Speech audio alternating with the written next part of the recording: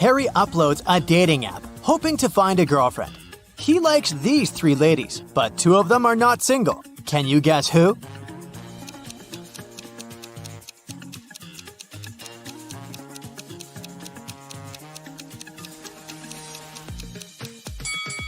The second lady has 2 shampoos on a bathroom shelf.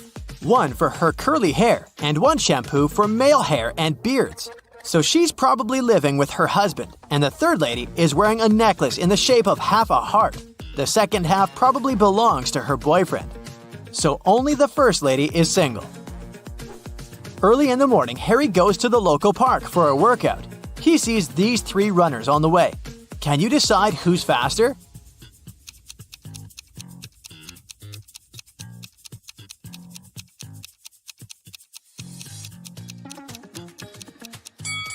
The second one. What about these cyclists? Who's the fastest?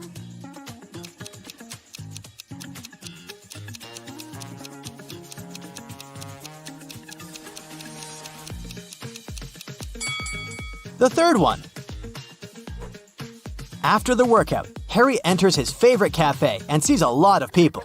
All the tables are occupied, but one person already finished eating. Can you guess who?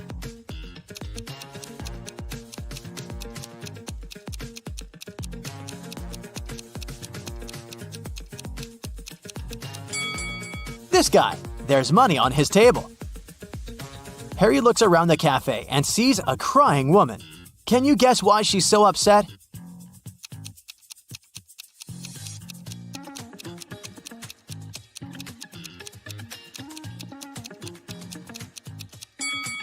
She's crying because her friend is pulling her hair. Harry is flying business class to another city. There are 4 women in the cabin. One of them is smuggling gold. Can you guess who?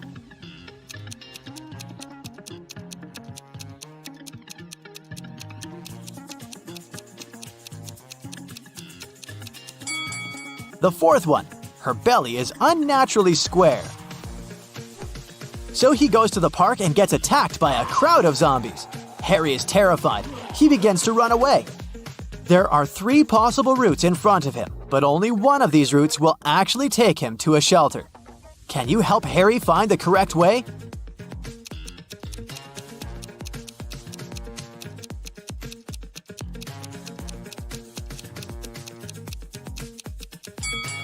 Route A doesn't look simple, but it's the only way out. Harry is visiting an engagement party.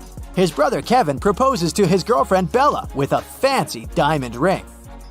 And she says yes. The party goes well, but suddenly, the lights turn off for 20 seconds. When the power is back again, Bella sees that someone has sneaked an engagement ring from her finger. Harry questions 3 suspects. Peter says, I was cutting a cake in the kitchen when the lights turned off. Allie says, I was playing the piano in the living room when suddenly it became super dark, but I'm a pro, so I continued to play blindly. And Kitty says, sorry, I've been arguing on the phone with my ex-boyfriend, so I didn't look around. Who's lying?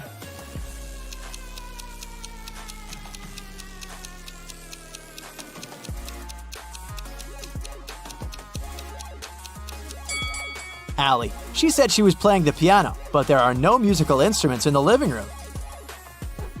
At the party, Harry meets a pretty lady named Monica. He falls in love with her at first sight, but unfortunately, she's already married. Can you guess which one of these guys is her spouse?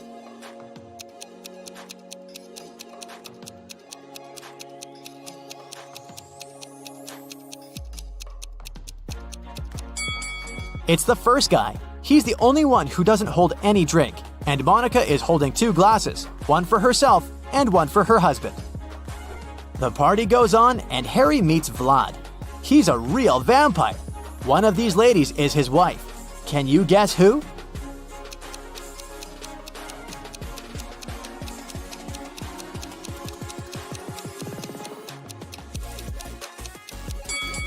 The first lady's not a vampire. She bit this cookie and smeared her red lipstick. And the second one is wearing a garlic necklace, probably to chase away evil powers. Meanwhile, the third lady has sharp ears and red eyes, so she's probably a vampire just like Vlad. But the task was to spot Vlad's wife. Nobody said that she's necessarily a vampire. Take a look at the First Lady's ring finger. She has a ruby ring that's similar to Vlad's. Therefore, she's his spouse. Harry runs a hardware store chain. He arrives at one of the shops to investigate a theft. The manager says, This morning I found out that some Xboxes are missing. They could be stolen yesterday. Only 2 guys worked last night. One of them must be the thief. Personally, I think it was Bob. Harry asks, why do you think so? I talked to both of them. Bob said that he saw nothing suspicious, and Zach said that he'd seen Bob put some boxes in the back seat of his car. Harry asks the manager to take him to Bob. They approach Bob at the parking lot. Harry says, now I'm pretty sure that Zach is guilty. Why did Harry think so?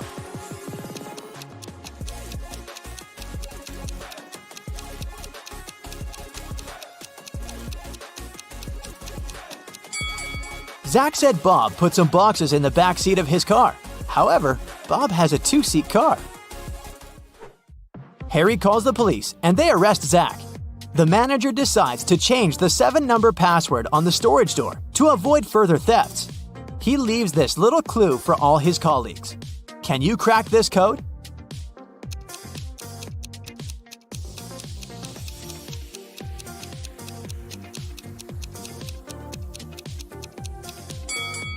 The number of fingers implies 5. The number of angles in the triangle implies 3.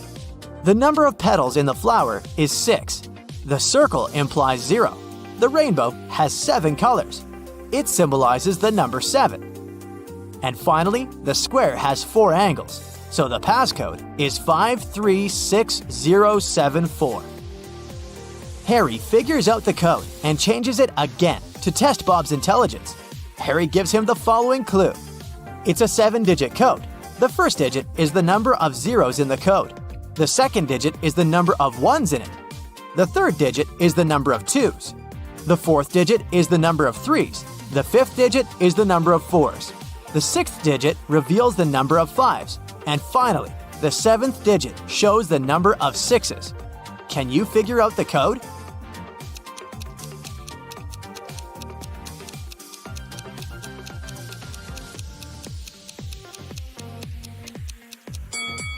The correct answer is 3211000. Harry goes on a road trip. He stops in the middle of a desert to take pictures. Can you spot 3 odd things?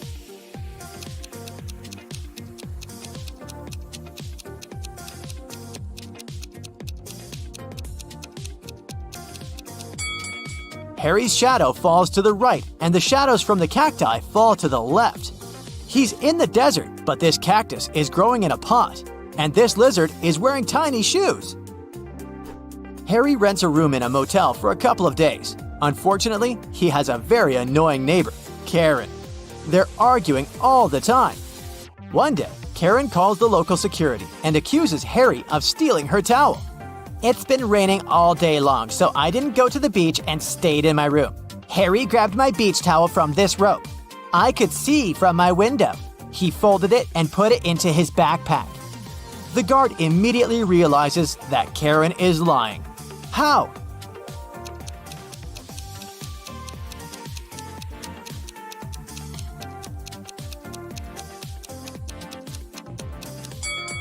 The rope is outdoors. It doesn't make any sense to dry towels in the rain. Harry purchases a tour to see the local waterfalls. He takes a nap on the bus. Then he wakes up and sees that his favorite baseball cap is missing. Harry interrogates 3 tourists nearby. Sally says, "Sorry, I was sleeping too. I don't know who did it." Oliver says, "Look at me, I don't wear baseball caps, man. I prefer classy hats." And Molly says, "I think it was Sally. She's very suspicious. I'm almost sure that she tried to steal my chocolates when I fell asleep." Can you spot the thief?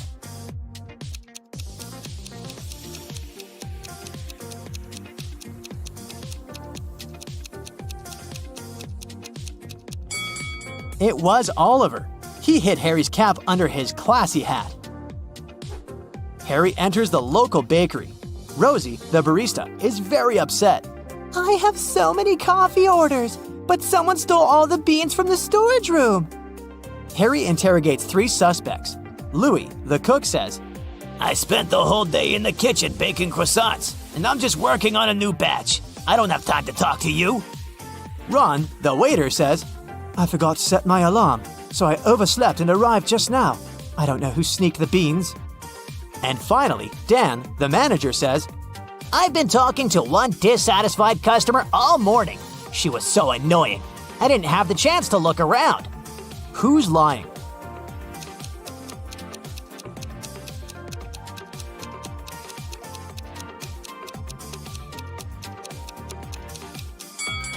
The cook.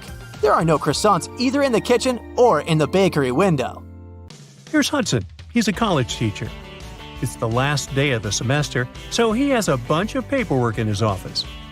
Suddenly, someone turns off the electricity in the entire building. Hudson goes to the basement with generators. There he sees a turned-off switch and 3 people standing next to it. They all say they didn't touch anything, but one of them is lying. The janitor says, the lights went out when I came here to clean up. Rebecca says, I'm a new student. I got lost in the corridors and accidentally got here.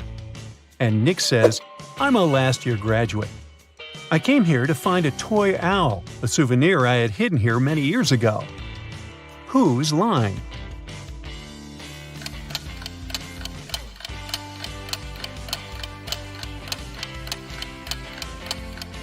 The janitor has a bucket and a mop, so he's not lying.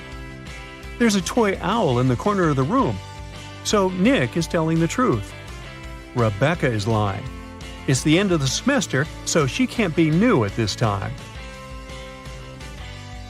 One of Hudson's students, Paul, has a crush on another student named Liza. Once he got a note from her saying she liked him. So Paul decides to write her back and ask her out. Unfortunately, he doesn't remember which desk is Liza's. There are 2 possibilities. Can you guess which desk is the one he needs?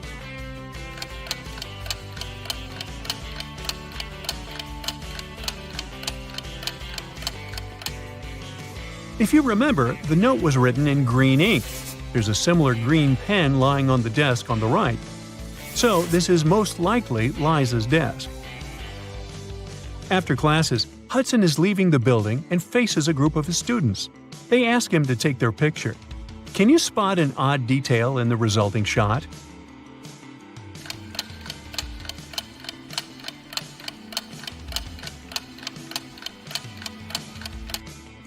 This guy here has 3 hands. Liza and Paul are having fun outside during their winter break. Liza is learning how to skate on the lake, and Paul is skiing in the forest. Who's not smart?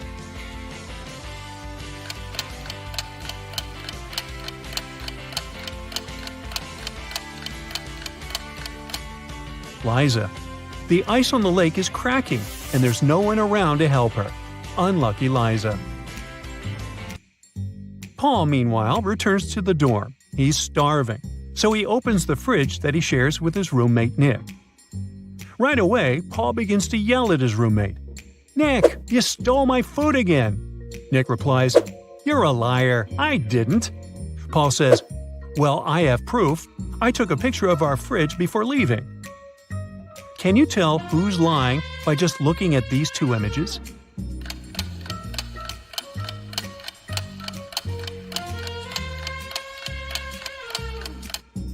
Take a closer look. The shelves are signed. These 2 shelves are Nick's and the other 2 Paul's. These 3 items disappeared from Paul's shelves. This means that the liar is Nick and it's time for a new roommate. Meanwhile, Liza and Paul are having a date tonight.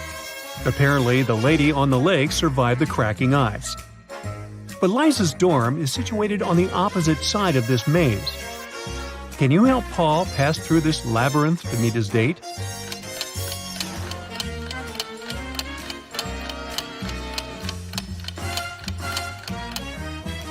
Here is the only way out. The college dean, Nina, hires a handyman to transform the area around the campus. That's what she says. Your task is to put 7 benches. I will triple your paycheck if you find a way to put exactly 6 rows of benches in a straight line. Also, each row should have 3 benches in particular. Can you help the handyman accomplish this task?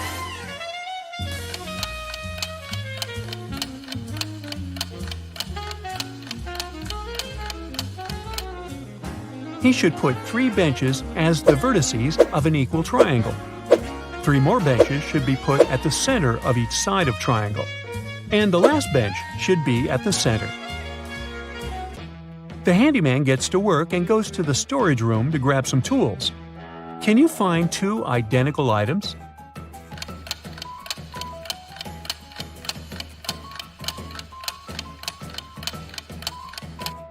Hey, here they are. The handyman is bored, so he starts a quiz game. He keeps asking the same question to every student he meets, but each time the answer is different. Can you guess the question?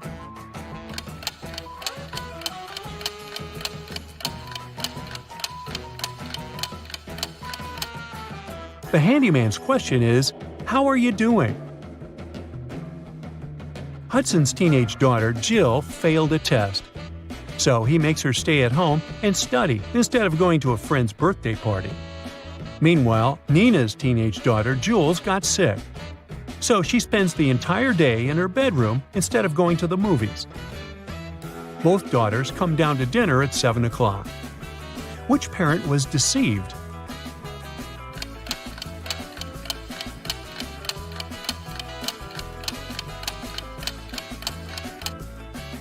Nina. Take a look at the window. It's raining heavily. Jules has wet hair and dirty water on the edges of her jeans. It means she was outside. Uh-oh, liar. The next morning, Hudson and Nina both wake up earlier to prepare breakfast for their families. Nina is making sandwiches. Meanwhile, Hudson is making eggs with bacon. Who's wrong?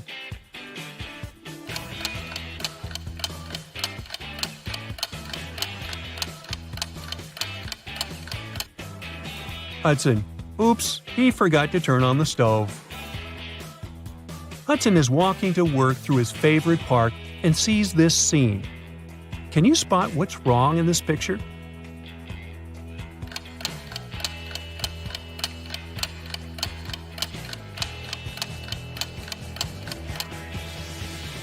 There are 2 suns in the sky. Uh-oh, Tatooine.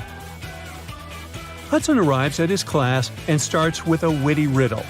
Can you tell me which part of London exists in France as well?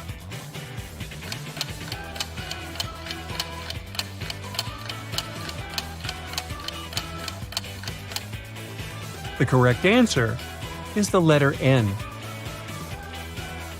A huge drama is taking place in a diner next to the college campus. The owner of this place screams, "Where's my money? It's 30 minutes till the end of the working day." But there's no money in the cash register. 3 employees have been working today, but they swear that they haven't touched the money. They say there have been no customers today. The boss doesn't believe them. He studies the employees, trying to spot the thief. Liza is wearing a pair of stylish sunglasses and brandy clothes. Mike is also wearing some costly designer clothes and an expensive phone. Robin is wearing a regular dress and fake jewelry. Who took the money?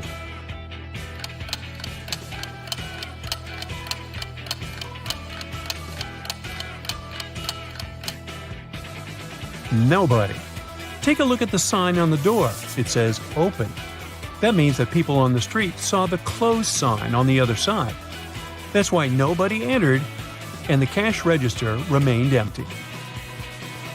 Hudson finds a secret hallway in the basement of the college building. He decides to explore it and finds an old treasure chest. But as soon as he touches it, 3 zombie pirates come out and grab him. One of them says, "Hey, we've been protecting this gold for 500 years. You can't take it." Hudson notices that something's wrong with these guys. Can you figure out what exactly?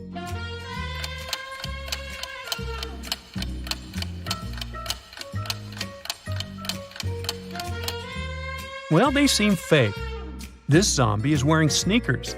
The second one has a phone in his pocket. And the third zombie has a price tag attached to his saber. Ah, busted! Molly is very nervous.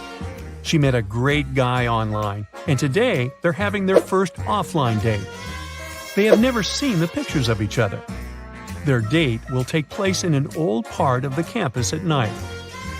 Molly arrives at the meeting point and sees two guys. The first one says, "It's a weird place for a date, but I'm glad to see you." And the second guy says, "It's me. I couldn't wait to see you. You're even more pretty than your photos." One of them is Molly's date, while the other one, a dangerous criminal. Can you guess who is who?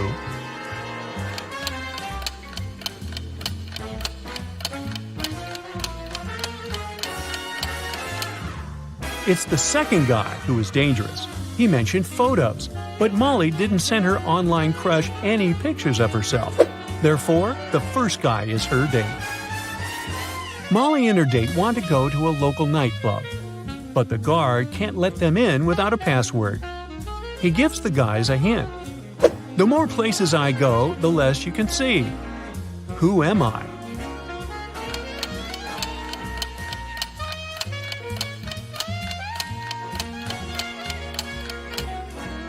Darkness is the password. It's a beautiful weekend day. Nina is working in her garden. Suddenly, someone attacks her from behind and she faints. Later that day, she gets better and talks to the police. Nina suspects one of her neighbors. Some of them don't really like her. Officers question 3 suspects. Bill says, "I've been planting trees with my daughter all day long." Sabrina says, "I was just peacefully watering my gorgeous flowers and continue to do so." Luke says, "I rarely leave my house, so I don't even know this woman." Who's suspicious?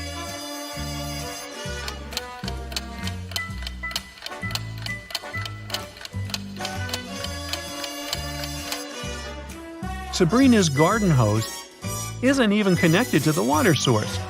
It's just lying on the ground. Therefore, her story is fake. Stuart works as a teacher in an old British magic school, which is located in a beautiful castle. Early in the morning, he's walking down the corridor. Suddenly, Stuart hears a loud noise from the class and goes there to check. He sees 3 students raising their wands. One of them is a fake wizard. Can you guess who?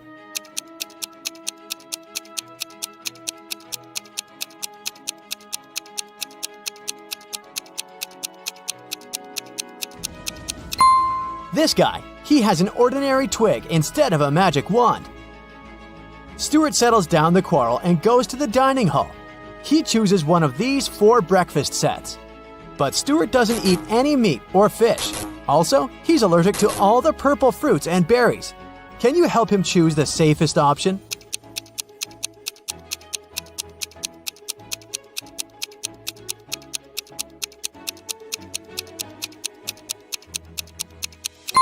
First of all, let's exclude the first breakfast. This cotton cheese bagel looks good, but it contains salmon. The second set has toast with blueberry jam, which may cause an allergic reaction. As for the fourth option, fried bacon is hiding under this cute waffle. So, Stuart should choose the third option. Although it contains some purple cabbage, nobody said that he's allergic to purple vegetables too. The cook offers Stuart a deal. "If you guess my riddle, you'll get a double dessert." Stuart agrees. Here's the riddle. What melts in a freezer?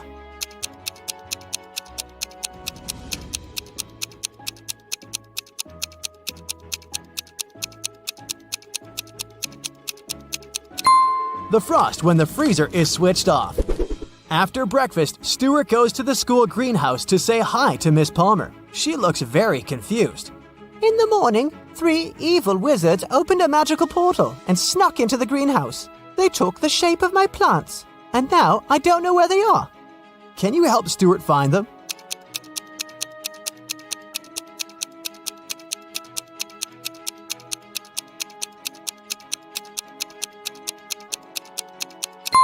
Take a look at this cactus. It has no root. It just floats in the air without a pot. All the lilies have 6 petals, but this one only has 5. And this pumpkin has a watermelon pattern and color. Therefore, these 3 odd plants should be the wizards. Stuart walks down the Great Hall. Suddenly, an owl lands on his head and ruins his hairstyling. Stuart gets furious and asks 3 students standing nearby, "Whose owl is this?" Can you spot the owner of this bird?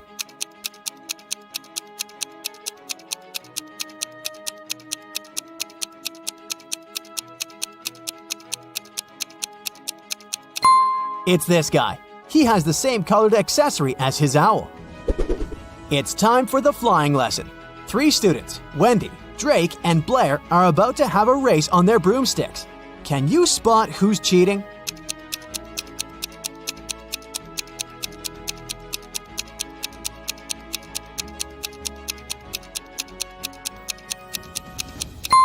Blair is casting a spell on her broomstick to make it go faster. Blair gets disqualified. Meanwhile, Drake and Wendy and Rob get ready to start the race. Can you guess who's gonna win?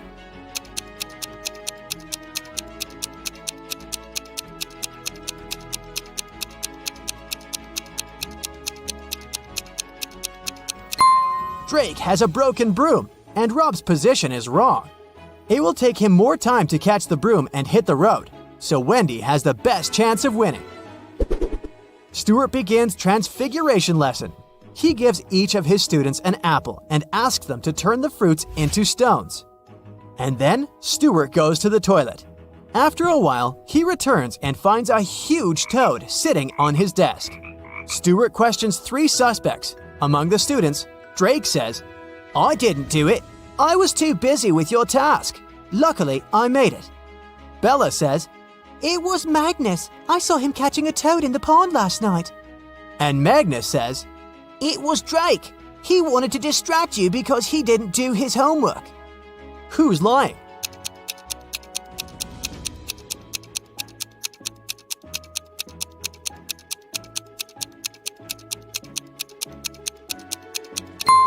Drake. Take a look at his desk. There's an apple in front of him, but he said that he succeeded in turning it into a stone.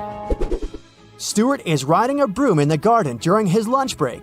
Suddenly, someone throws a purple paint tube on his head. Stuart loses balance and falls. He finds 3 suspects and interrogates them. Billy says, "I was just sitting under this ancient oak and doing my homework." Bella says, "I was painting Billy's portrait. At some point, I noticed that my purple paint was missing. We both were here all the time."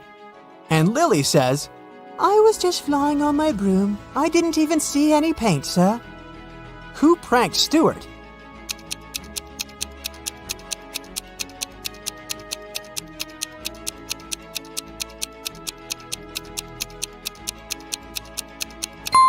There's purple paint on Bella's hands, but it's okay because she was painting.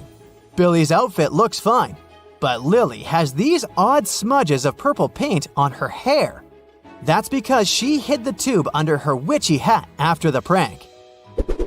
Stuart is visiting the human world once a week because he loves one local bakery. But today, he finds out that he's not the only magical guy here. Can you guess why?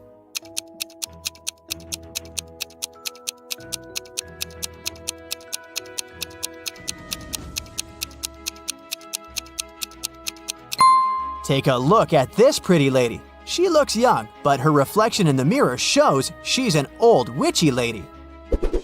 Every winter, a fancy ball takes place at the magic school.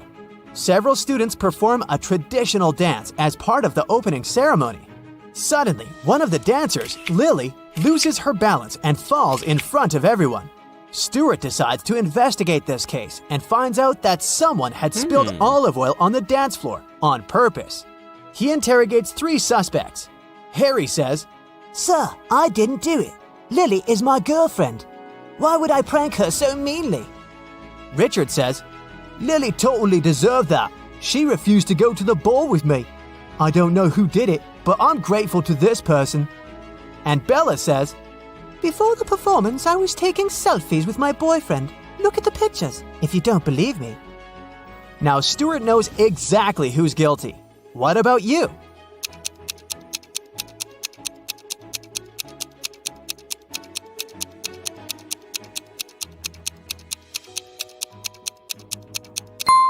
It was Bella. Take a look at her selfies. She's wearing a witch bottle necklace and it's filled with greenish oil, but now it's empty. The magic school hired a photographer to take fancy pictures at the ball. This photo was taken at midnight, and this one half an hour later. Can you guess what happened here?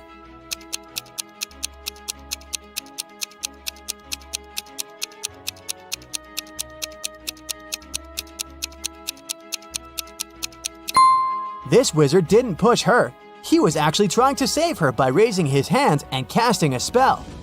And he succeeded, as we can see from the second picture. The winter ball is over. Stuart throws an after party for teachers at his apartment. Everything goes well, but the next day, Stuart finds out that someone had stolen the rarest and most expensive spell book from his secret library. Stuart has never told anyone about this room, but the lock isn't broken, which means that the thief knew a special spell to open the door. Only 4 guests possess this level of magic: Ambrose, Morgana, Rosamond, and Richard. Stuart rushes to the teacher's room. He questions all the suspects. Each teacher claims to have nothing to do with the robbery. Can you guess who's the thief?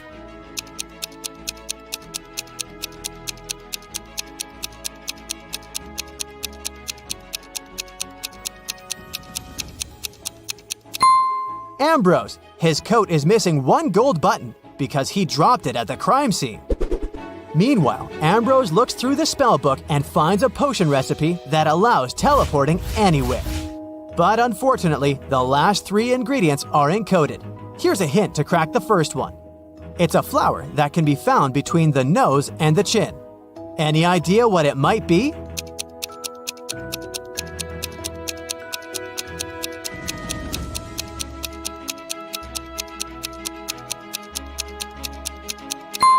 Tulips. Here's the next hint. What kind of vegetable do people look forward to getting every month?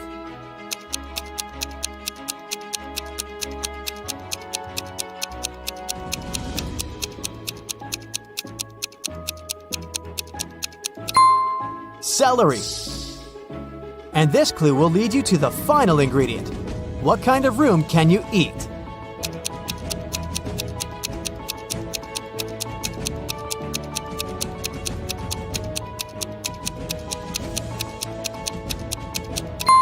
Mushroom.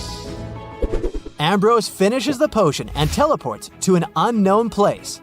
In the evening, Stuart arranges an urgent Zoom call with his fellow wizards. They're all currently in the same city, but they don't have time to meet offline. Unfortunately, their video call gets interrupted by a stranger. Can you spot the imposter?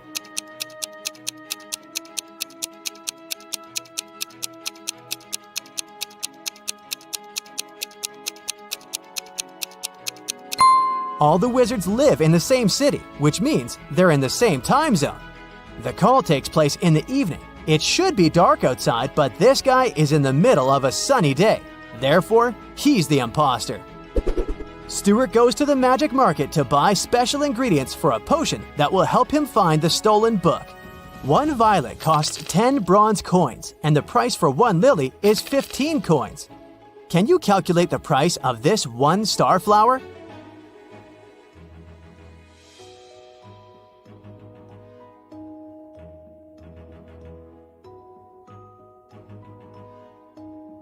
One star flower will cost 20 bronze coins. Each flower costs 2.5 coins per petal. And this particular star flower has 8 petals.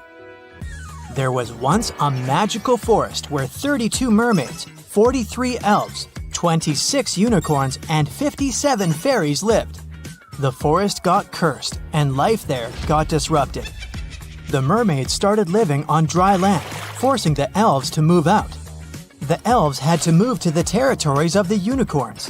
The unicorns started to lose their magic powers and needed fairy dust to sustain themselves. So, fairies had to work overtime and were exhausted. There are 4 spells. One will make elves disappear. The second will make mermaids move to the territories of unicorns instead of elves. The third one will heal the species, but only those with an even number of creatures.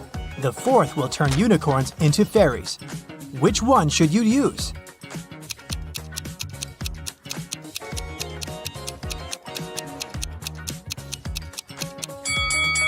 should use the third one. The mermaids and unicorns are the species that need to be healed, and both have an even number of creatures. Mrs. Collins has 5 daughters: Hannah, Elle, Eve, Anna, and Ava. What is special about their names?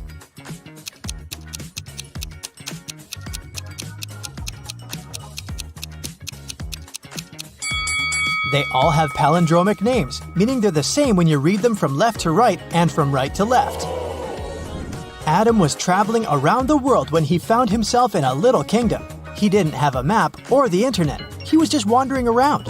Also, he couldn't read any signs because he didn't know the language. Adam walked into a beautiful castle and ran into 2 girls. It turned out that it was the castle of the royal family, and no one was allowed in there. The girls agreed not to report him, but only if he guessed which one of them was the princess. Can you help him?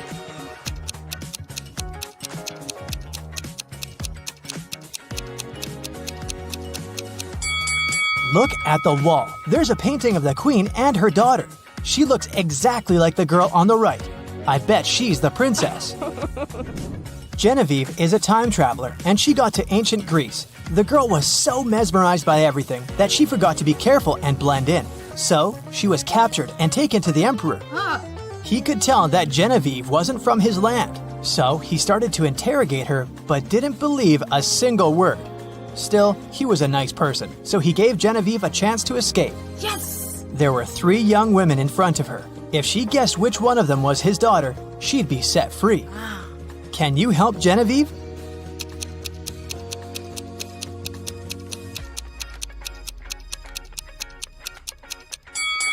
Look, this girl has the exact same necklace as the emperor. It must be his daughter. People invented the time machine, and now there are criminals traveling in time and disrupting time flow. The time police tried to catch the imposters, and they need your help. Look at this picture. Do you see the time traveler?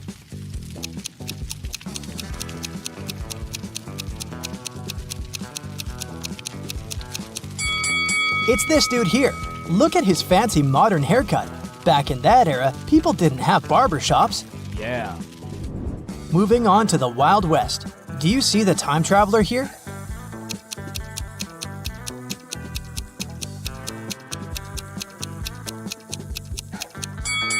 It must be this person, the one wearing modern sneakers. The next stop is ancient Egypt. Take a very close look and find someone who doesn't belong here.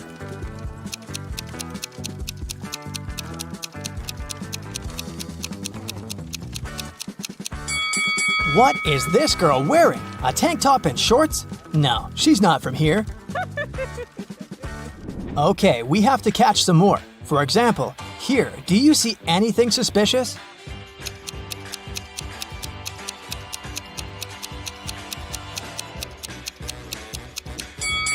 I don't think people had cell phones back then. This is the imposter. Okay, another Stone Age image for you. Who doesn't fit in here?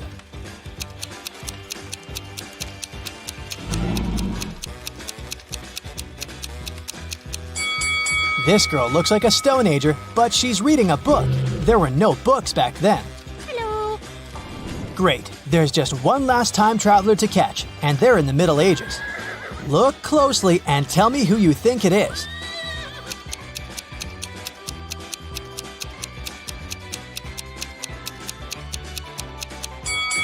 This guy is wearing headphones. Yeah, that's him. Oh my god! Mr. Thompson was in his house reading a newspaper when he heard some noise outside. He walked out and saw that someone had crashed into his car. He asked his neighbors what they'd been doing.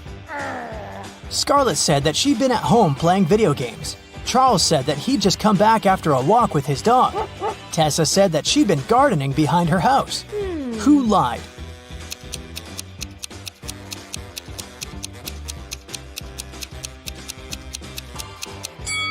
It must be Tessa. She doesn't have any gardening tools with her. And she isn't dressed properly for gardening. Serena was having a party in her house, and she invited all her classmates. In the middle of the party, the lights went off for a couple of minutes. When the light came back on, Serena realized that her parents' expensive vase covered in diamonds had been stolen. 3 people seemed suspicious to her. Tatum said, I was in the bathroom. Quinn said, I didn't steal anything. I didn't even know the vase was so expansive. Dean said, when the lights went off, I fell into the pool and I was pretty busy getting out. Who lied?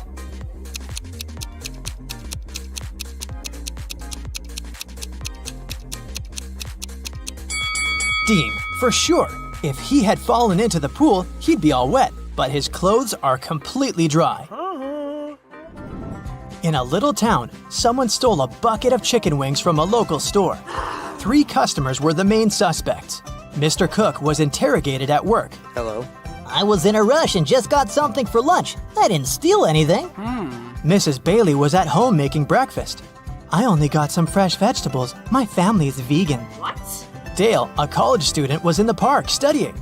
I got my sandwich and left. I didn't know anything about the theft. Who lied?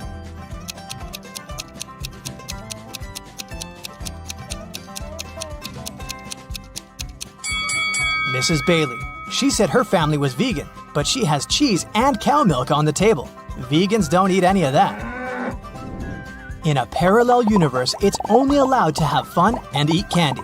No one studies or does anything useful. Mr. Relum came back home after shopping with her friends all day and asked her daughters what they'd been doing. I was eating popcorn and binge watching a TV show, said Hannah.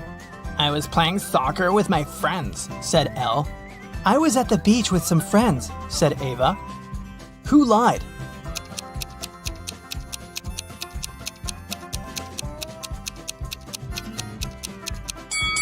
It must be Hannah. Look, she hasn't even started her popcorn, and there's also a book under her bed.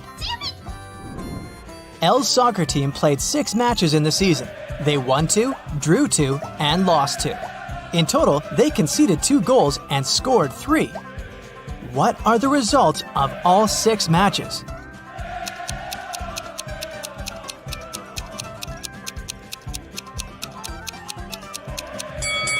Every time they lost, they must have conceded at least 1 goal. They lost 2 matches and conceded 2 goals, which means they conceded 1 goal each time. The scores of these matches must be 0-1. We're out of conceded goals, so the scores of the 2 drawn matches should be 0-0. Now, we're only left with 3 goals and 2 winning games. So, in one game, they must have won with a score of 1-0 and in the other with a score of 2-0. Ava was out partying with her friend all week, so her room is a complete mess now. It's Friday, and she's planning to go on a picnic with her best friend. She needs her bag, her sunglasses, and her cell phone. Can you help her find them?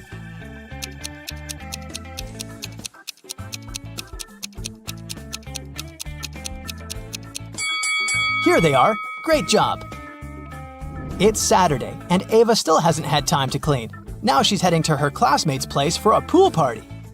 She needs her swimsuit, her necklace, and her heels. Can you find them?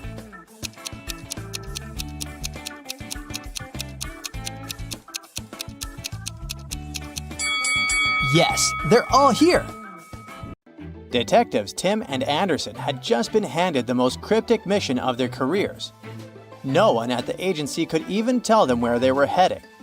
All they got was a coded message and a map with only continent names labeled.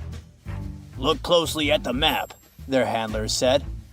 Add a direction to one of these continents, and you will get the name of the country where you're going. Can you help them to figure it out?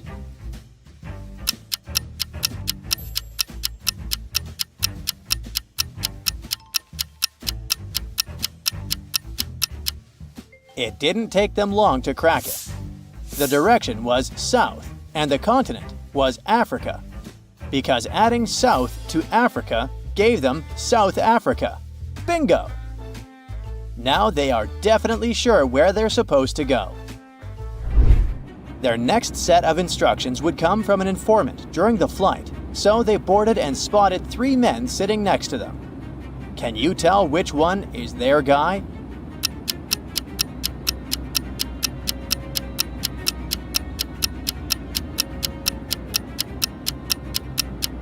Look, this man is holding a suitcase marked with a small emblem from the detective agency. Which, by the way, is the same emblem Tim and Anderson have on their suitcases. This is definitely the informant. They walk over, and he discreetly handed them a slip of paper before slipping back into their seats. The note was supposed to contain the name of their main suspect, but they quickly realized that it was also encoded. Thankfully, Tim remembered an old trick from their agency. Each vowel matched up with a number. That means the letter A corresponds to the number 1. The letter E is 2, I is 3, O is 4, and U is 5. Now it is time to crack the criminal's name.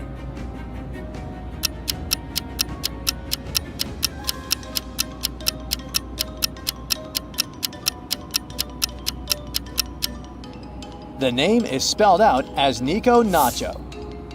Of all names, Nico Nacho. Anderson chuckled, but they knew better than to underestimate him. Nico was notorious in the underworld for his crafty disguises and dangerous alliances. When they touched down in South Africa, they found out that Nico ran a restaurant as his cover. A taxi driver agreed to take them there, but only if they guessed which of the taxis belonged to him. Then, he handed him this encoded message. Can you tell which taxi the detectives should choose among these 3?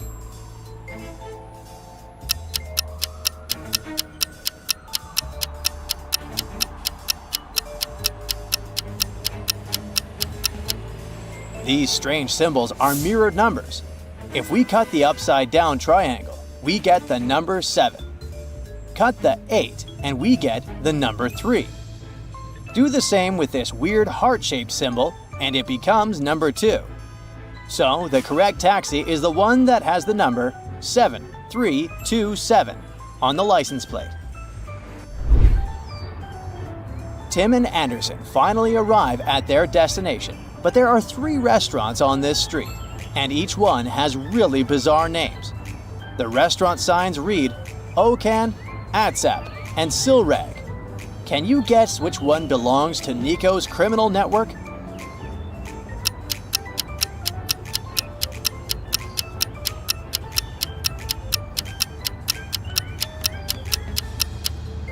A quick flip of the words told them everything they needed to know. Reading it backwards, Silrag turns into garlic. Atsap is pasta. And Okan spells nacho. Wow, just like Nico's last name. Yep, this is definitely the place.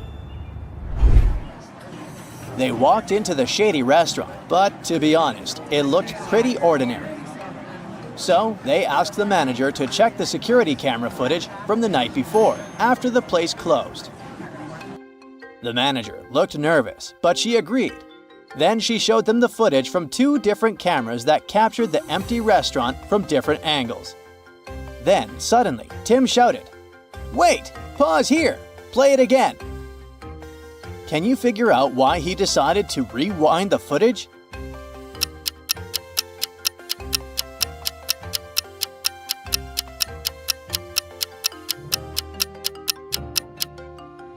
Both cameras had the same timestamp, but one showed the piñata hanging from the ceiling moving, while in the other one, the piñata didn't move at all. A possible explanation is that the criminals erased some footage, so the video looks like it's paused. And look over there. In this footage, they can see a sketchy door. Something is definitely up with that. Maybe they wanted to hide who went in there.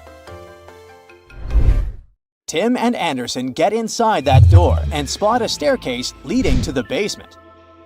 Heading down, the stairs seemed to stretch endlessly. When they reached the bottom, they were confronted by a chilling sight. 3 cages, each containing a captive surrounded by dangerous animals. So the 2 of them got a message on their phones that said, "You can save only one. There is no time to save them all." In the first cage, a person stood stock still as crocodiles swam beneath, their beady eyes watching, waiting. In the second, tigers paced and growled, tense and ready to pounce. In the third, a network of snakes slithered around the feet of the captive, coiling and hissing. Tim and Anderson had to think fast. Who will they save first?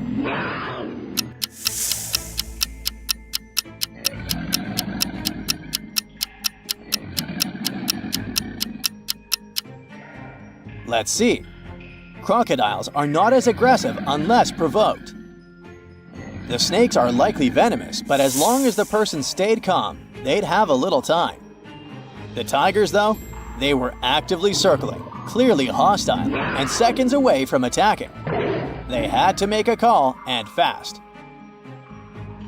In a split second, they went for the person surrounded by tigers, pulling them free just as one of the tigers roared.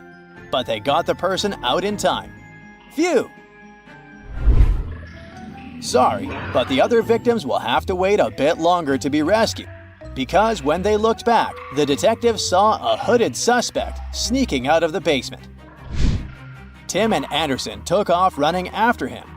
They chased him hard until the suspect reached a dead end. The detectives shouted, "Stop right there!" But then they realized they were actually the ones who were in danger. But how?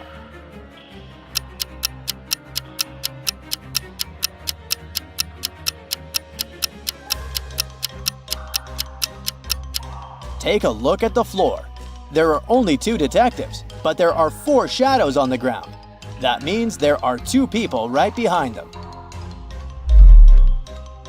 Tim and Anderson froze in fear, but they didn't have time to think. Suddenly, a group of tough guys surrounded them. "You think you can just come in here and mess with Nico's operation?" one of them asked.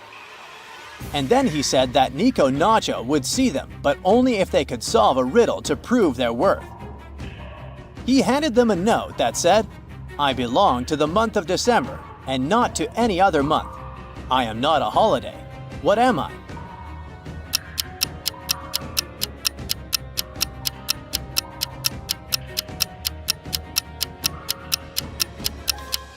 What the criminals didn't know was that Tim was a pro at riddles.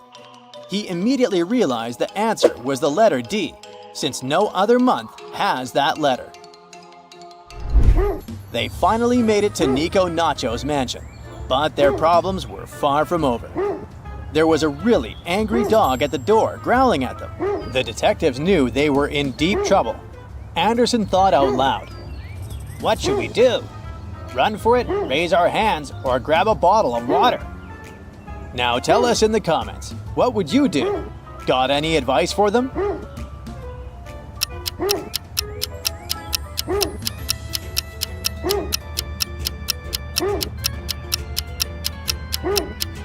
Running or raising their hands could freak the dog out even more, making things way more dangerous. The smart move is to grab the water bottle and throw it far away so the dog goes after it, giving them a chance to sneak into the house. And that is exactly what they do. As soon as they step into the main room, Tim and Anderson take in the decor, glance at each other, and realize something feels really off. What did they notice?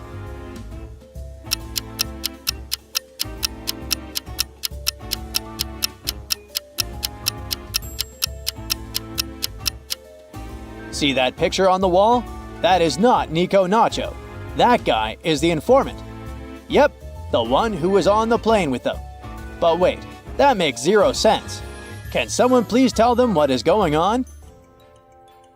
Suddenly, a bunch of their fellow detectives burst into the room, clapping and congratulating them. This time, they weren't after Nico Nacho. Turns out, Tim and Anderson's super secret mission was actually a huge prank by the detective agency, because they were celebrating their 100th case. They wanted to mark the occasion with some special puzzles, riddles, and of course, a bunch of very professional actors. Now, Bella and Ella are preparing for an epic party. Can you figure out who's not very smart?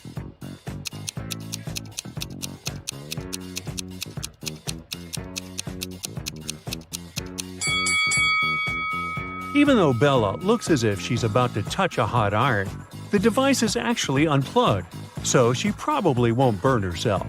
Meanwhile, Ella is about to touch a heated waffle. Bella and Ella text their friend named Mike, who never answers any questions directly. They invite him to go to a party together. Mike's answer is kinda weird. Sorry, no money, job and job. Now, can you help the ladies crack Mike's message?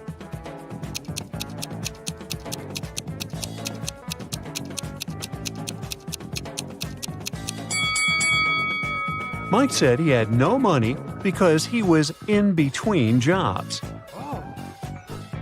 Bella and Ella arrive at the nightclub and see a huge line at the entrance. The local guard, Greg, checks people's ID cards. His task is not to let in suspicious people and folks under 21 years old. Here's the first guest's ID card. What do you think? Can you help Greg decide if he can let this visitor in?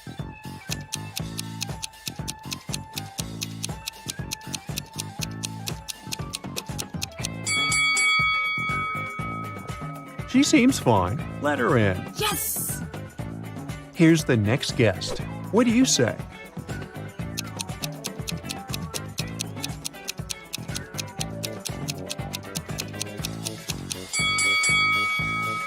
June 31 doesn't exist. There are only 30 days in June, so no entry, buddy. Oh no! Now what about this guy?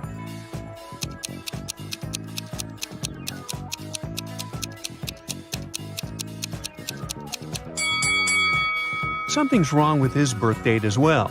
There was no February 29 in 1977. That wasn't a leap year. And what about this lady's ID?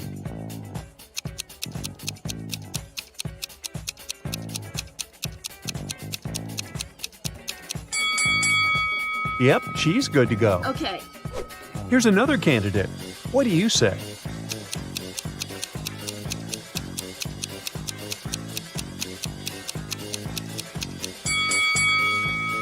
Well, he's 22, so he seems fine.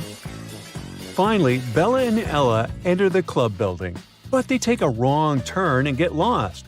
Finally, they enter an old-fashioned two-story hallway with a beautiful fountain in the middle of the room. That's when Bella and Ella realize that they are not alone. There are many ghosts here. Can you figure out the exact number?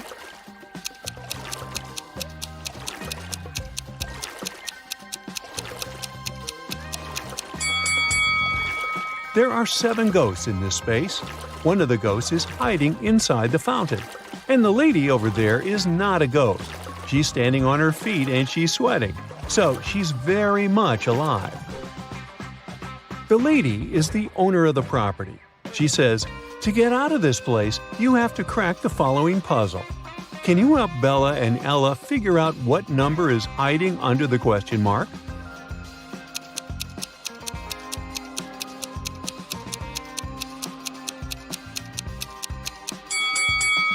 It's 1.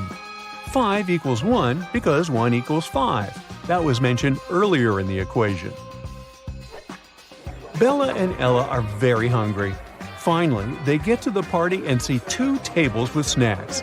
Although they look identical, there are 5 differences between them. Can you spot those details?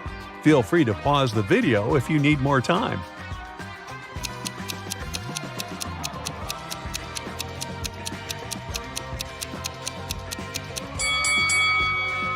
Here they are. Bella and Ella take a couple of selfies at the party. Can you spot 3 differences between these pictures?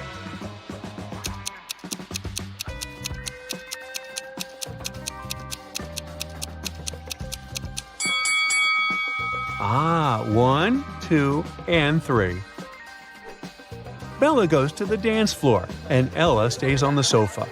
After a while, Bella returns and finds no Ella, only a creepy note on the sofa. "We have imprisoned your friend in the middle of this labyrinth. Go save her before it's too late." Bella approaches the labyrinth entrance.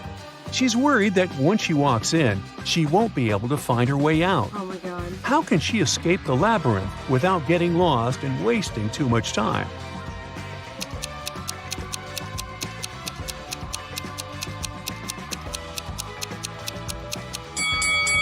She should put her right hand on the right wall and go forward, touching it at all times. She'll be walking into traps along the way. But if Bella follows the right wall, she'll get out of traps and will eventually find her way out of the labyrinth. Let's take a look at this labyrinth from above. Can you help Bella find the correct path?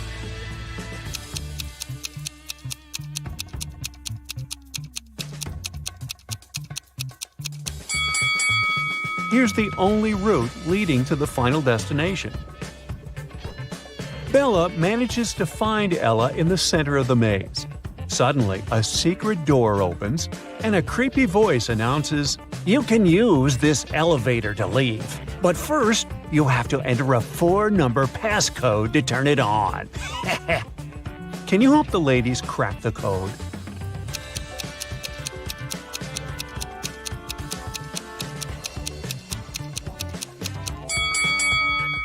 Take a look at the 4 symbols on the elevator. It's a hint. Each image implies a number. The word crown consists of 5 words, so it implies 5. Necklace implies 8, ring 4, and diamond 7.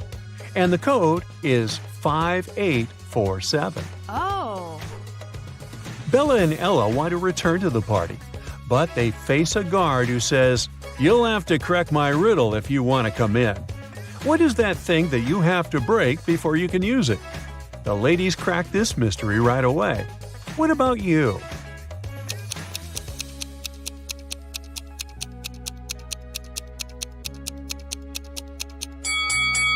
The correct answer is an A. Yes! Bella and Ella are walking down the corridor. They face a locked door.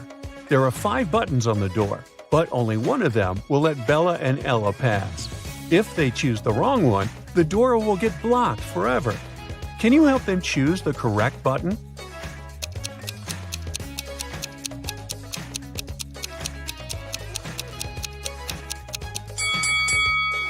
There's something special about almost all these buttons. The first one is unlike the others because it doesn't have an outline. The second one has a different shape. The third one has a different color. And the last one is smaller than all the others. The fourth button doesn't have any distinctions. That's what makes it so special. So Bella and Ella should press this one. Yay! The party goes on. 3 guys approach Ella and invite her to the dance floor. But only one of them is safe to dance with. Can you decide who?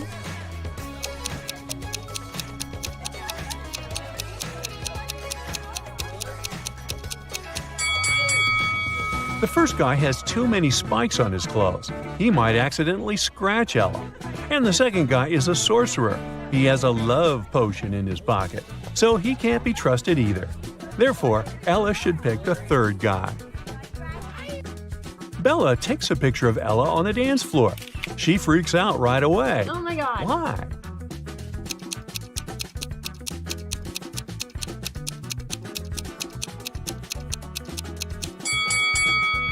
There's a skeleton among the dancing people. Ella gets very thirsty after dancing and approaches a waiter. He offers her an infinite supply of free drinks if she can crack his riddle. "I'll give you 1 glass of milk and 1 glass of water. You'll need to pour the 2 liquids into a bowl, but you should be able to separate the milk from the water later. You can't use any kind of dividers." It took Ella a while, but she cracked this riddle. What did she do?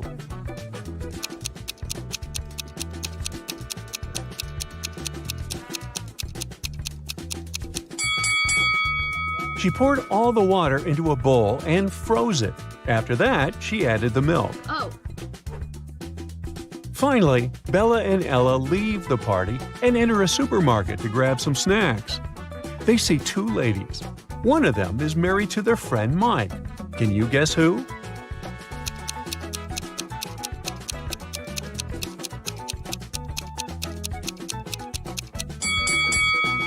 It's the lady on the left. Her shopping cart contains shampoo for men's hair and beard. Bella, Ella, and their common friends, Nick, Nancy, and Adam, are hanging out at Mike's place. The next morning, they find Mike unconscious in the living room. None of the 5 friends know what happened to him. The police show up and they find a note next to Mike's calendar. It reads 4, 12, 8, and 3. The detective already knows who attacked Mike. What about you?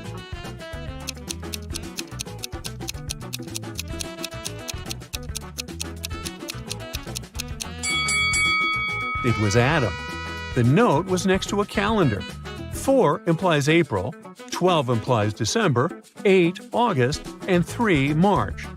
Take the first 3 letters of each month, and you get the name Adam. The next day, Bella and Ella go skydiving. Oh no, Bella's parachute hasn't opened, and she's now plunging toward the ground. There are 2 places where she can land. Bella can either fall into the lake or into this large haystack. Can you help her choose the best option?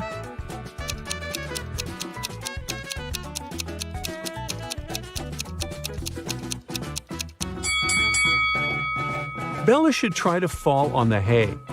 Can you see those creepy crocodiles hiding near the lake?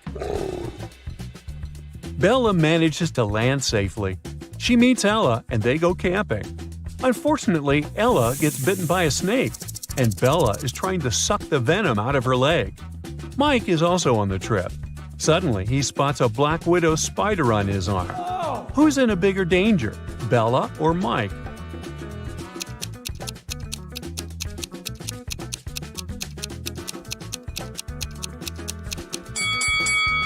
Bella. If she has any scratches in her mouth, the venom will get inside her bloodstream.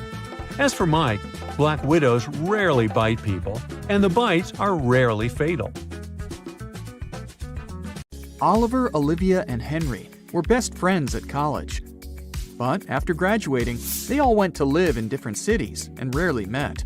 That's why this year, they promised one another that they'd finally gather together for a camping trip. And they did.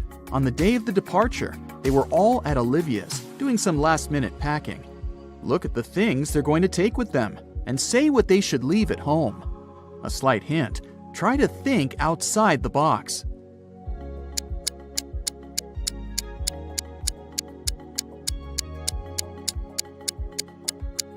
Look, a tent, game, rice, lamp. All these words consist of 4 letters. But a chair? This word has 5 letters. The friends should leave it at home. Finally, everything was ready and they headed out. On their way, they had to go through a very dense forest. People said a wizard lived there, and he wasn't a kind, friendly person. But our guys didn't believe these rumors. Everyone knows magic doesn't exist. Suddenly, a wall of fire blocked their way.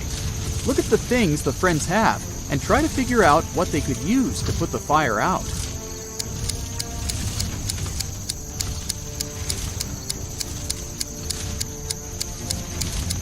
They could use this bucket to bring some water from that puddle, but it wouldn't be enough to put out such a large fire.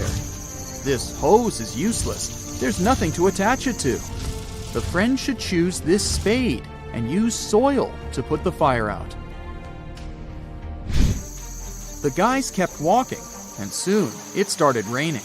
They noticed a cave and hid there, but as soon as they walked inside, the opening behind them closed. There were 3 tunnels, and one of them led to freedom. But the first tunnel was full of crocodiles that hadn't eaten for 2 years. In the second tunnel, a lion that had been hungry for 2 weeks was hiding. And the third tunnel led to a red-hot desert. Which tunnel should the friends choose?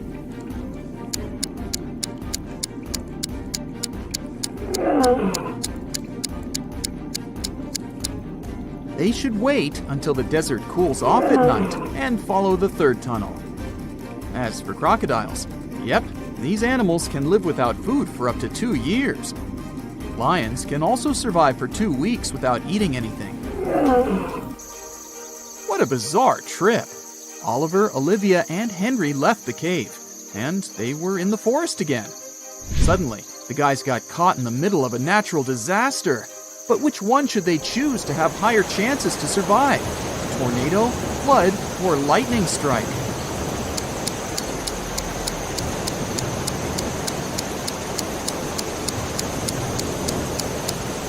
The only place where they might find some kind of shelter is a high hill over there. But high ground during a lightning storm or a tornado is a terrible idea. This means the friends can only survive a flood. As soon as they climbed the hill, the sky cleared and the sun started shining again. The guys decided to continue their journey. Soon, Oliver, Olivia, and Henry saw a huge rock. They couldn't walk around this obstacle. But Henry noticed something strange. Were those 2 doors? And suddenly, 2 guards appeared out of nowhere. The scariest thing? They were made of stone. Soon, the guys found out that one guard always lied, and the other always told the truth. One door was safe to open, and the other hid a terrible danger. The friends could only ask one guard one question to figure out which door they should go through. What question should it be? If I asked the other guard which door was safe to open, what would he say?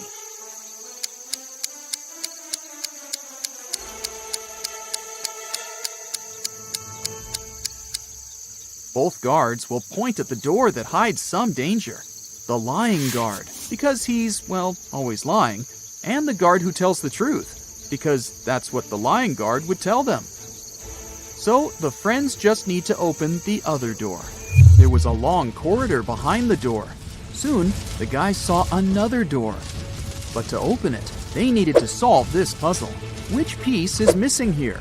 Which button should they press?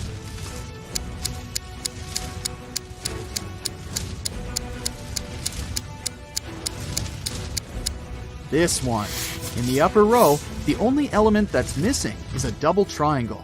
And in the second row, there's no arrow. The friends found themselves in another large cave. Suddenly, they heard a loud noise. A landslide! One more minute, and the only exit from the cage was blocked. Luckily, there were 3 tunnels leading to freedom. But a fire-breathing... wait, is it a dragon? Was guarding the first tunnel. The second tunnel was filled with hundreds of poisonous cacti growing there. Their spines were covered with a highly toxic substance. And in the third tunnel, the friends saw the red eyes of very hungry wolves. Which tunnel can lead them to safety?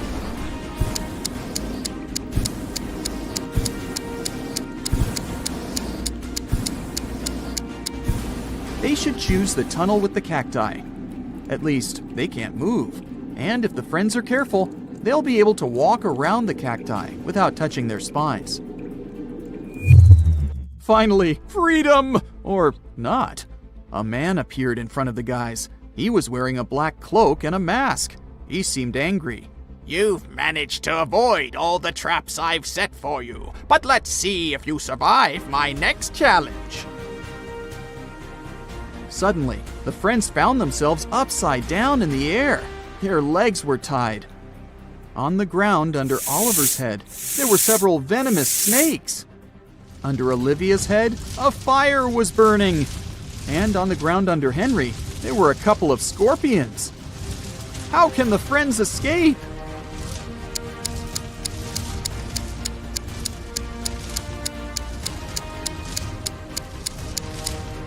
It started raining. The rainwater will put out the fire under Olivia's head. And look, the girl has a knife tucked under her belt. She can cut the rope tying her legs. Now that she's on the ground, she can help Oliver and Henry. The friends decided to get out of the forest as fast as possible. After all, it was getting dark, but they couldn't find their way out. Suddenly, Olivia started screaming. She noticed a man hiding in the bushes and watching them. Don't worry, I'm not going to harm you. I can help you get out of this forest, but you need to solve a few riddles. The guys didn't have any choice but to agree. Well then, help me figure this out. If it's raining at midnight, can I expect that in 72 hours it will be sunny?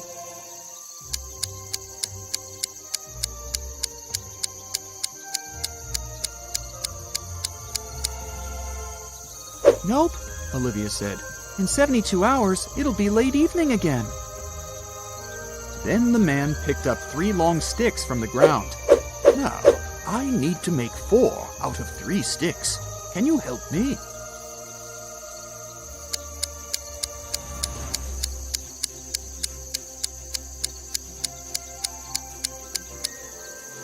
Henry immediately figured out what they had to do. He took the sticks and put them on the ground like this. Done! The next riddle from the man was this. There's a combination of letters. OTTFFSS. What will be the next 3 letters in this sequence?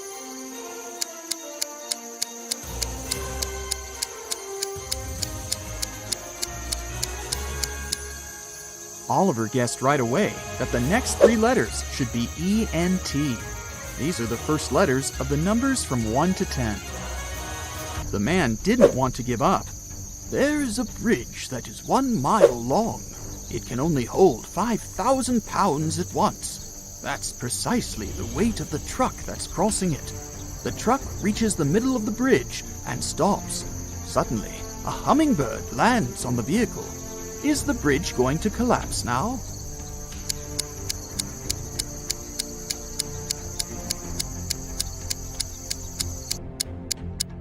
Oliver realized there was a catch almost immediately.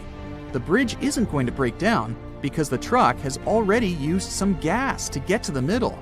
This means that it weighs less than 5,000 pounds, and the weight of a hummingbird won't make any difference. Now you need to help me get something that's mine, the man said. Among trees, the friends saw a square swimming pool. Right in the middle of it, there was an island with a treasure chest. Hungry sharks were circling the island, so no one could simply swim there. The distance to the island was 10 feet on all sides. The only things the guys could use were 2 wooden boards, each 9 feet long. How can they get to the treasure?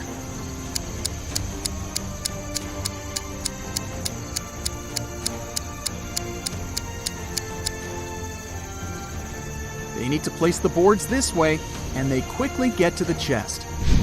The man was finally satisfied. He showed the friends the way out of the forest. But where should they go next? They were kind of lost. After wandering for a while, they saw an intersection. But the signpost had fallen down. Oliver picked it up. It said, "To the magical forest, to the coast, to the town of Whiteberry." How can they figure out the right direction?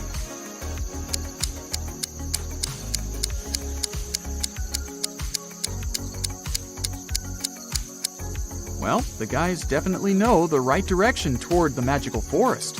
This way, they can put the signpost up again and figure out where they need to go.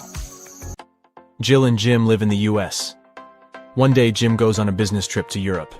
Jill misses him very much, so she calls him up. She asks Jim to take a selfie and send it to her.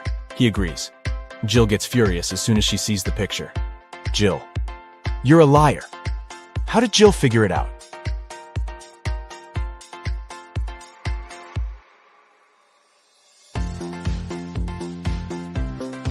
Europe and the US are in different time zones, but in Jim's photo, it's noon. That's American time. He never left the country. Can you find a zombie in this picture?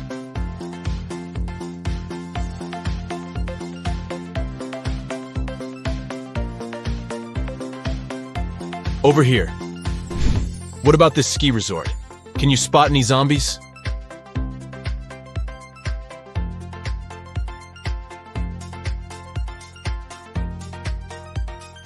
Hello? And now let's see if you can find a zombie in this amusement park.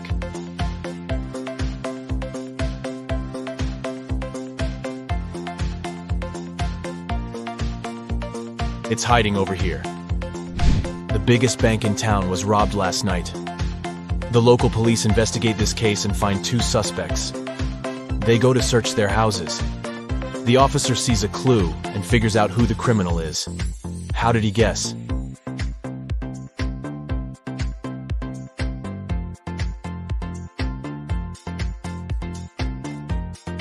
Let's take a look at the walls. There's the same picture in both houses. But this one is hanging upside down. There's probably a stash behind it. Busted. A teacher has 21 colored pencils. 7 red, 7 yellow, and 7 blue. She needs to divide them into 2 piles so that one pile would have 3 times fewer red pencils than the second one. And the second pile should have 2 times fewer yellow pencils compared to the first pile. How many blue pens would be in each pile?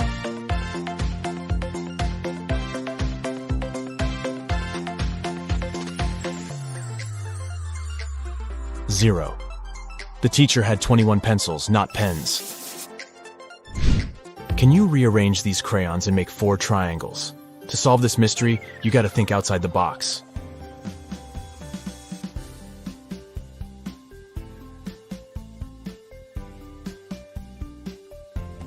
Here's the correct answer. Let's make the task a little harder. Can you remove just 2 crayons to make 2 squares? Ready to see the result?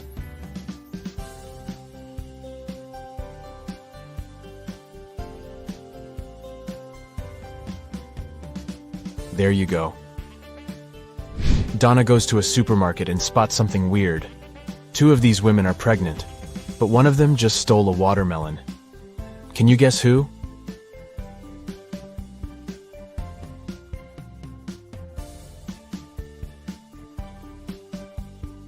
It's the third lady. She's wearing high heels, not what pregnant women would wear to a grocery store. Kitty wakes up in a creepy basement. She needs to open this door to escape. Can you guess the right order to press the buttons?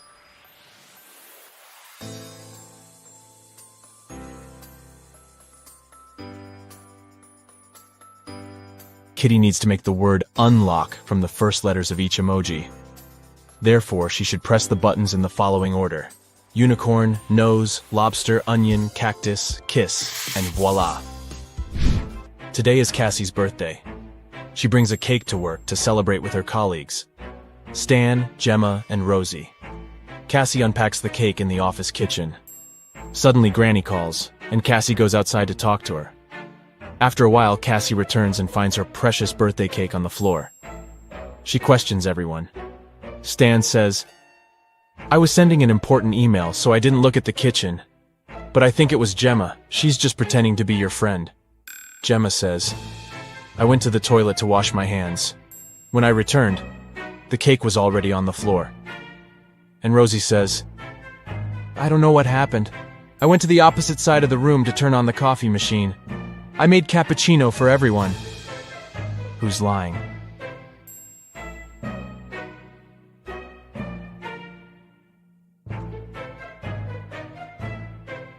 The coffee machine is off, and all the coffee mugs are empty. Therefore, Rosie lied.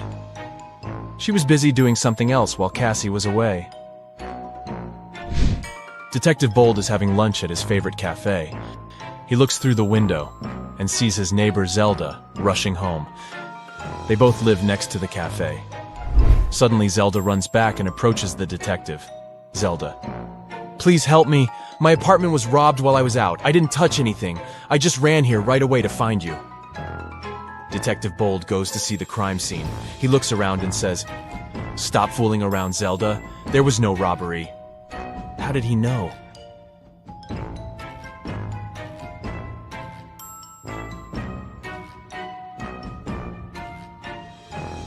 Take a look at this umbrella. Zelda carried it with her when she was rushing home, but she told the detective that she didn't touch anything at the crime scene. She just threw her stuff around the room to make it look like a robbery. Take a look at this fancy group of people. One of them is a real vampire. Can you guess who?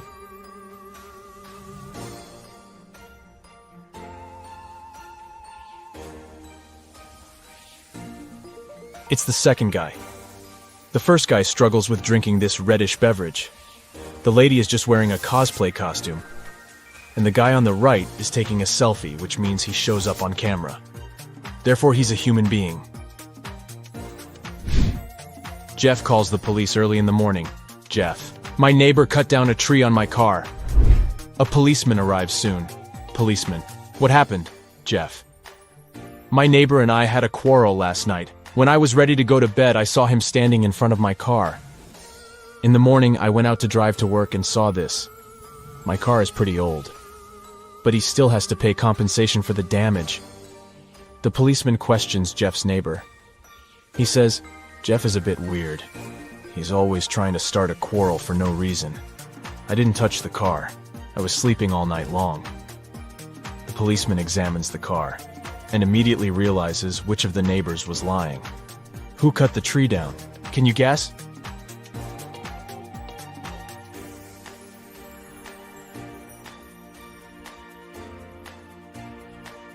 Jeff.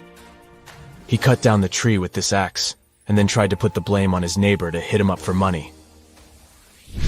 Mike is an astronaut. His team consists of 2 other people. They're twins, Rob and Bob. They go to Mars for a month to study the local life forms. Time flies by quickly, and today they have to return to Earth. Mike goes to say hi to his little crew, but he finds 6 identical people in the spaceship. Mike realizes that the Martians can take any shape. Whom should he take back to Earth?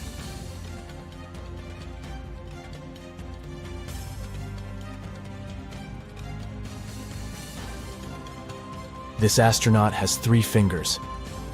This guy's hair color is different. This imposter has forgotten to put on human ears. And this guy has different eye color. So the real Bob and Rob are over here. What's wrong here?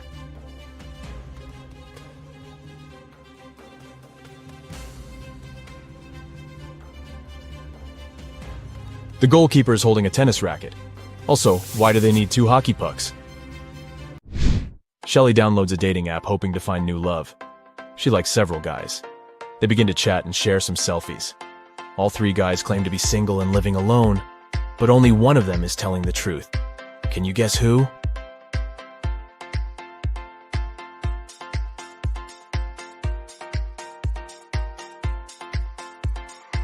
The first guy sent Shelly a selfie from his bathroom.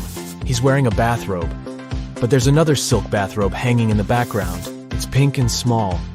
Why would he need it if he's living alone? And the second guy is obviously fond of jewelry. He's wearing a ring on each finger, including the ring finger. So he's probably married. Only the third guy is telling the truth. And Shelly should give him a chance. A dangerous criminal escapes from prison. The police are chasing him, and the trail leads them into a small village. They question the locals and check the fields. Soon they see a farmer in a cornfield. The detective asks him if he had seen any suspicious strangers around. Farmer: sorry, I didn't focus on what's going on around me. I was too busy dealing with my corn. It's getting dark soon, and I need to harvest as soon as possible. The detective immediately figures out that this guy is the wanted runaway criminal. How?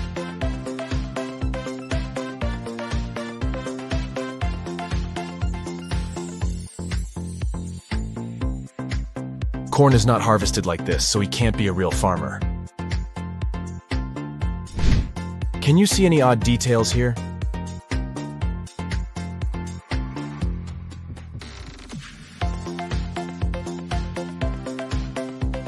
The phone is unplugged, and the laptop is missing a keyboard. Can you spot anything odd?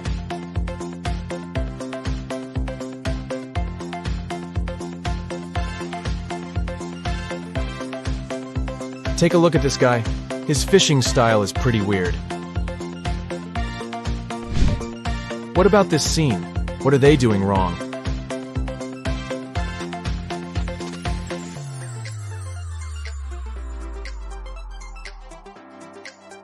This lady is skating on the pavement. One day, Marcus was going home from work. There was a blackout in the city and everything was shrouded in darkness. Suddenly, he heard footsteps. Someone was rushing behind him. He started to turn around to check, and that's when the world around him went totally black. Marcus came to his senses in a basement, dimly lit by several candles. There were 3 doors before him. Behind the first door, hungry zombies were waiting for their next meal. Behind the second door, a fire was raging. And the third door hid a mess of bare electric wires. Now, you're the only one who can save Marcus. Write in the comments which door he should choose right away.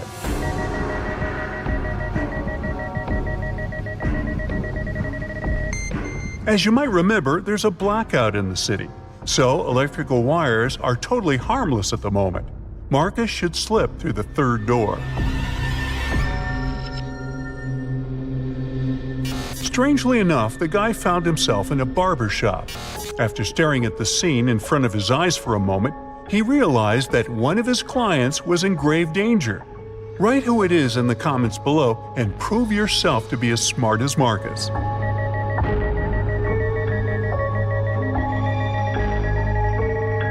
Marcus spotted that the red-haired hairdresser had mistaken a bug spray for a hairspray. But once he opened his mouth to warn the client, the entire room vanished into thin air. It was just a hologram. Was someone playing with Marcus? The guy went further. At one point, he turned around the corner and a freezing gust of wind hit him in the face. Marcus was outside and it was winter all around. Behind his back, there was no building, just snowdrifts and dark trees. The man could only move straight ahead. There were 3 paths ahead of him, but the one on the left led through the den of hungry wolves. To follow the one in the middle, Marcus would have to pass by a family of bears.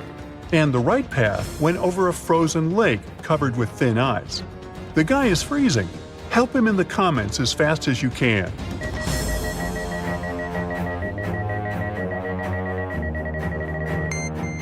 Marcus should choose the path in the middle. It's winter, and bears kinda hibernate during this season. The guy is quiet, he won't wake them up, and will get out of the forest safely. And indeed, Marcus managed to escape danger and soon spotted a house hidden among the trees. But only after he entered did he realize it was a very strange and creepy house. The main clue was 4 doors in front of the guy. Behind door number 1, there was a room filled with piranha-infested water. Door number 2 hit a mountain slope. When someone stepped on it, an avalanche came hurtling down. Behind door 3, there were electric wires hanging low above the floor and some wet stains on the floor. And behind door number 4, there was nothing but a small room with just one window on the 58th floor, nothing else. Write your pick in the comments below faster than the other Brightside detectives.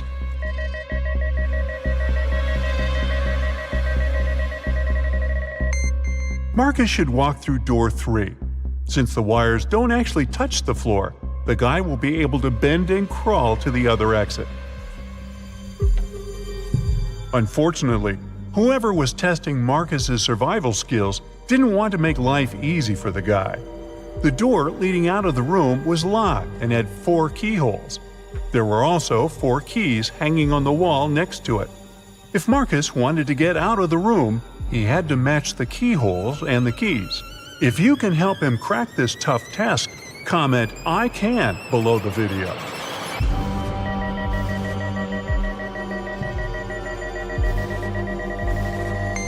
Look at the bows of these keys.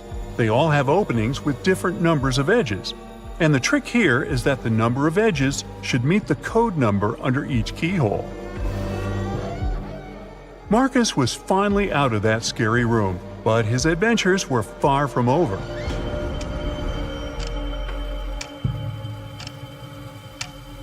Of all places, he found himself in a jail canteen. To get past these inmates, he needed to figure out which of them was the wealthiest. Can you help Marcus?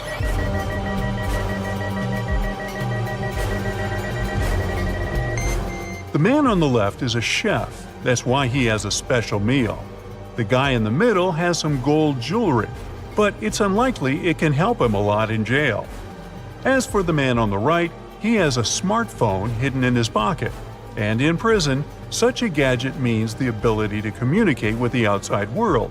So he must be the most influential and richest among them. But if you disagree, write your opinion in the comments. Poor Marcus. To get out of the jail canteen, he needed to choose the safest exit. But all of them seemed equally terrifying. The first one led to the den of a horrible dragon. The second to a room filled with boiling lava. And to get to the third room, Marcus would have to sneak through flesh-cutting laser beams. Well, that's a tough choice. Tell Marcus in the comments which way he should pick.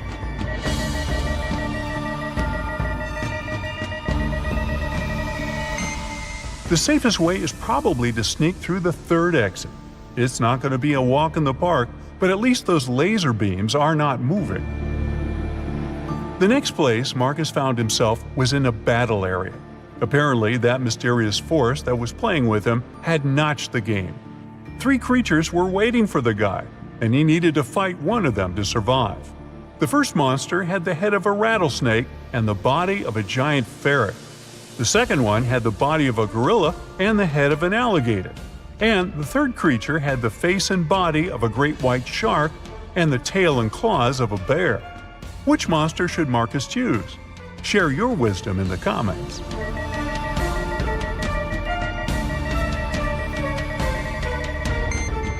The first 2 monsters are likely to be extremely dangerous opponents. Imagine how agile and venomous the snake ferret might be. And the gorilla gator is certainly too strong for Marcus to defeat. As for the shark bear, well, since sharks have gills and can't breathe on land, the guy will just need to wait a bit, and this opponent will get out of his way on his own. Once everything was over, Marcus was transported to a dimly lit room. A bizarre-looking family was in front of him. Marcus had to figure out which member of this family was possessed by a ghost. Being as observant as he was, he soon found the answer. And how observant are you? Write in the comments.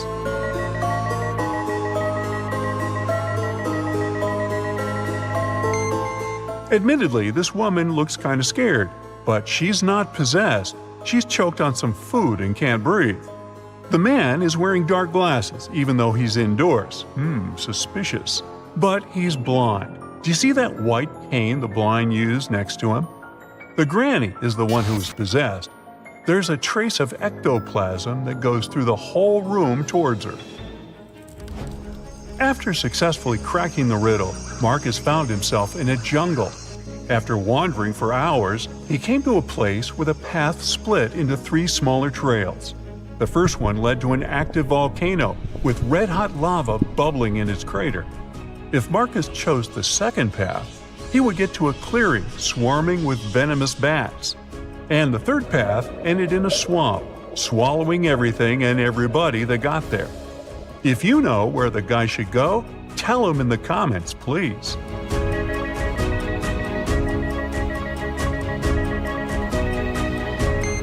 Marcus chose the second path, since most bats are only active at night, plus they almost never attack humans, and found himself at home in his own bed. Was it just a creepy, very detailed dream? Write what you think about it. Hey, look at these couples. Can you spot anything weird here?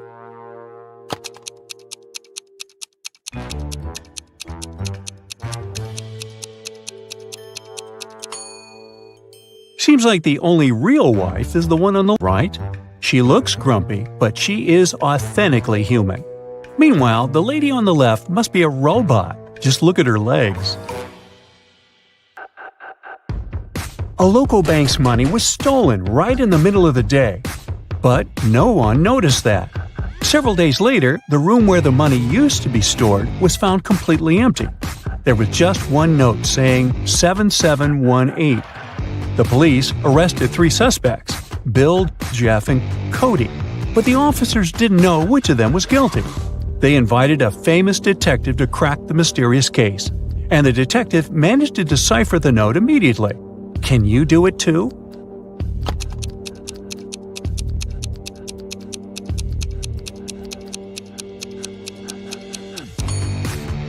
So turn the paper upside down. This way, the numbers turn into a name, Bill. The man wants to enter an exclusive club, but he doesn't know the password. Another man walks up to the entrance. The doorman says 12, and the man says 6, and is allowed to enter. Another man approaches. The doorman says 6, the man says 3, and the doorman lets him in. Thinking he's heard enough, our guy walks to the door. When the doorman says 10, he says 5. But he isn't allowed to enter. What should he have said?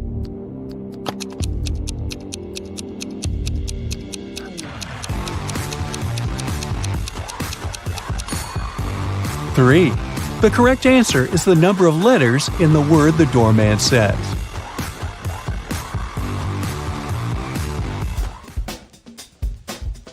Martin was a robber. One day he was trying to escape from the police after robbing a bank. He had 3 gold bars in his arms, each weighing 20 pounds. Ooh. The only way to get away was to cross a bridge, which could only support 220 pounds. The 3 bars of gold weigh 60 pounds, and Martin weighed 180 pounds. Could he cross the bridge without getting rid of any of the bars?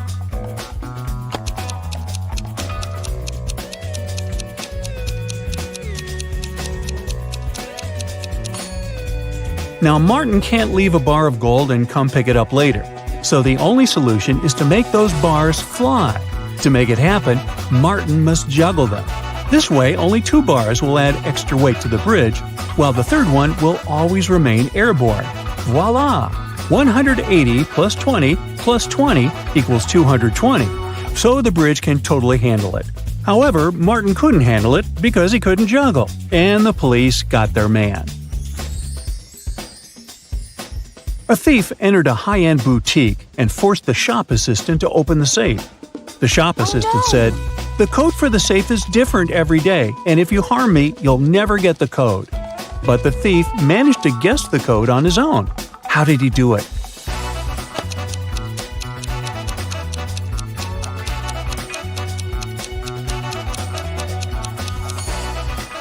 The thief was smart.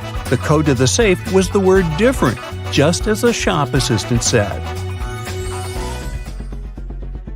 A wealthy businessman, Mr. Ben Swift, was taken away and locked up in a dark room. His phone had almost no charge. He could only send one message. He knew that someone could be spying on his phone, so he decided to send a message with a code to a high school friend, John Smith, who had a detective agency. He remembered that in high school, they would cipher messages to each other, replacing each letter with the one to the left. So he sent this.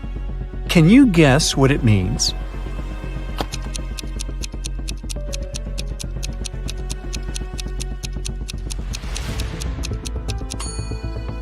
It's not gibberish. Once you decipher it, the message reads accountant, so it seems his accountant is to blame. You're wandering through the jungle when, all of a sudden, you see a magnificent ancient castle. You enter it and see its inhabitants. It's kind of hard to say if they're friendly or not, but hey, look, they've just fetched you some snacks. Still, you can tell from their grins that these snacks might be a trap for you. You can't say no to them and need to choose something to eat. There are 4 muffins in front of you. They all look yummy and your mouth is watering.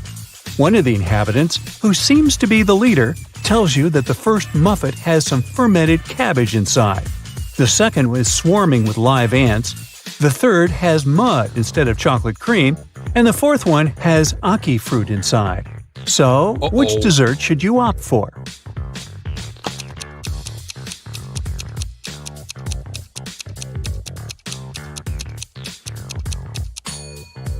A muffin with fermented cabbage may sound weird, but it's safe to eat. You've tried fermented cabbage, aka kimchi, before and you loved it.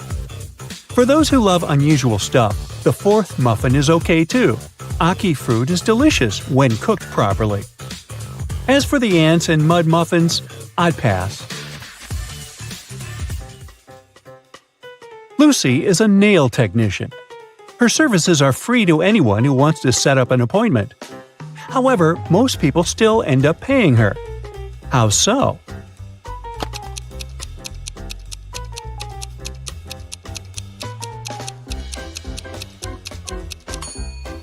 Lucy only does one hand for free, so most people who come end up paying the full price. They don't want to look weird with their nails done only on one hand. Poor Kathy lived with a stepmother and 3 wicked stepsisters. Her dream was to go to a lit party, which she had been waiting for a year. Her stepmother, Eveline, never let Kathy go anywhere. But this time, Eveline decided to let Kathy go as soon as she had finished with all her tasks. The stepmother asked Kathy to bring her some water, but she gave her a colander to carry the water. How can Kathy bring the water if she has nothing but a colander?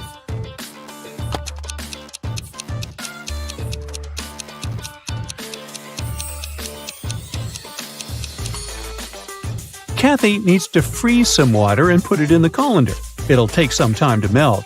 When Evelyn gets that colander full of ice, technically, it'll be full of water. Jeremy got lost while driving, so he found the nearest town and decided to spend the night in a hotel. After checking in, he went to the restaurant. Suddenly, the lights went off and everyone fell asleep. The next morning, Jeremy had a terrible headache and he couldn't remember anything. Look at these two photos. They were taken before and after the lights went out. Can you guess what happened?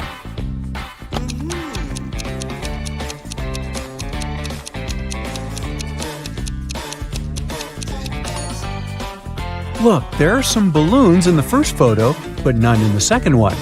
They must have been filled with sleeping gas. Someone wanted everyone asleep.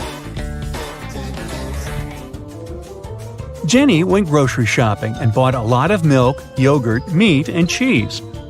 When she came back home, she realized that she had nowhere to store all these products as her fridge was already full. How can she save all the food she bought?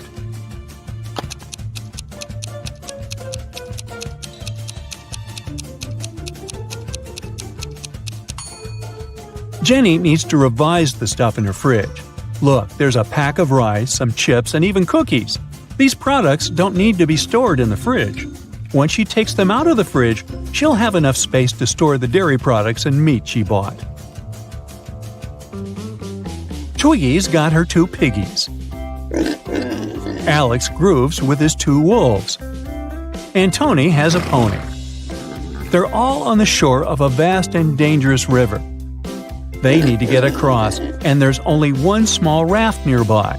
But it's not as simple as it might seem. There are 5 rules the guys need to follow. Rule number 1, the raft can only carry 2 of them. Number 2, only humans can row. Number 3, the piggies can't ride with Alex unless Twiggy is around. Number 4, the wolves can't ride with Twiggy without Alex. And finally, number 5, the pony can only ride with Tony. How can they all get across?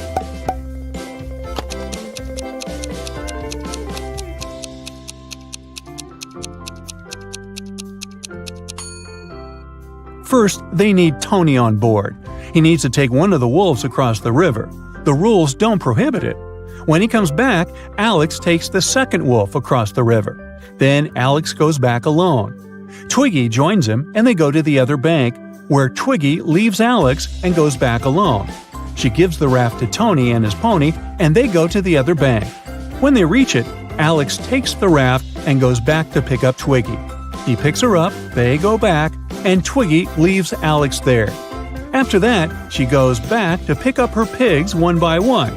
Finally, I thought this was never going to end. Hey!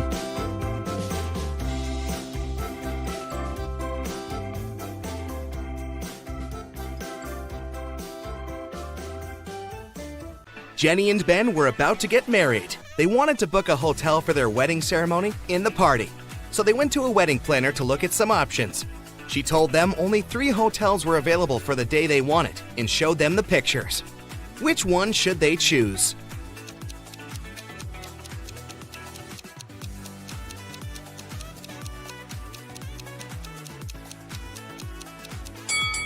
Take a closer look at the 3rd floor windows of the first hotel. In the last window on the right, there's a creepy shadow of a monster that appears and disappears. 5 stars or not, no one would like to get married in a haunted place unless they're an Addams Family member. In the 3rd hotel, only has 2 stars. It probably doesn't have the facilities to host a wedding, so the best choice is the 2nd hotel. Great choice, the wedding planner said, and you're in luck because they actually have a great discount offer. If you can answer this riddle correctly, you won't have to pay for the ballroom rental. Here it is. Those who have it, do not say it. Those who take it, do not know it. Those who know it, do not want it. What is it? Do you know the answer?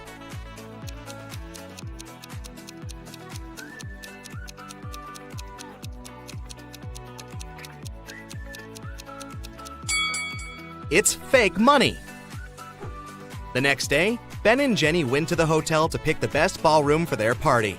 The hotel manager took them to 3 different rooms where they could host everything, from the ceremony itself to the dinner and after party. Which one should they pick?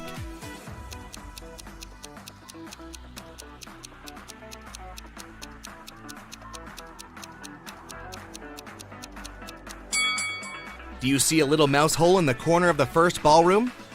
The couple wouldn't want such uninvited guests at their party. As for the second ballroom, the chandelier looks like it might fall down any minute. Not the safest option, so they should pick the third ballroom. It was time for Ben and Jenny to pick the wedding menu. Since they were not paying for the venue, they wanted to spare no expense in serving food that the guests would never forget. That's why they called 3 different Michelin star chefs. Each of them prepared a different dish and presented them for a tasting. Which chef, and therefore which dish, should they go for?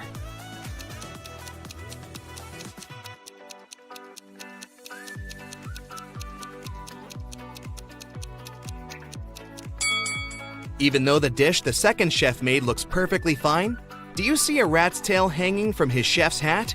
There must be some ratatouille situation going on there. So that's a pass. The third dish looks like spaghetti, right?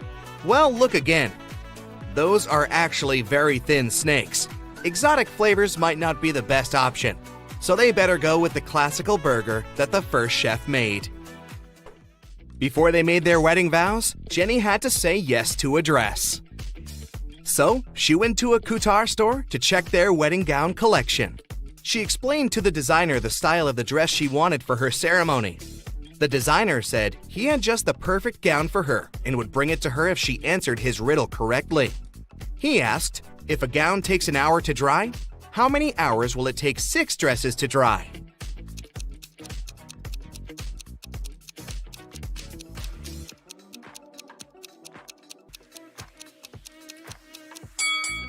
It'll still take 1 hour because they'll all dry at the same time. Ben had one last item to buy on his wedding shopping list, and it was what fastens 2 people yet touches only one. Can you figure out what it is?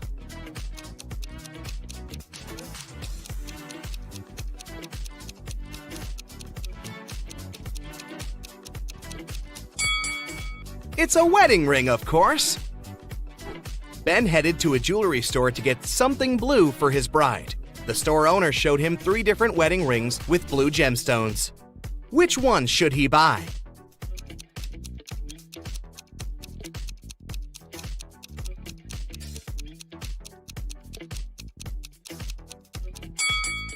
The second ring has an engraving inside, so it must have belonged to someone else before. The gemstone on the third ring has a tiny crack in it. That can only mean it's made of glass or even plastic. So, Ben should buy the first ring with a sapphire. Next, Ben and Jenny were going to send out invitations. One print shop offered them 3 different versions of invitations. Which one should they choose?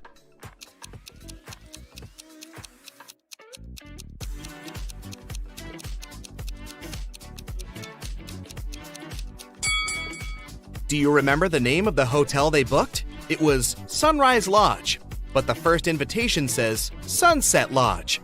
So this one won't do. And on the third invitation, their names are printed as Benny and Jen. That's not our couple, so they should choose the second invitation. Before the wedding, 3 of their friends paid them a visit. One of them brought a painting as a wedding gift, but all 3 claimed that they were the artist who had created it. 2 of them must be lying. Can you figure out who the actual artist is?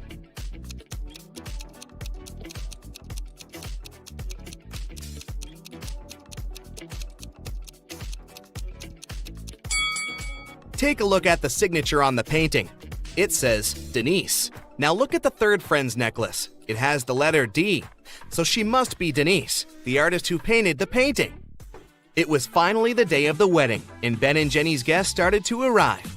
However, the hotel security spotted 3 suspicious-looking people who could be uninvited. Take a look at these 3 guys. Can you tell which one is not supposed to be at the wedding?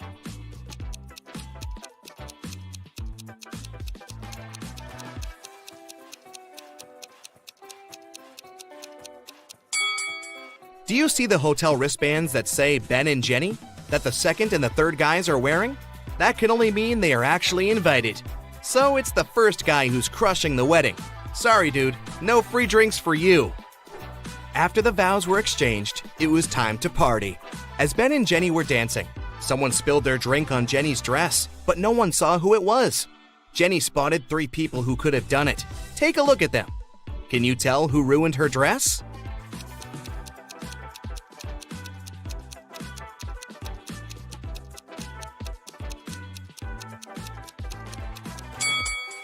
The first guy has spots on his shirt that resemble stains from the spilled drink, but they are actually part of the pattern, so it can't be him. The third lady looks clean, but the hem of the second lady's skirt looks dirty, so it must be her who did it. After the ceremony ended, Ben and Jenny wanted to take a photo to capture the moment forever. But take a look at it. There's something strange about it. Can you spot what it is?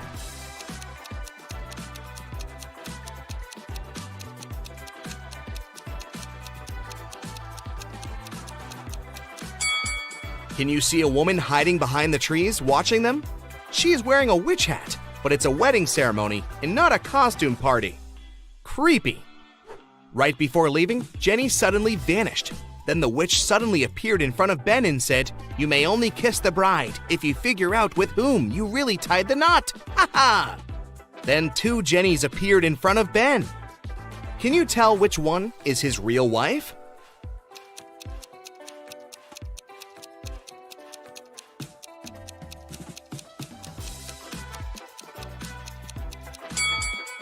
Remember the wedding photo?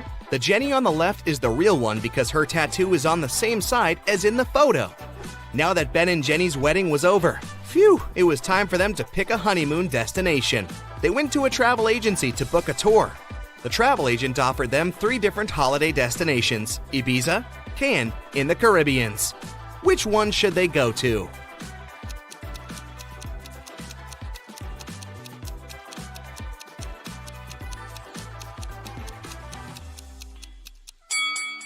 Have you noticed the weather forecast on TV in the office? It states that the weather in Ibiza is going to be windy in the upcoming days, and in Cannes, it's going to be rainy.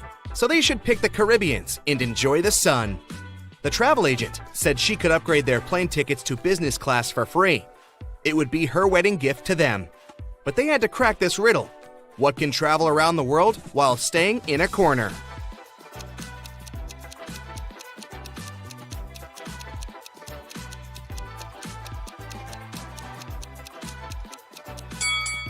It's a stamp. Look at the picture carefully and choose an image identical to this example.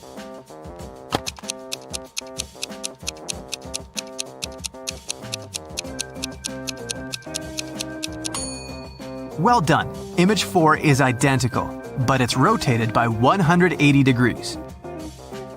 Detective got a call from the villa of a famous billionaire, Mr. Green, who disappeared this morning after he left home to play golf with his coach.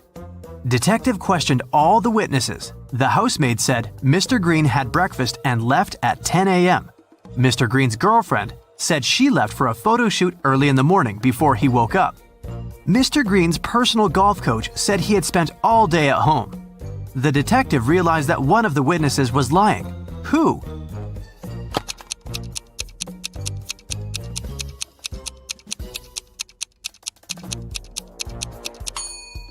The coach was lying. He had an appointment with a client. Anna was visiting her granny in the country. Granny decided to cook a special dinner and sent Anna to the forest to collect some mushrooms. Granny gave Anna a picture of specific mushrooms that she had to pick. This was very important because the forest was full of dangerous mushrooms. Help Anna to choose the right mushrooms.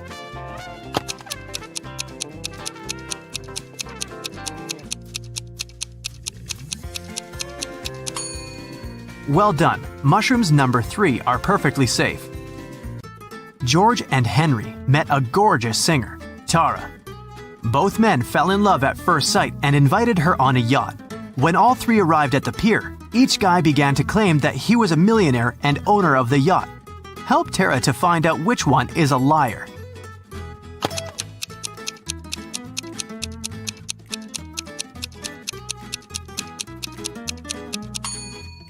Look closely at the yacht. There is a plaid jacket that matches Henry's pants perfectly. At the same time, the watch at George's hand is cracked and shows 8 a.m., although it's evening time. It's unlikely that a millionaire would wear a broken watch. Mike and Wendy expected the newborn to arrive next week. Mike was painting walls but accidentally pulled his back, fell, and passed out. He woke up in the hospital. 3 women were standing in front of his bed. Each claimed that she had been Mike's wife. Help Mike to remember his real wife.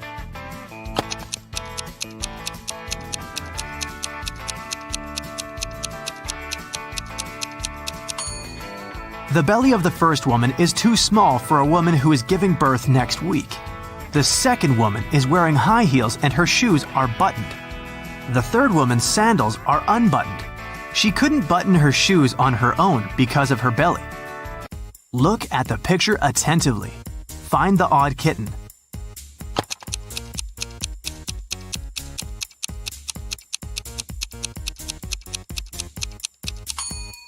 That's right, the second kitten's paw is different from all the others. Tina had 5 sisters. One night, she woke up in the middle of the night because she heard a loud noise from her sister's bedroom, as if someone had slammed the window. Tina suspected that one of her sisters left a bed after lights out and hurried to check them. Tina inspected all 5 beds. Each sister seemed to be sleeping peacefully. Helped Tina to determine which sister went for a walk after lights out and made so much noise.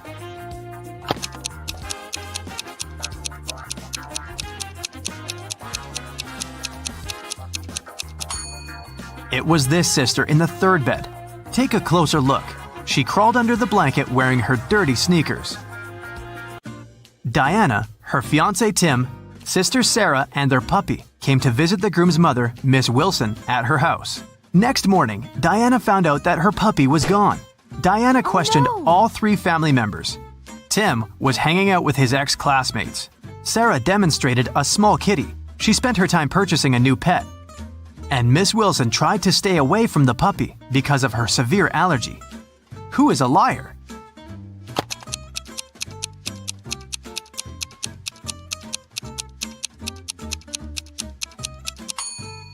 Miss Wilson lied about her allergy. She wouldn't have been able to stand next to the kitten. Betty had 3 daughters. One morning, her neighbor Lauren said she had seen one of Betty's daughters at a nightclub last night, but she wasn't sure which one exactly. Betty didn't allow her daughters to visit nightclubs, so she questioned all of them. Sam spent all night in a library. Gemma on a date with her boyfriend, Alex, but she returned home before midnight. Kelly said she was watching a series all night and didn't leave the house. Who is lying?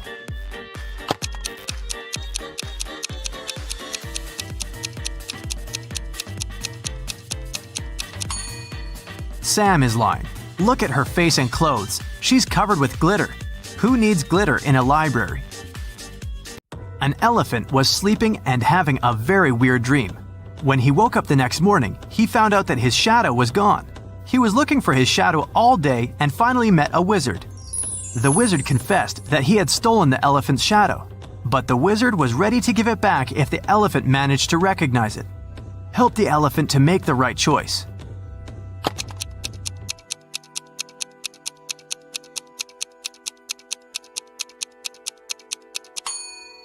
Yep, the second shadow fits perfectly. Kelly received an anonymous message that one of her teachers is a vampire. Look at the picture. Can you help Kelly to identify the real vampire?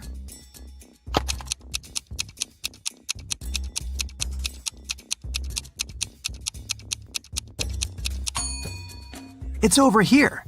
She has an eye in her meal.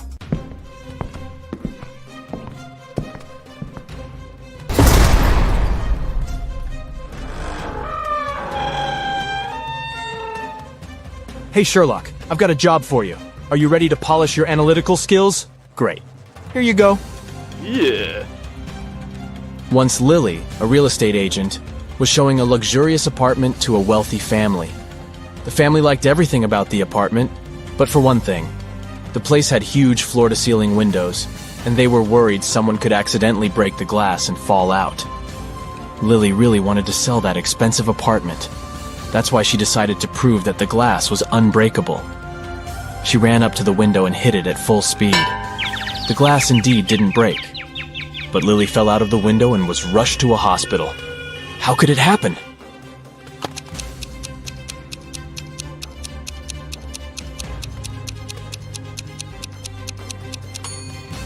The glass didn't break, it simply popped out of its frame. One day, Detective Morris decided to have a walk in the park. In the middle of his stroll, he got a call from his assistant. It turned out that a huge pile of plastic on the outskirts of the city had disappeared overnight. The detective rushed there, and guess what? The information was true. But the most bizarre thing? There were no tire tracks or any other marks around the place. But then, how could the thief transport so much plastic without using a vehicle? Suddenly, Detective Morris noticed some weird footmarks. Can you help the man understand who they belong to?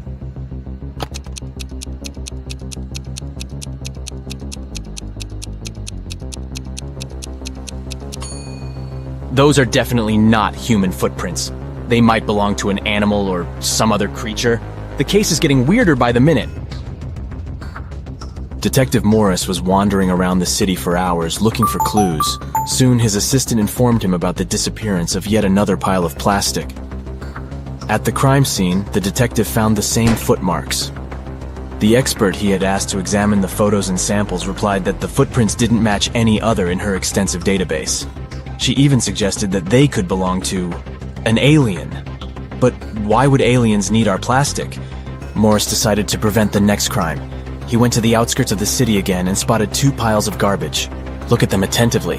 Which one might aliens want to steal?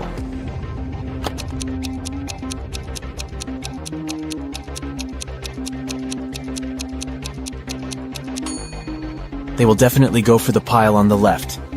There's too much stuff made of iron in the right pile, but aliens are after plastic, so pile on the left it is. Detective Morris decided to catch the aliens red-handed. In an hour or so, the man noticed a spaceship landing not far from the piles of trash. An alien climbed out of the spaceship and transported the pile that contained plastic into the ship. Detective Morris was shocked, but there was no time for panicking. A small door was open in the side of the spaceship. He sneaked inside. He only had some time to look around when a siren started blaring. Oh no! Are they gonna take off? The man rushed back to the door, but it was already locked. Luckily, Morris noticed a math equation on the door. It looked as if it was made out of matchsticks. 5 + 7 = 2. But the answer was wrong. By trial and error, the detective understood he could only move one matchstick to make the equation correct. How can he do it?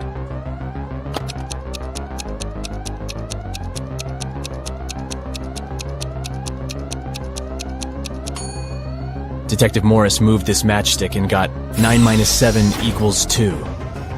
The door opened, and the man ran for his life. But the main question remained unanswered. Why did aliens need our plastic? Write your ideas in the comments below. Now look at these animals on the screen. A cat, a camel, a cheetah, a chicken, a crocodile, and a pig. Which animal doesn't belong here?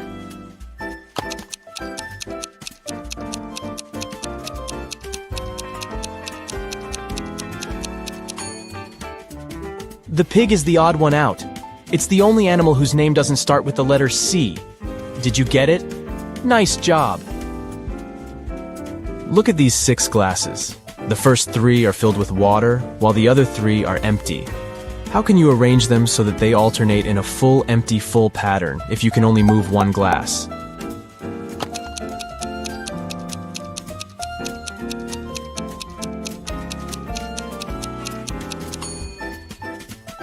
Pick up the second glass and pour the water into the 5th one. Here you go. Now you have 7 guests at your birthday party. And your task is to figure out how to divide your very round birthday cake into 8 equal pieces by making only 3 cuts.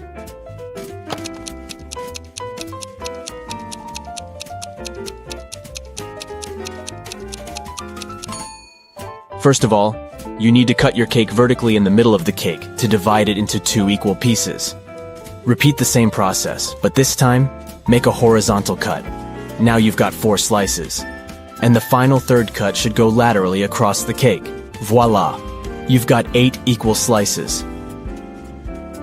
Look at these bottom lines and try to figure out which of them is the continuation of the top one.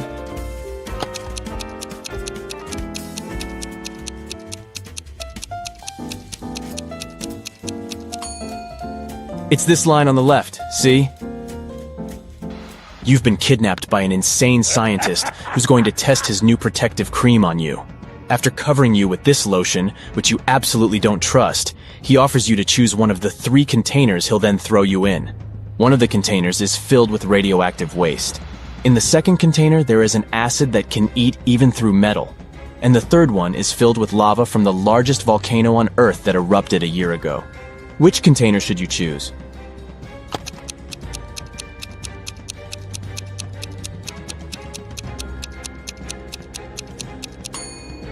Pick the container with lava. If the volcano erupted a year ago, the lava must be already solid. Look at these prisoners. Can you figure out who came from the future?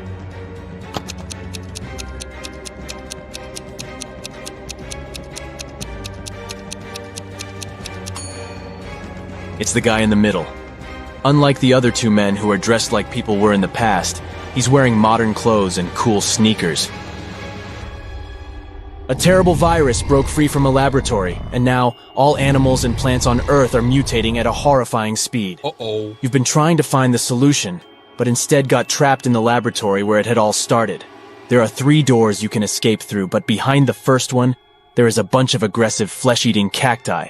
The second door hides hundreds of venomous bees, and the third door prevents an attack of fire-spitting dragon-like monsters. Which door can lead you to freedom?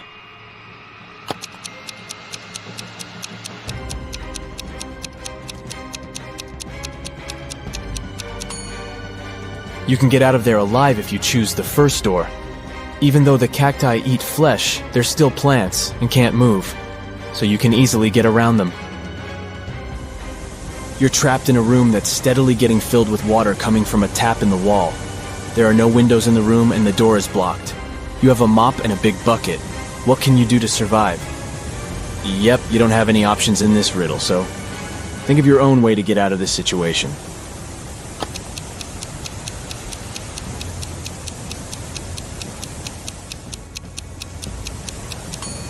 Your chances to stay alive are much higher than you might think. Just turn off the tap. Nathan came to visit his friend Zachary, who worked in a museum. Look what I've got. A priceless manuscript that was written more than 1,000 years ago. Zachary looked through the manuscript and realized his friend had been fooled.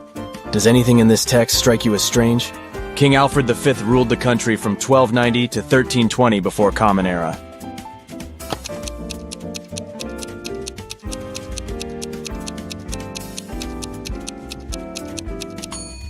If we talk about the dates before the Common Era, they should be in reverse order. The original text would read, King Alfred V ruled the country from 1320 to 1290 before Common Era. A villain has caught you, and now he lets you choose in which cage he will keep you. You can get out of the cage only through the lid in its ceiling. But on top of the first cage, there is a nest of venomous snakes. Boiling water is on top of the second cage. And on top of the third cage, there is a hungry lion. Which cage should you pick to be able to escape when the villain falls asleep?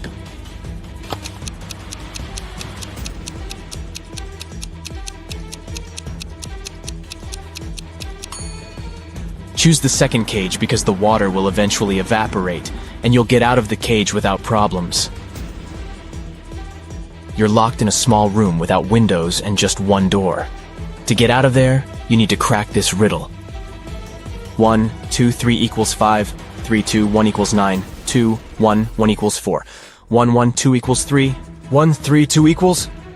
How fast can you get out of the locked room?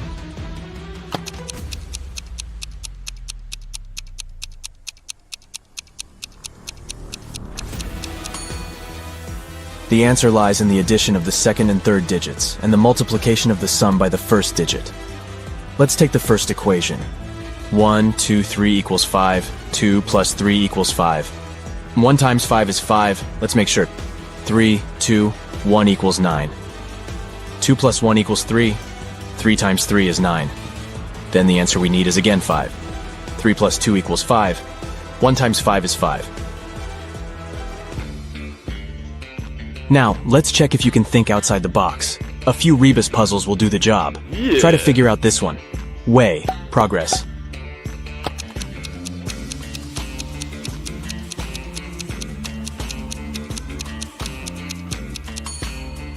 It means progress underway.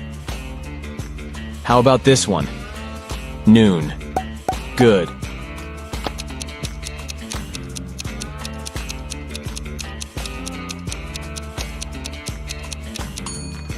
It's good afternoon. Pay attention to the arrangement of the letters. C, L, E, A, N. Do you think you can figure it out?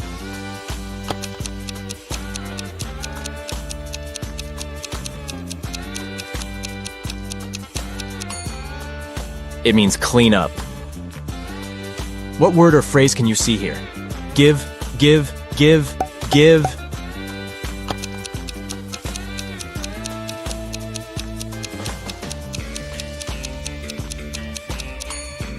It stands for forgive. Concentrate. I believe you can crack this puzzle. 1N, 3N, 5N, 7N.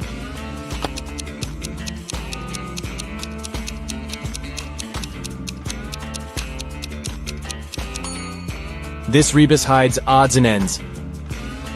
Try to figure out this one. Stay 4NCE.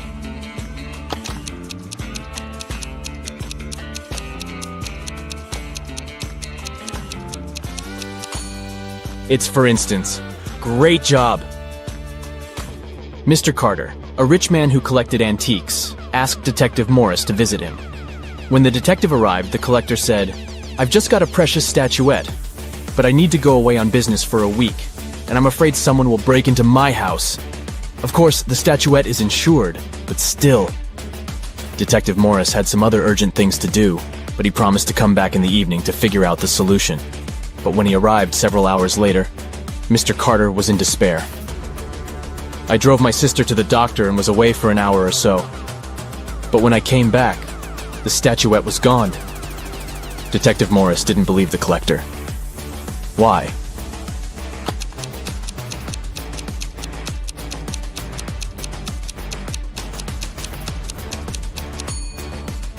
When he left the house in the afternoon, he noticed an apple lying in front of the left part of the gate. It's still there. But for a car to drive through, both parts of the gate have to be open. This means that Mr. Carter lied about leaving his home by car. Several gold bullion bars were stolen from a bank. The police had a few suspects. But when they arrived at the main suspect's house, they realized they had forgotten to bring a warrant. The man told them he wasn't going to allow them to search his house. "Come back with the warrant and we'll talk." An hour later, the police officers came back with the needed documents.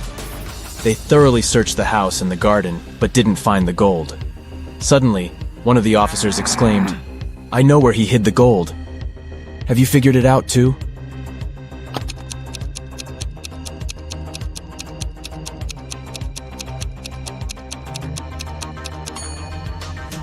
The gold is in the swimming pool.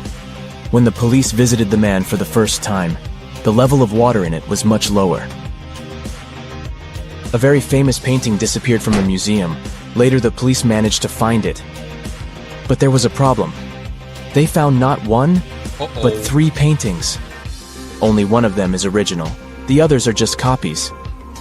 Can you help the police figure out which the original painting is?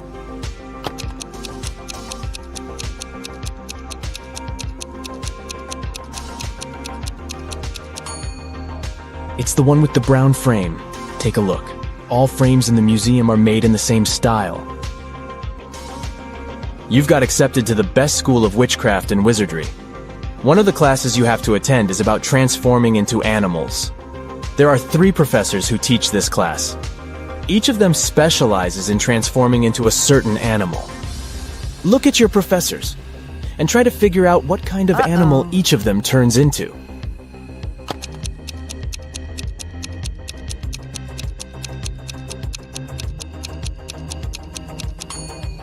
Have you noticed that the first professor has a forked tongue? He must transform into a snake. The second professor has a lion's tail. It must be the animal she transforms into. And the third professor has bear claws. He must turn into a grizzly bear. It was a cold and rainy day. Detective Callum was in his office when he got a call from a hotel's cleaning man. He said he'd found an unconscious woman in one of the rooms. Detective Callum arrived immediately. By that time, the woman, whose name was Anna, had already come to her senses. The detective asked if there was someone in the city who could help her. Anna said she had a sister, but the woman didn't know anything about her arrival because Anna wanted to surprise her. The detective called Anna's sister and said, "Your sister arrived at the city, but someone attacked her. Please come as soon as possible." As soon as the woman arrived, she was arrested. Why?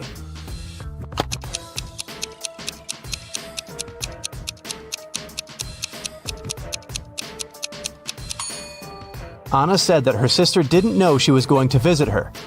Detective Callum didn't specify where exactly the sister should come, but she still managed to find them. For some reason, she knew where the place was. Autumn is an archaeologist exploring an ancient cave. After a month down there, she found a hidden place with 3 chests. One of them had gold in it. But if the woman picked the wrong chest, she'd get locked in the cave forever. Uh-oh. The note on the first chest said, "The gold isn't in chest 2. The second note said, "The gold is in chest 1 or 3. And the last one said, "The gold isn't here." Which chest should she open?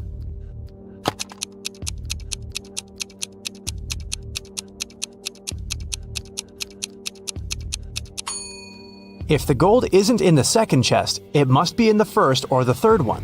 But the note on the third chest claims the gold isn't there, so it must be in the first chest. Ben works at a VIP club. His job is to not let any young or suspicious people in. Every day, some visitors with fake IDs try to sneak in, and Ben has to detect which documents are fake. Here are some IDs. Your task is to help Ben decide if people they belong to can enter.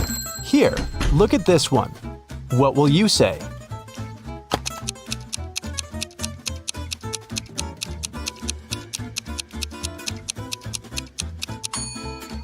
It seems like she was born on the 28th of the 13th month. This ID doesn't look real. Great, another one for you. Should Ben let this guy in?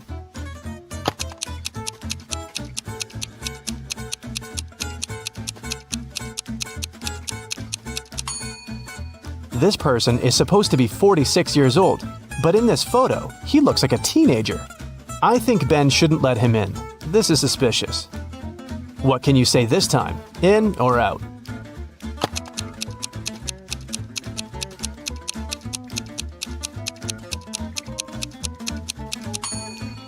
This ID seems real.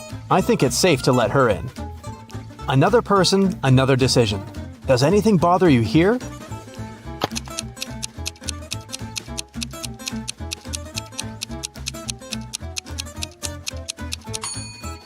Nope, he seems fine to me. One more to go. Should Ben let her in?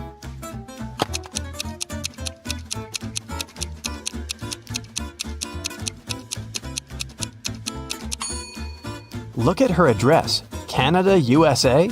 This is weird. I bet it's a fake ID. So I'd say, nope. Mason went to visit his grandma, who lived in a different part of his neighborhood. While he was in her house, his bike got stolen. Mason called the police. He said that he'd seen the bike had been taken by Mr. Jones. It was the neighbor the guy had always been arguing with. Mason and a detective came to visit Mr. Jones. The police officer asked if the man had stolen the bike. Mr. Jones denied doing it, saying he'd just finished painting his fence. The detective believed him. Why?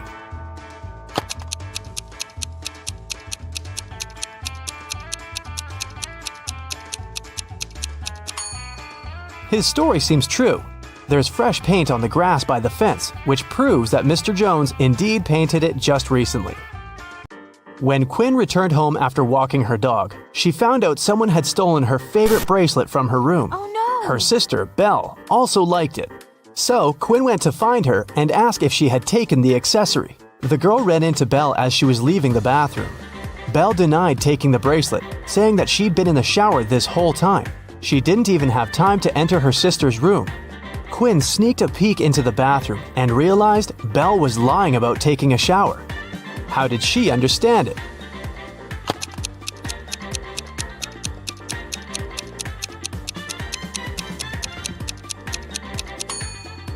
If Belle had really taken a shower, the bathroom mirror would be foggy, but look, it's absolutely clear. The city's richest lady, Mrs. Anderson, came to watch a football game. She was sitting on the best seat in the first row. In the middle of the game, she noticed that someone had stolen her diamond necklace. Luckily, a detective was sitting right next to her. He started to observe people around. One person became his main suspect.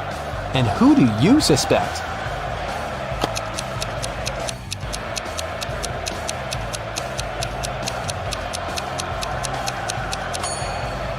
Look, there's a guy dressed as a football player with the number 7 on his back.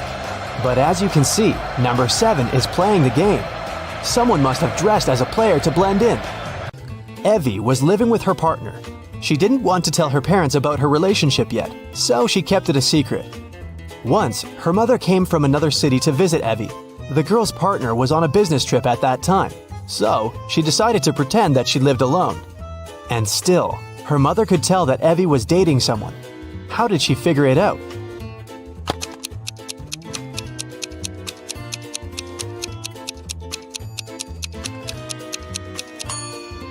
There are 2 toothbrushes in the bathroom. One of them is likely to belong to someone else. Alice and Dakota work in the city's animal shelter on the weekends. Alice walks the dog and Dakota feeds the cats. Who does something wrong?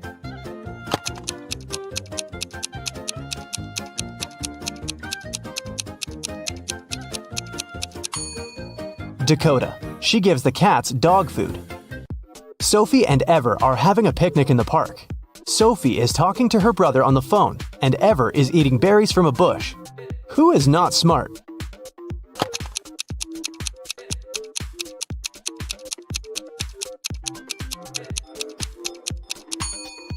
Ever. There is a warning sign saying the berries are poisonous. A family is working in the backyard. Atlas is mowing the lawn, and Cassidy is watering the flowers. Can you tell who is doing something wrong?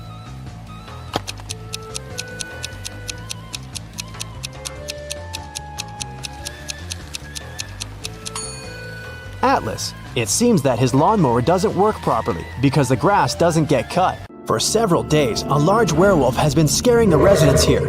You know that the werewolf has a wife, and she's the only person who can calm the monster down and help him return to his human form.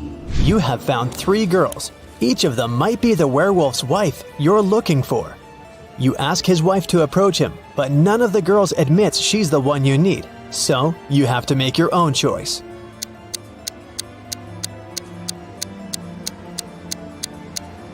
Do you see some wool on the girl's clothes? It's the wolf's fur, which means she's the wife. She walks up to the monster, hugs it, and the werewolf turns into a human. You're hungry. You drop by a pizzeria. The owner of the restaurant says that someone has taken all his weekly earnings from the safe. The thief wore gloves and left no fingerprints. The video cameras were turned off. You know this pizzeria has had several similar incidents over the past year.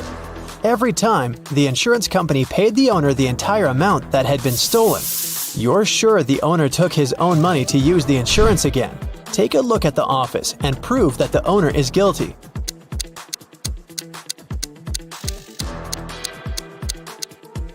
Look at the air vent. Behind the grated hatch, you can see the bundles of the stolen money you've been looking for. Suddenly, someone shoved Stacy into the water. Down in the Sea Kingdom, Stacy met Neptune. He was sitting on his throne, surrounded by 3 mermaids. Neptune asked Stacy to return the pearl necklace to his wife. She had recently lost it, and Luke found the necklace on the shore. Can you guess which mermaid is Neptune's wife?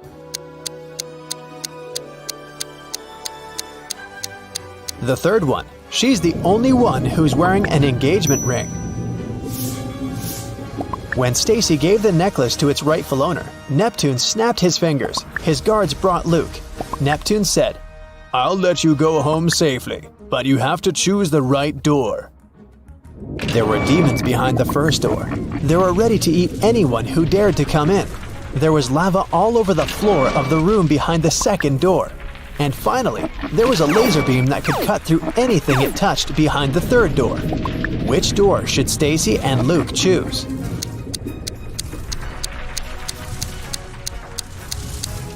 The third one. They can crawl under the beam without touching it.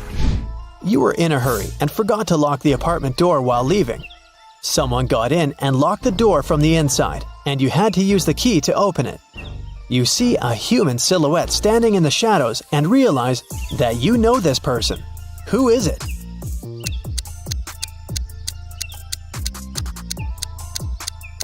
It's the woman who asked you to help her brother. She was wearing a red bracelet. The silhouette has the same accessory. I came here to thank you in person. The door was open, but you weren't at home, the woman says. A mysterious biologist invites you to his home for dinner. He takes you down to the basement and puts 3 plates of weird items on the table. One has wild mushrooms with white gills. The second is filled with castor beans. The third has some fish brains. Which one is safe to eat?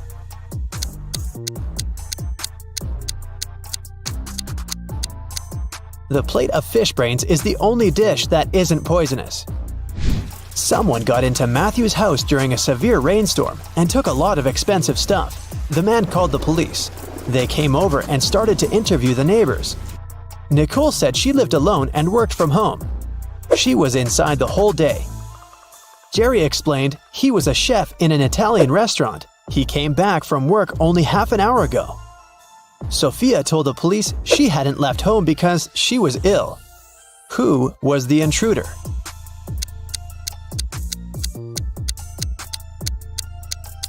It was Nicole. She claimed that she'd been inside the entire day, but there was a wet umbrella in the corner. Kim and Ashley are best friends. They decided to spend summer vacation in Italy together. They were very lucky to buy cheap plane tickets. Their flight was at 10 a.m. Unfortunately, when the girls arrived at the airport, they realized it was the wrong one. Now, they have 2 options. To take a high-speed train for $100 to go to the right airport, or stay here and buy tickets for a later flight for $400. What should they choose?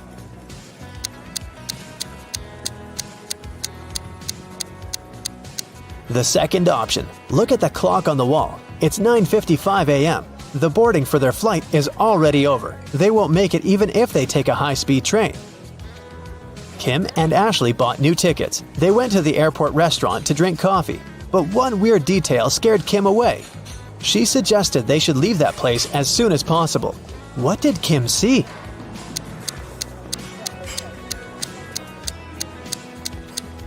This woman over there is a zombie. Wow! How did she get through security? When it was time to finally board the plane, it turned out there were no more economy class seats left. Kim and Ashley were offered to fly in business class. There, the girls saw 3 people. When the flight attendant served them fresh juice, she whispered that Kim and Ashley were extremely lucky. They were about to travel next to a famous Italian billionaire. Can you guess which of these passengers is the billionaire?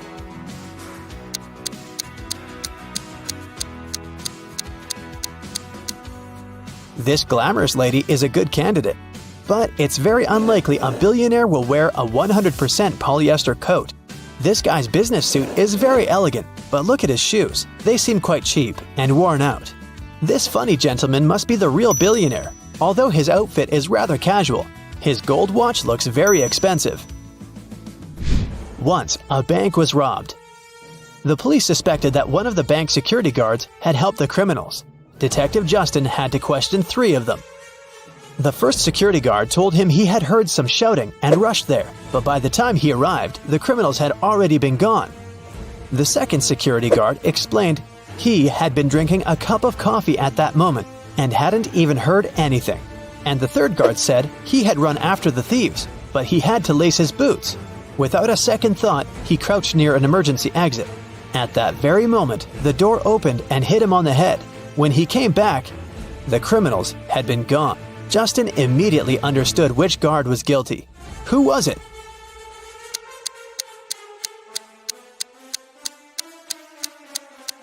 It was the third guard. All emergency doors open outwards for safety reasons. I know something that will wake your brain up better and faster than coffee. Yep, it's time to find your magnifying glass. Oh my god. Look at this picture attentively. What's wrong here?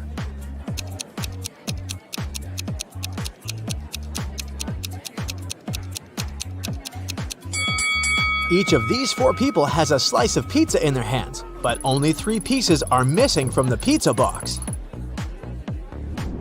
You have 3 jars that are all mislabeled. One jar contains apples, another contains oranges, and the third jar contains a mixture of both apples and oranges. You are allowed to pick as many fruits as you want from each jar to fix the labels on them. What is the minimum number of fruits that you have to pick and from which jars to correctly label them? Yeah.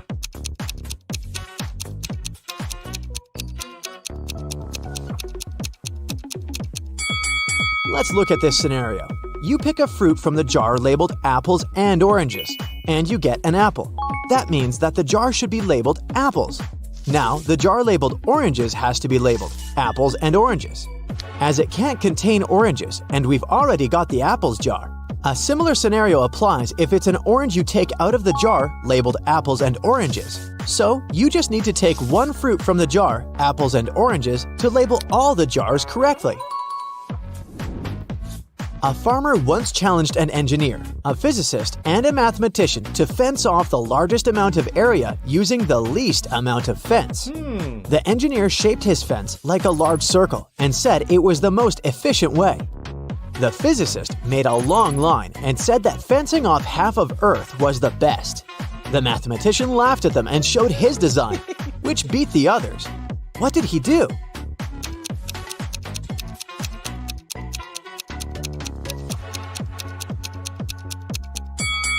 The mathematician made a small circular fence around himself and declared himself to be on the outside. Every day after work, Jack arrived at the train station at 5 p.m. His wife left home in her car to meet him there at exactly 5 p.m., picked him up, and drove him home. One day, Jack got to the station an hour early and started walking home. He was walking until his wife picked him up along the way. They got home 30 minutes earlier than usual. How long was he walking?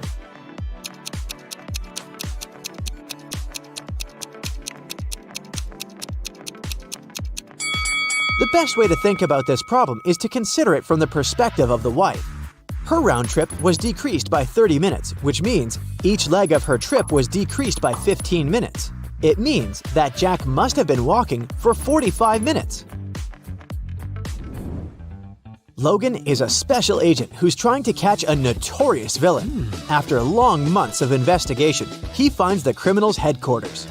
But the door is locked, which is not a surprise really. Logan sees a screen next to the entrance. He touches it, and the display lights up. It must be a riddle. And our special agent needs to solve it to get inside. Add one line to make it right. 9.50 equals I-O-I-O-I-O. Logan cracks the puzzle in no time. What's the answer?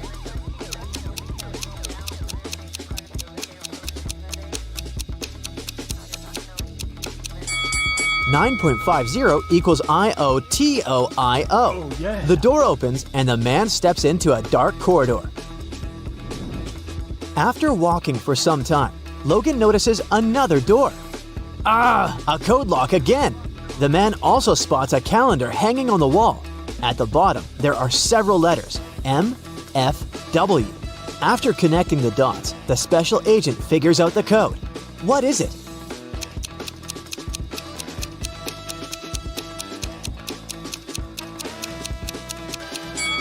It's 153. The letters stand for the days of the week: Monday, Friday, and Wednesday. Monday is the first day, Friday is the fifth, and Wednesday is the third one. Oh yeah. Look at these two families. Which one is fake? What do you think?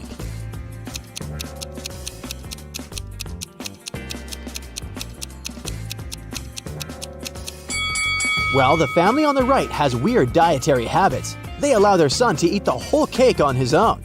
But maybe they just don't care about healthy eating. The family on the left, though, seems to be perfectly fine. But have you spotted a USB port covered by the necklace the mother of the family is wearing?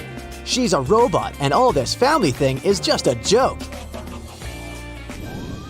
Now, look at these prisoners. Who is more likely to escape?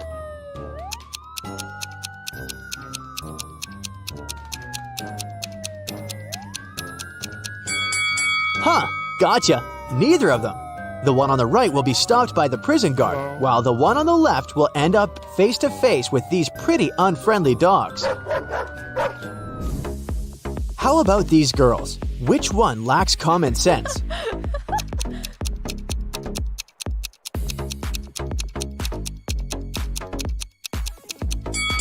That was another tricky question.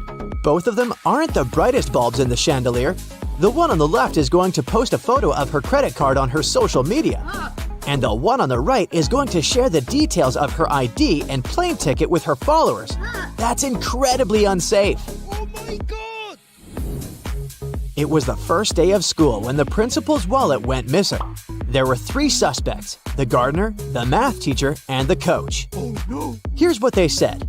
The gardener was mowing the front lawn. The math teacher was checking the surprise test he'd given his students. And the coach was meeting new people who wanted to join the school's soccer team. Who took the wallet?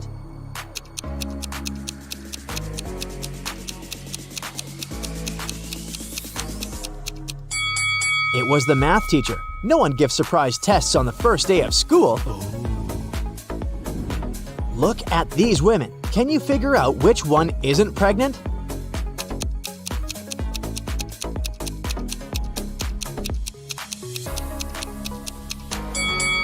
It's the woman on the right. Her belly is strangely shaped, and something seems to be moving under her clothes. Ugh, creepy. One day, the emperor asked his general what he should choose if he was offered either justice or a lot of gold. "I'd choose the gold," the general answered without hesitation. The emperor was taken aback. Oh. "I would have been disappointed even if this was the choice of a servant," the emperor said. "But coming from you, it's not only disappointing but also shocking and sad." But the general justified his answer to the enraged and hurt emperor without a problem. What did he say?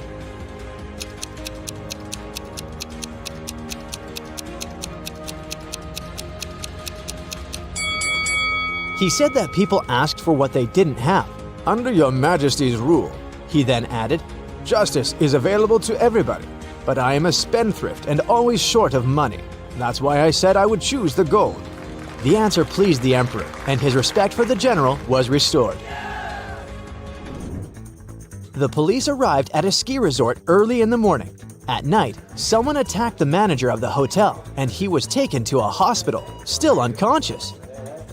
The police suspected 3 people: Laura, James, and Arthur, who had arrived the day before. The officers inspected their rooms, and here's what they found.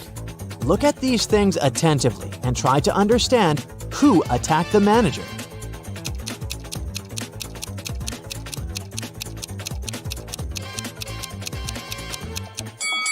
It was Arthur. Look, he doesn't have any warm clothing, which means he didn't come for skiing. Oh no! Allison is a big boss in an international company. One day, she's hurrying to an important meeting when she notices the documents she needs haven't been printed out, but she's asked at least 3 of her subordinates to do it. Ian says he's just returned from the supermarket because they've run out of coffee beans. Robert claims he's been terribly busy drafting a new contract. And Alice answers she's been in the kitchen preparing snacks and making coffee for the meeting. Who's actually forgotten about the task and is making up excuses at the last moment?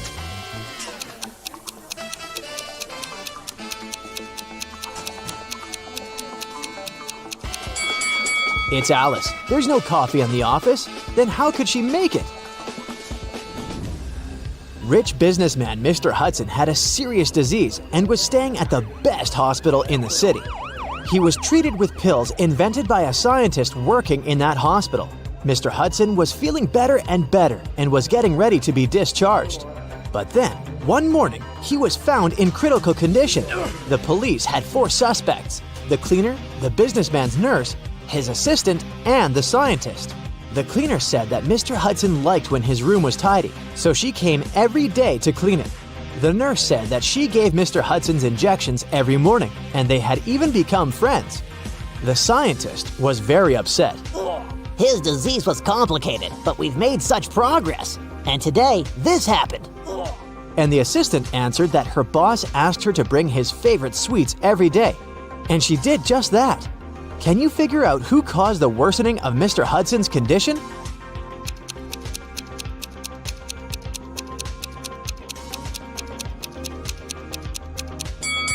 It was the nurse. Mr. Hudson was treated with special pills. What injections is she talking about? What?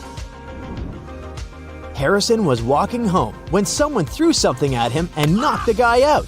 When he came round, he found himself in a room with 4 doors and a tiny window. Harrison opened the window, but it was too small for him to squeeze through. Suddenly, the guy spotted a piece of paper lying on the floor. It was a note that said, "Only one door leads outside. The other 3 doors don't lead anywhere. You can try to open just one door and only once. If you don't succeed, all of them will be locked forever." Harrison thought for a while and made the right choice. How did he figure out which door was the one he needed?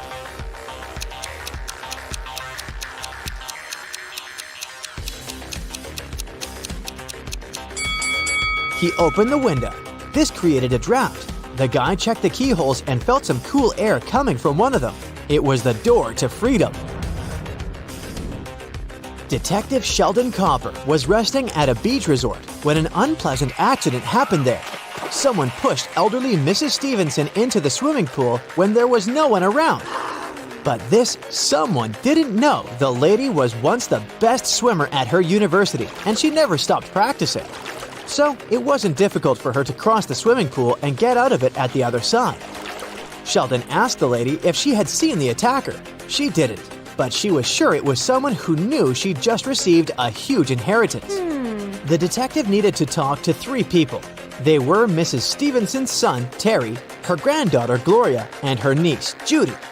Terry said, "These days, I've been very busy. Something urgent came up at work. I don't even have time to leave my room to go for breakfast or dinner." Gloria asked Sheldon to keep her secret. She was seeing a waiter she had met at a beach cafe. If her relatives found out, they would be furious. And Judy told Sheldon she'd taken a car to go shopping in the city center. Who's lying?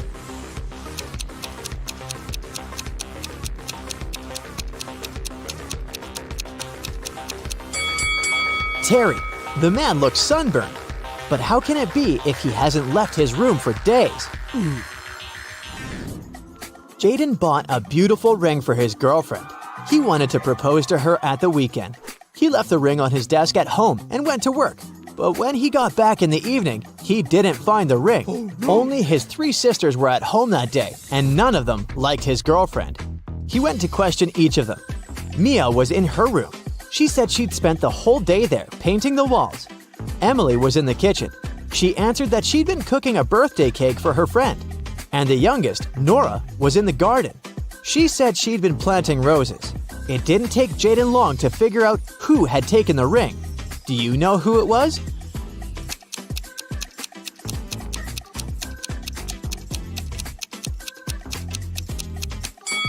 It was Nora. She looks too tidy for a person who was supposedly spending the entire day in the garden. What? Plus, she doesn't have any gardening tools. The best player of Julian's volleyball team disappeared right before the game. Julian's main suspects were 3 players from the rival team. Jackson said, "I've just returned from the gym. I was warming up before the competition." Leo had to pick up his wife and daughter from the hospital, and Ryan claimed he'd fractured his leg. And the team doctor was giving him a massage. Who's behind the player's disappearance?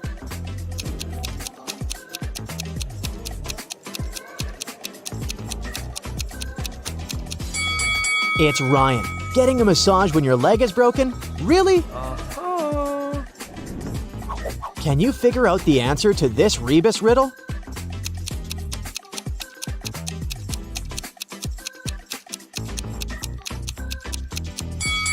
The answer is summary.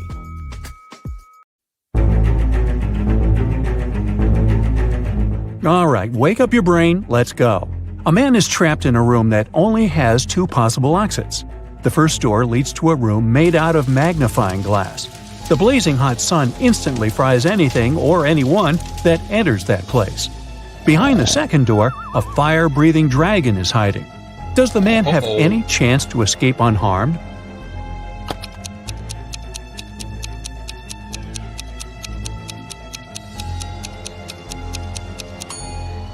Well, he just needs to wait until nighttime and then leave through the first door. This princess urgently needs your help. Can you help her find her frog prince among all these other frogs? Look, the princess is carrying a picture of the frog she's looking for. It can help you spot the right one.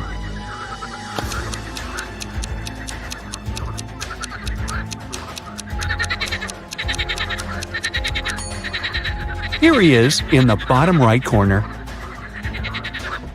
I come out every night without being called. I am lost in the day without being stolen. What am I?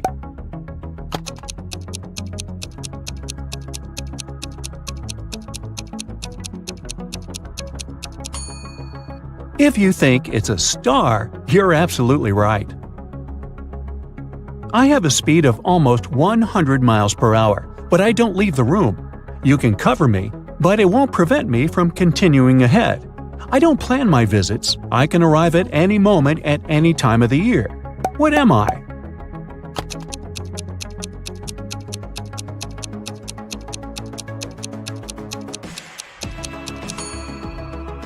I'm a sneeze.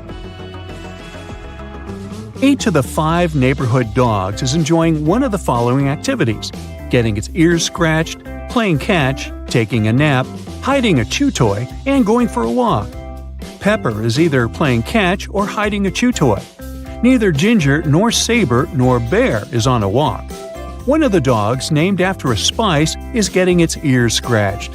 A dog not named after a spice is playing catch. Bear is getting some exercise. Can you figure out what each pooch is doing?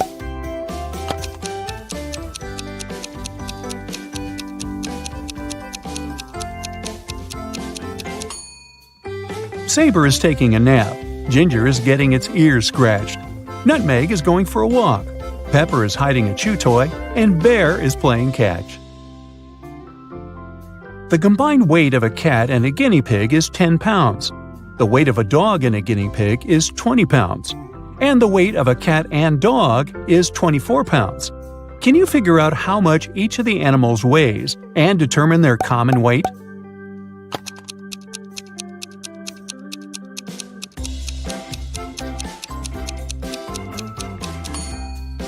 The cat weighs 7 pounds, the guinea pig weighs 3 pounds, and the weight of the dog is 17 pounds.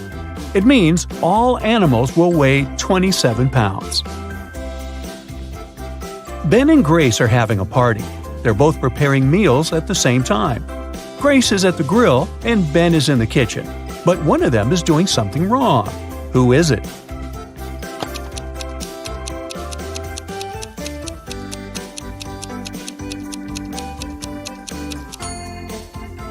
It's Ben. His stove is off. Then how is he cooking?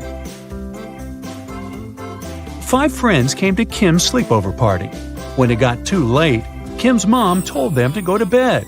But sometime later, the woman heard some noise coming from the room. When she went to check, she saw that one of the windows was open. All of the teens were in their beds and seemed to be sleeping. But someone must have left the room and come back. Who was it?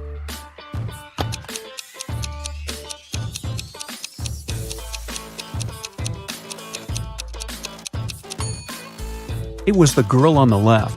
Look, she's wearing her shoes, indicating she went outside and then returned indoors. What can be measured even though it has no length, width, or height?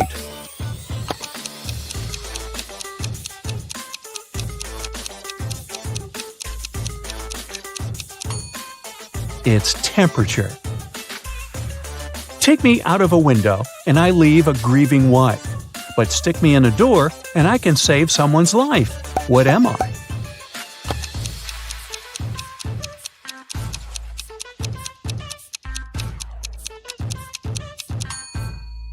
It's the letter N.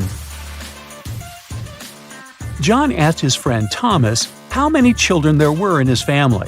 Thomas answered in a bizarre way. 2 pairs of twins twice. Can you figure out what he meant?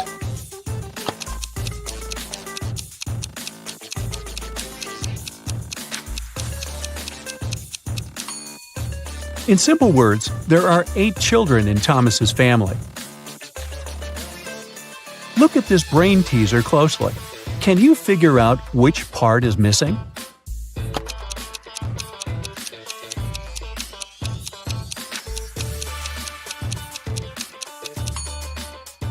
It's part A. Your friends come to congratulate you on your birthday. They have a great gift for you, but you can't get it so easily. First, you need to figure out the password to a combination lock. Luckily, your friends have some hints for you. Here, number 1 is correct and in the right place. 1 number is correct, but is in the wrong place in this combination. 2 numbers are correct, but in the wrong place. There are no correct numbers here. And in this combination, 1 number is correct, but in the wrong place. Can you open the combination lock and get your gift?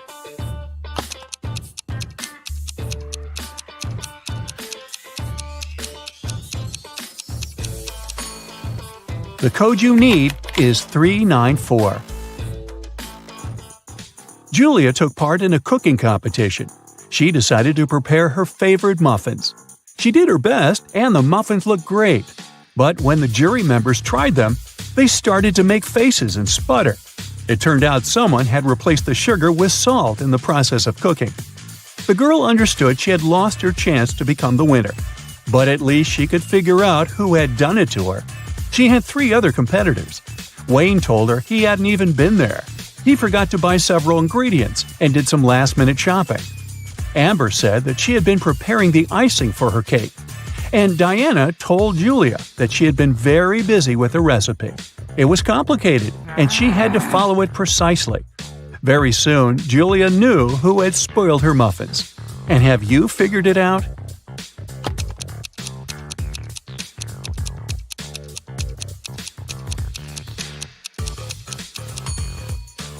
It was Amber. She said she had been preparing the icing, but her cake is only sprinkled with some powdered sugar. Nancy was angry with her boyfriend Paul and sent him an email saying she was going to break up with him. But just an hour after sending the message, the girl found out Paul had done nothing wrong. Now she needed to delete the email from his computer. The girl knew Paul was at work, so she sneaked into his house. But the computer was protected by a password. Nancy thought the word she needed could be her name. Paul loved her very much, after all. But the girl was wrong. And then an idea came to her mind. She typed in a word, and this time it was correct. Look at what Nancy saw on the screen and try to figure out the password.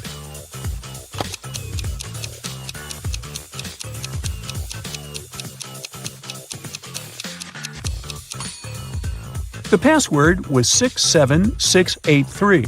These numbers correspond with the letters of Nancy's name. Dennis called the police and told them a large sum of money had disappeared from his dorm room. He thought the thief was one of his neighbors. The police arrived and questioned the guy's neighbors.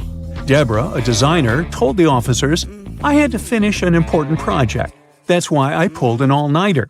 When I sent the final version to the client in the morning, I went to bed and only woke up when you came." Aaron, a waiter, said, "I've had a very long shift today because one of my colleagues got ill. I haven't seen Dennis since yesterday."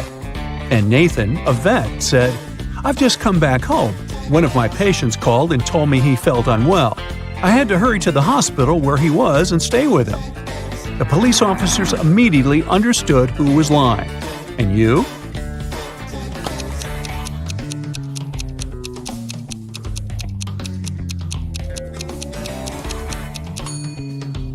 It was Nathan who had taken the money. He lied about a patient calling him. He's a vet. Look at these 3 young ladies. Can you figure out who the cat belongs to?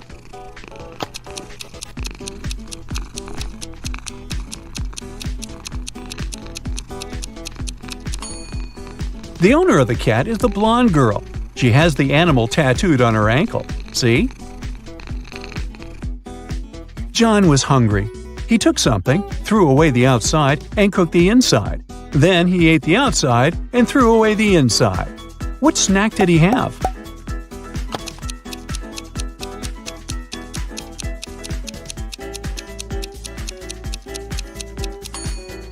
He had an ear of corn. Jason arrived at a hotel. He told the receptionist his name and received the key to his room and a note. There were just 3 letters there, F, B, and D. After some thinking, the guy understood what his room number was. Do you know it too?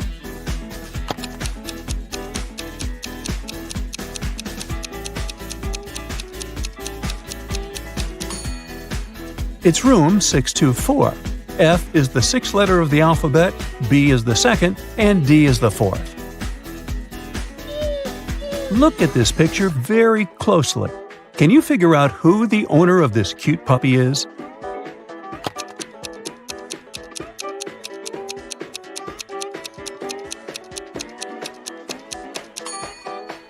The man on the left is holding a toy, but it's not a chew toy. It's actually his son's.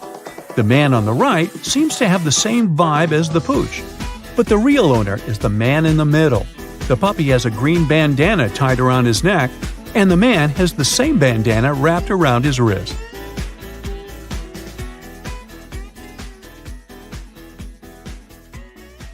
Serena is a private investigator. This year, she decided to spend her vacation at a fancy ski resort. Serena arrives at the main gates and takes a look at the entrance. Then, she turns around to tip her taxi driver. After that, she returns to the gates and spots 3 changes. Can you also see them?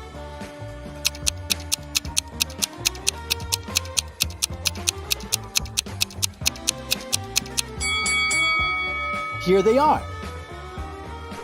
Serena enters the hotel. 3 porters offer to carry her bags. But one of them cannot help Serena with her luggage. Can you guess who and why?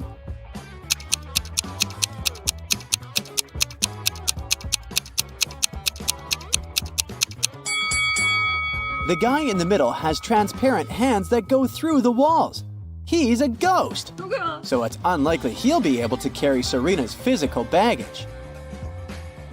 Serena approaches the reception desk.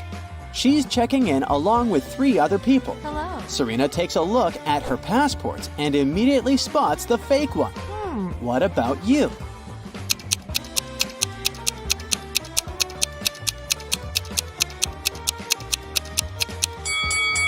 The second guy's picture is black and white, but it's not a crime. The third lady's document also looks fine, but the picture of the first lady has snow-capped mountains in the background. No matter what country she's from, the background in the passport photo should be plain. So this ID is fake. Yeah. Finally, Serena receives a key card for her room. She goes there right away, but unfortunately, the door doesn't open. Serena returns to the reception to complain. She sees another lady complaining about the very same thing. Can you guess what's going on here?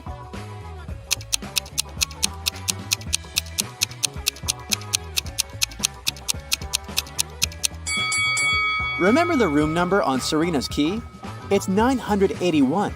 If we turn this number upside down, we'll get 186. The manager confused these 2 keys. The ladies should simply exchange the keys, and the incident will be over. Okay. Finally, Serena enters her fancy suite. She takes a couple of pictures to send them to her friend. Can you find 10 differences between them? Feel free to stop the video if you need more time.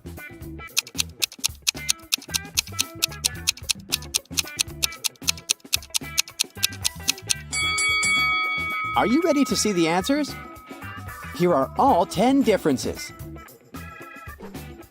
Serena unpacks her bags to go skiing. Oh no, she forgot her hat at home. Serena goes to the local winter sports store to purchase a new hat. Which items don't belong here?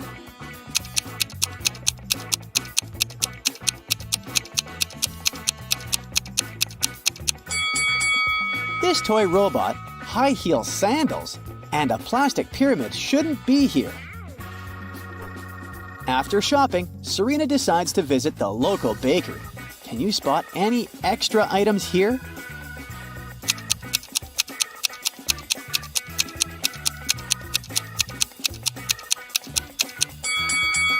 This can of pet food and a dog bowl doesn't belong here, as well as this cat tree. Finally, Serena is in her ski suit. She's riding in a cable car to the top of the mountain with other resort guests. Can you spot the one who hasn't paid for the lift?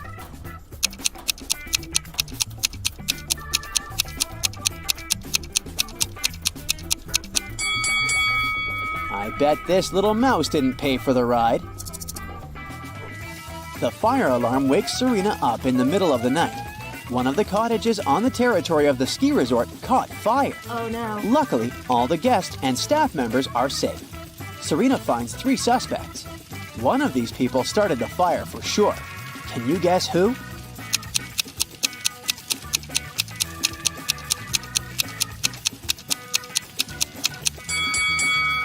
It's the guy in the bathrobe. He's hiding a bottle of fire starter liquid in his pocket. Oh my god.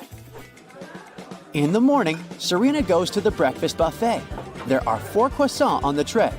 One of them is made of plastic. Oh. Can you spot which one?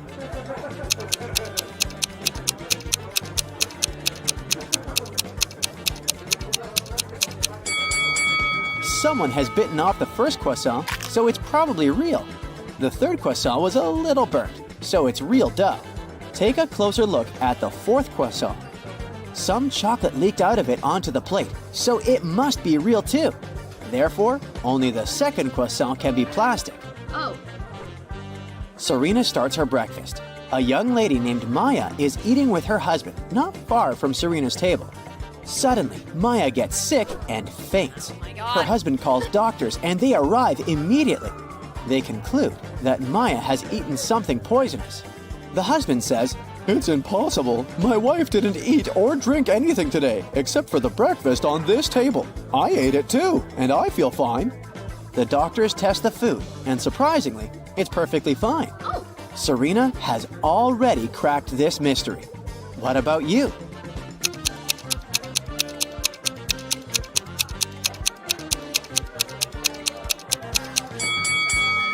The poison was in Maya's lip balm. Serena suspects that Maya's husband poisoned her, so she decides to follow him to find some evidence. He enters his hotel room for a moment and then leaves. Serena sneaks into the room.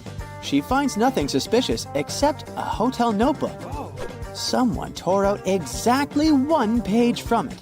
Fortunately, the writer pressed the pen very hard and left traces on the next page. Serena shades the paper with a pencil and reveals the following text. Can you help her decode this message?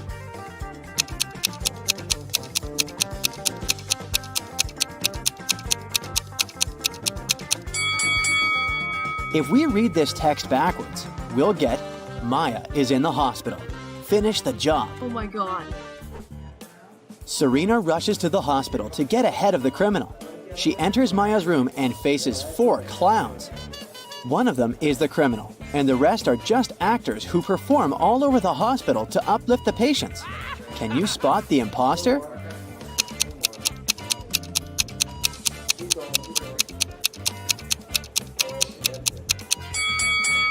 The guy with the red bow is the criminal.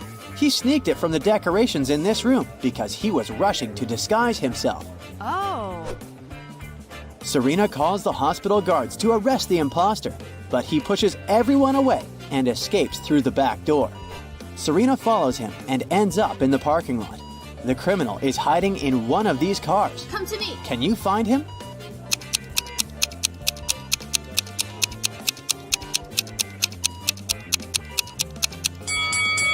These 3 single cars seem empty and they don't have any signs of break-in.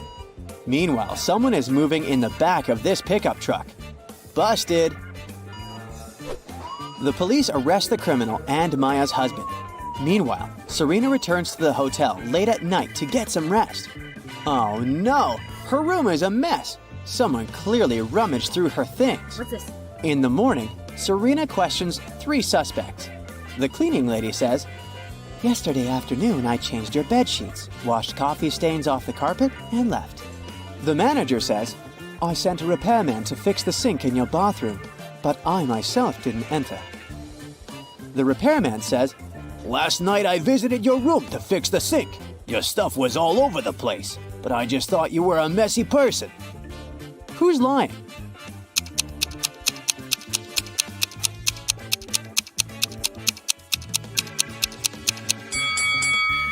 The cleaning lady. She said she had removed the coffee stains from the carpet, but they're still here. Serena lands on a chair in the hotel lounge to sign a stack of postcards for her friends. Suddenly, she smells hot chocolate from the cafeteria. She goes there to order a cup for herself. In a couple of minutes, Serena returns to her chair. Oh no! The postcards are gone. She questions 3 people nearby. Mike says, "I was reading a book all the time, so I didn't look around." Richard says, "I was taking pictures of my girlfriend Stella. You can take a look if you don't believe me." And Stella says, Richard is telling the truth. I was posing for the camera. Why would I pay attention to your stuff? After hearing their stories, Serena knows for sure who's guilty. What about you?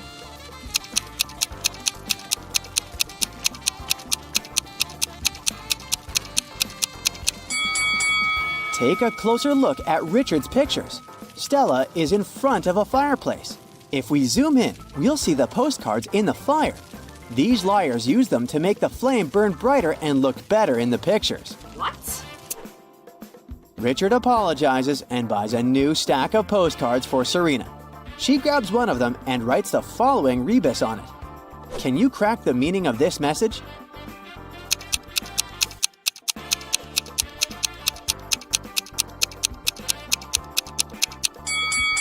To infinity and beyond. Serena is having small talk with Mike. She asks about his hobbies. Instead of answering, Mike draws the following rebus. Can you crack it?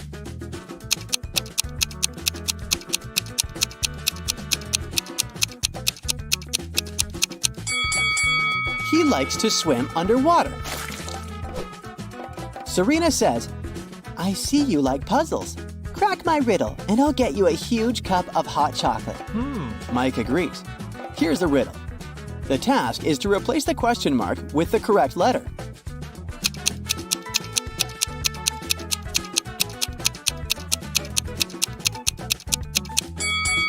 The letters imply the last letter of the sum of these numbers. 3 times 6 is 18, so the answer is N. 3 times 7 is 21, so the answer is E. And so on. 3 times 0 is 0. That's why we should replace the question mark with 0. Dustin is a widowed man living alone in his house. One day, the doorbell rang. Dustin went up to open his door, and right there she was, his wife. How's it possible?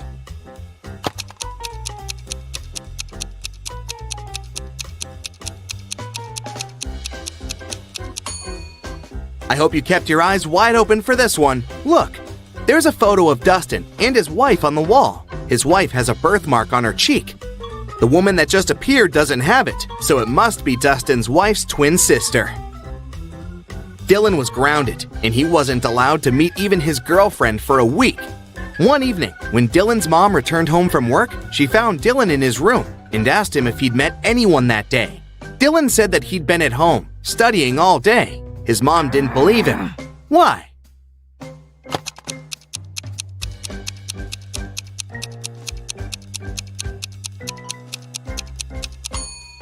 Look, there's a lipstick stain on his neck. I'm pretty sure his girlfriend came over for a short visit. Another grounded teenager, Eslyn, wasn't allowed to see any of her friends for 2 weeks after failing her history test. One night, her mother had a night shift and only returned home next afternoon. She came to check on her daughter, and she knew immediately that Eslyn had a friend over for a sleepover. How did she figure it out?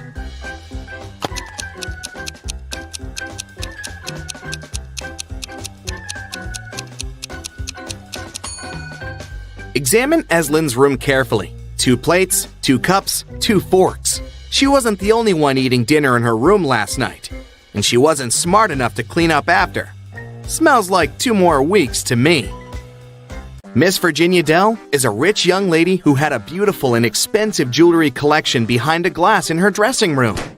One morning, she found that someone broke the glass and stole her jewelry. Miss Dell's cleaning lady claimed that she had cleaned the room at around 5 a.m. and the jewelry was still there. Virginia's best friend, who was staying in her house that week, said that she had never even walked in the dressing room. Virginia's cousin, who was also staying with her for the holiday, said that she'd walked in the dressing room in the morning but hadn't paid any attention to the jewelry and for sure hadn't stolen anything. Who is the liar?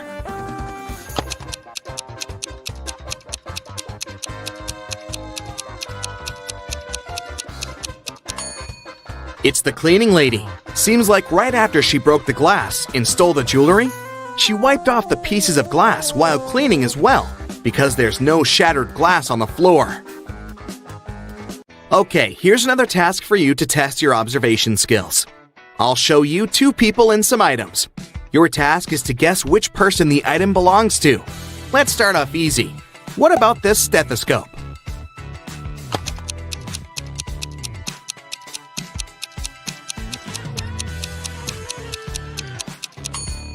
Well, it should definitely belong to this doctor on the right. 2 more people. Any guesses who the owner of this bracelet is?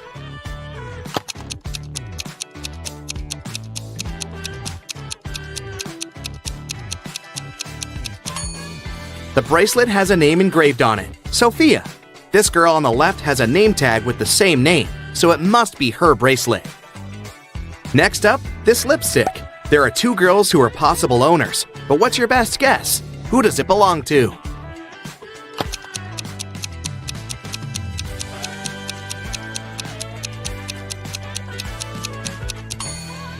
It must be this girl. Both of them are wearing lipstick, but this girl has the exact same shade as the lipstick itself. Earring and 2 girls again to choose from. Any guesses?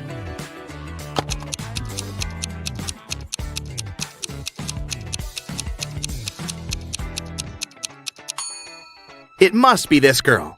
Her ears are pierced, and the other girls aren't. The next item is the hairdryer. Who do you think it belongs to?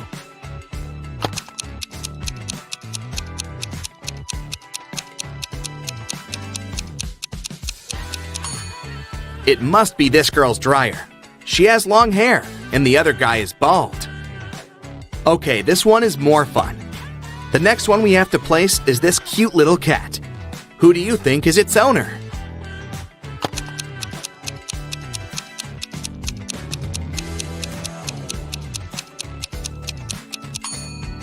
See that this girl's legs are a bit scratched? They give her away completely. It's her cat.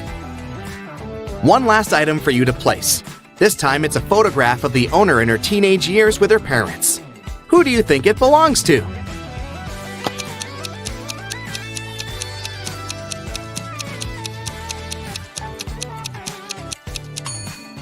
The teen in the photo is a redhead with green eyes. There's just one redhead girl with green eyes, and here she is.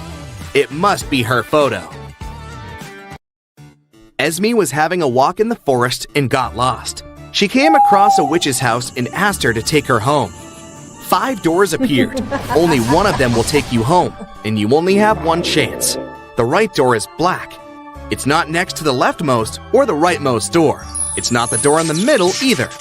Which door should Esme choose?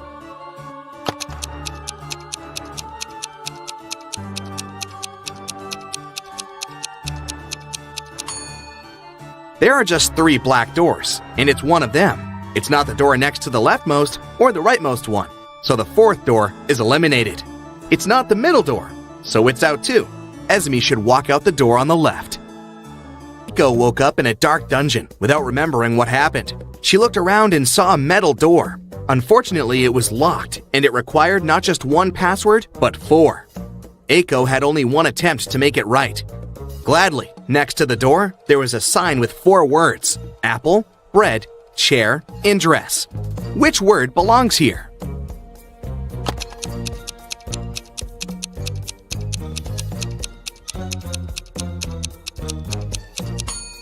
Pay attention to the shapes of each password. Some letters are bigger than others, and each word should fit right in. So it should be bread on the top left, apple on the top right, dress on the bottom left, and chair on the bottom right.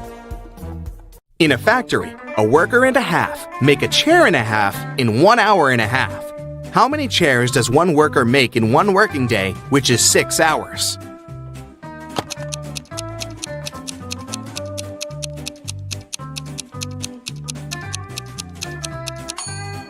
If 1.5 workers make 1.5 chairs in 1.5 hours, it means that one worker makes one chair in the same time, which is 1.5 hours. So in a 6-hour working day, one worker makes 4 chairs. It was a lazy day, but as soon as it started raining, a city's police officer got a call. Mr. Jones said that someone had just bumped into his car and drove away. The officer arrived. They found one person nearby fixing his car's tire. Mr. Jones said that it was the gentleman who had bumped into his car. The gentleman said that it couldn't be true, since he had been trying to fix his car for over an hour now and was there the whole time. Who is lying?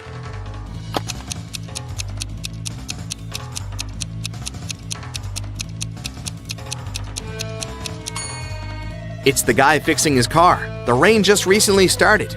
If he'd been fixing his car the whole time, the ground underneath his car would be dry. But it's wet, which means his car broke down just recently, probably when he was driving away after the accident. A crew of pirates arrived at a deserted island in the Caribbean at night. In the early morning, the captain went ashore to find his secret stash with all the treasures hidden in it. But when he reached it, the treasures weren't there. Someone from his crew had gone ashore earlier and stolen all of it. There were 3 suspects: Bill, first mate, Gil, bosun, and Will, cook. All of them denied stealing anything, but the captain knew who was lying. Who?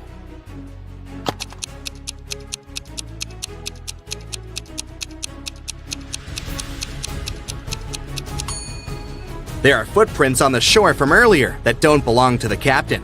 One is a footprint, but the other one is a hole from a stick. The robber must be Gil, the bosun, because he is the only one with a wooden leg. Let's start with training your eyes a bit. Can you find an odd one out here?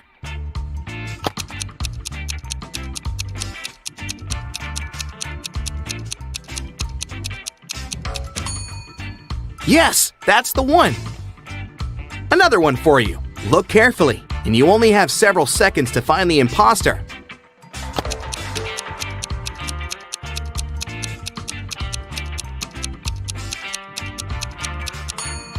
That's the one. Correct. Now the game is getting a bit harder, but I know you've got it. What do you say?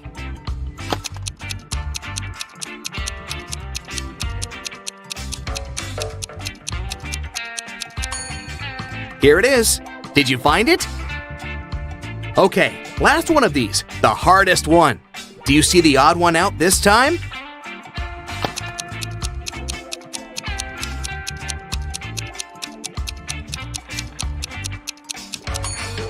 There it is! Great job!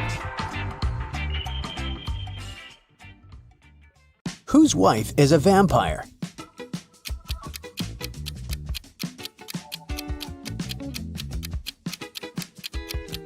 This guy's wife is a vampire because she only came to the party after sunset. Whose husband is a werewolf?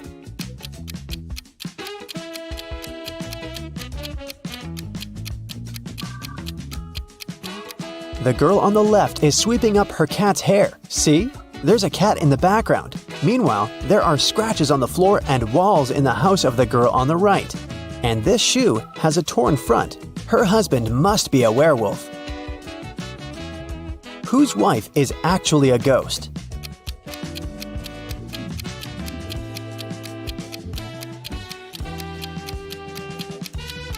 The woman on the right is wearing a ghost costume. It's Halloween.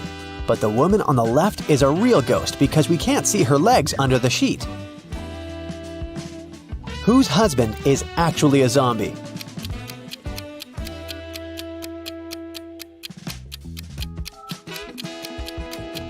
The man on the left is just sick. The man on the right is a zombie because he's the only one who doesn't eat human food and has an empty plate. Water lilies grow on the lake. Every day, their number doubles. The lilies will completely cover the entire surface of the lake in 48 days. How many days will it take them to cover half of the lake?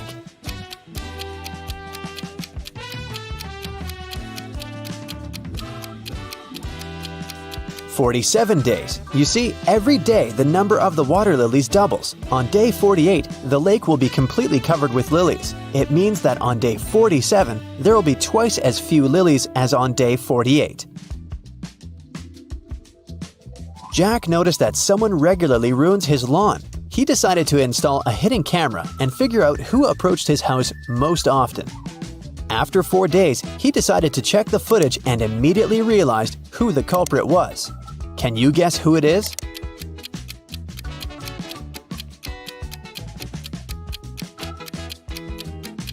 Jack's neighbor Karen ruins his lawn.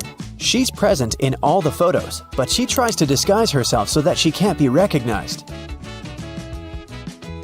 A woman didn't have her driver's license with her. She didn't stop at a railroad crossing when the barrier was lowered. Then, ignoring the stop sign, she moved in the wrong direction along a one-way street and stopped only after passing 3 intersections. Traffic police officers, seeing all this, decided not to interfere. Why?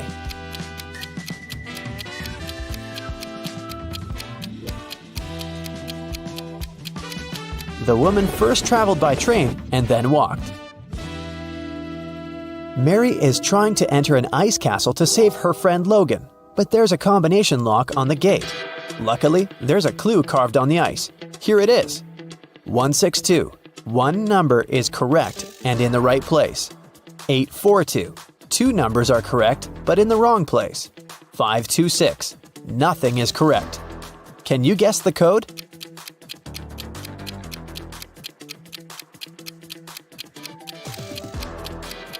The passcode is 184. First, we exclude 2 and 6, since in 526, no number is correct. In 842, 2 numbers are correct, so 2 of the numbers we need are 8 and 4.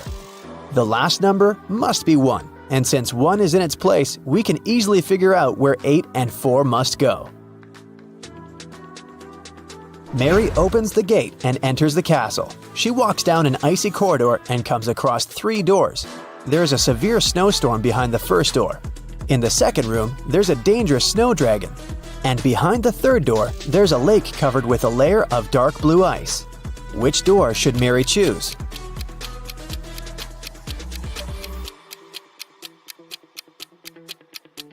The dragon is a definite no-no. The dark blue ice is thin and unsafe. Mary is likely to just fall into the lake. The first door is the best option. Mary crosses the room and finds herself in a long corridor. The Ice Queen's monsters start chasing her. The girl runs down the hallway and sees another 3 doors made of clear ice. There's a magical snow parrot in the first room. The second room is filled with water. And there's a small black room behind the third door. It looks more like a locker. Which door should Mary hide behind to avoid being found?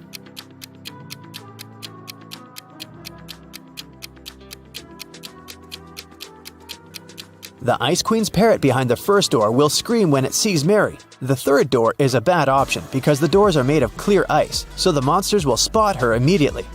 The second door is the best option.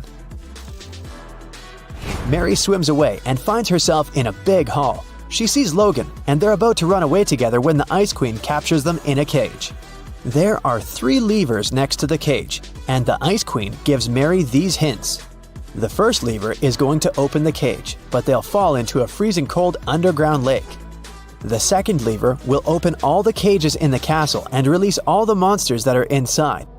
The third lever will open the cage, but only 1 person will be able to get out. What should the guys do?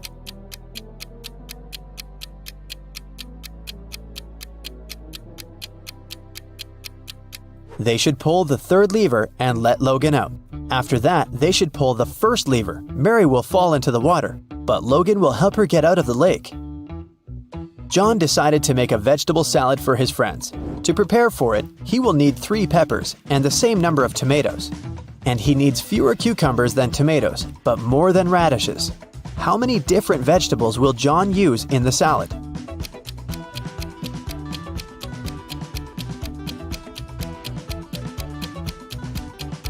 9.3 peppers, 3 tomatoes, 2 cucumbers, and 1 radish.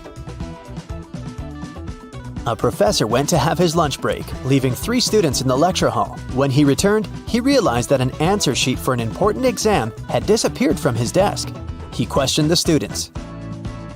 Kyle said, "10 minutes after you'd left, my mom called me and asked me to meet with her near the college building. When I returned, the sheet was already gone." Brian said, No one called Kyle. He took something from your desk and left. and Ryan said, "Brian is telling the truth. When we realized that it was an answer sheet, we ran after him outside, but he had already left." Who should the professor believe?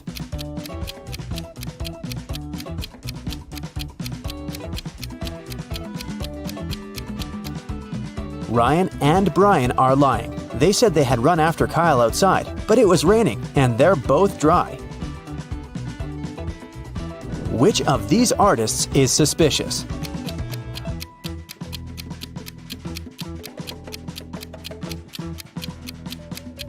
The girl on the right has been using orange paint, not red. Then why do her clothes have red stains? Who is suspicious at this party?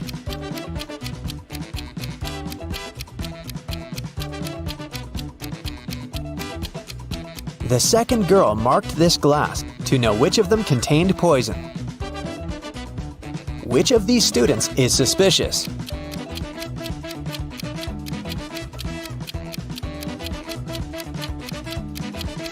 Student 3 only pretends to be writing. He's actually reading a magazine. Which of these women is suspicious?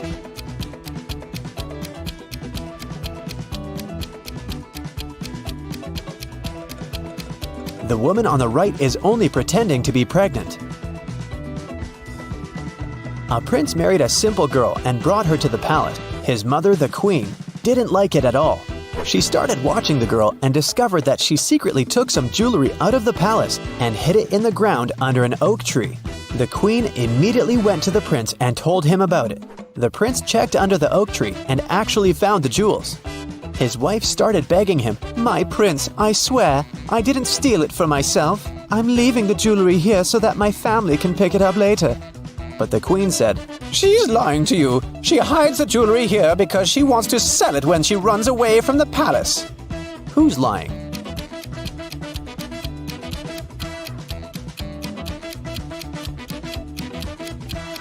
The girl's lying. No one forbids her to visit her family or give them whatever they need openly. She hides it because she'll need the money after running away. John had a lunch break, so he went to the butcher to buy some meat. He asked the butcher to cut the meat in a specific way. The butcher asked if John was a firefighter. John said yes. How did the butcher guess John's profession?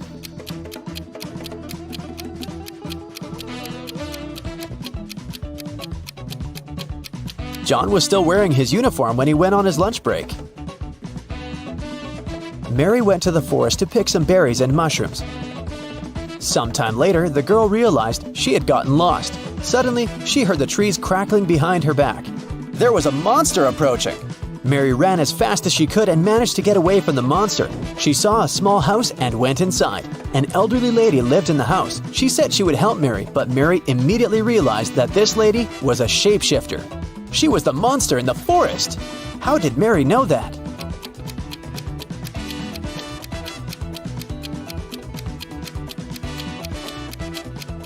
Have you noticed that the elderly woman has the same symbol on her hand as the monster had? Luckily, it turned out that the woman was not actually evil. She helped Mary to get out of the forest. The elderly lady from the forest has 3 cats: Snowball, Bella, and Lisa. They usually sleep on 3 different pillows: yellow, pink, and blue. Bella likes sleeping on the pink pillow. Snowball never chooses either pink or blue. Think about it and try to guess which pillow each of the cats sleeps on.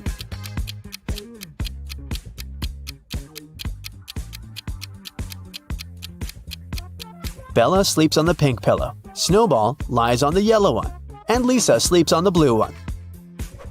Now it's time to think fast. Why is Santa Claus so good at karate?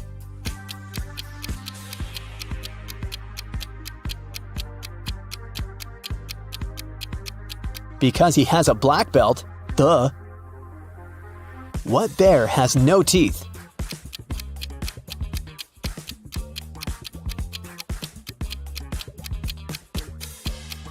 Marmalade bear. How can you make a rattlesnake cry?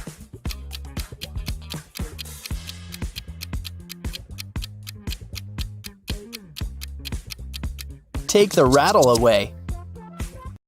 We're gonna start out easy. You'll have 10 seconds to make number 7 even.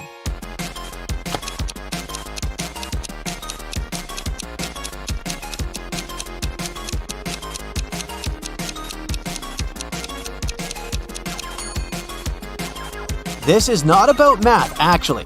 To make 7 even, you only have to take away the letter S at the beginning of the word.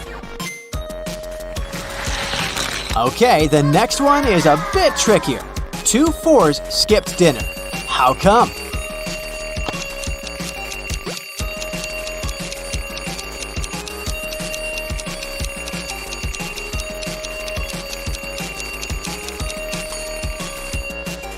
Because they're 8. I mean 8. Yeah, these are homophones. The last riddle to warm you up. So what numbers are always on the move?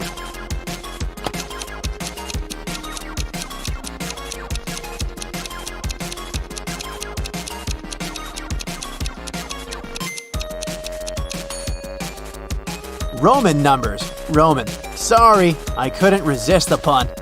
On to more serious stuff. Let's test your logic, shall we? Take a look at this number sequence.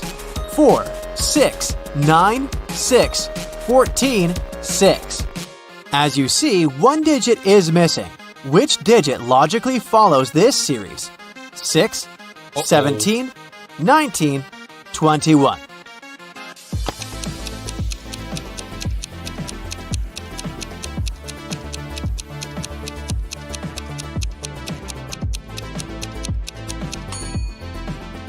If you pick the number 19, congratulations! You see, each time 5 gets added. 4 plus 5 equals 9. 9 plus 5 equals 14. And 14 plus 5 equals 19. The numbers 6 in between other digits stay the same. They do not change and act more like a frame for all the other digits. Now, take a look at this picture. How many triangles are there? Again, I'm gonna help you a bit. So it is 7, 8, 12, 18.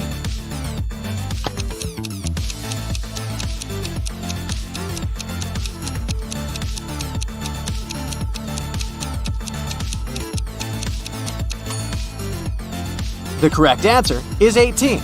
Look, here's how you should count. You have really small triangles on top and bigger ones. Okay, this one is not a riddle, but a quick magic trick to make you the fastest in your class. If you need to multiply some numbers from 1 to 10 by 9, you don't need anything but your hands.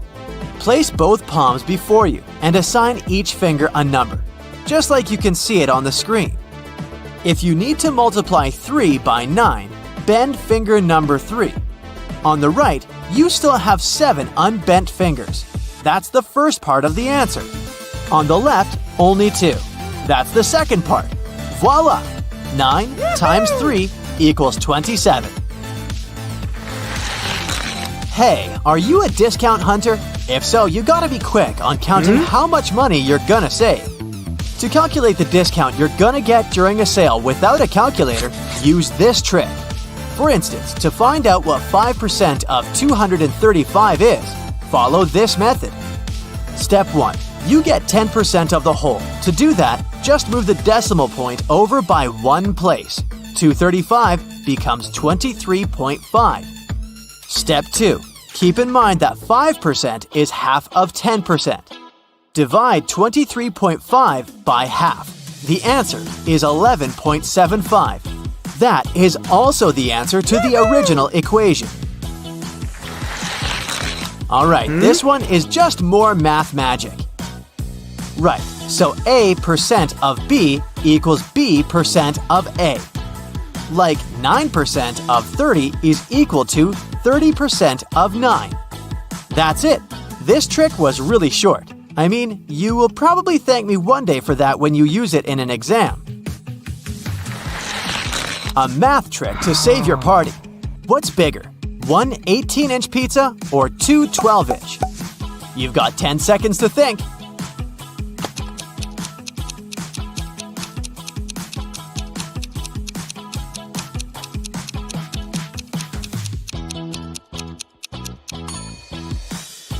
Well, there are two answers to that.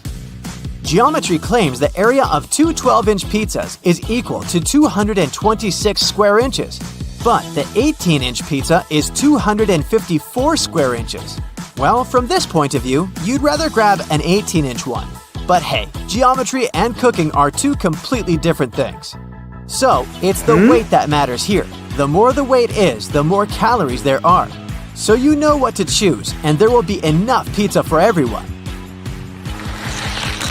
Alright, let's have a short pause and have another fun riddle. So, number 4 wanted to go to a nightclub, but the security didn't let it in. How come?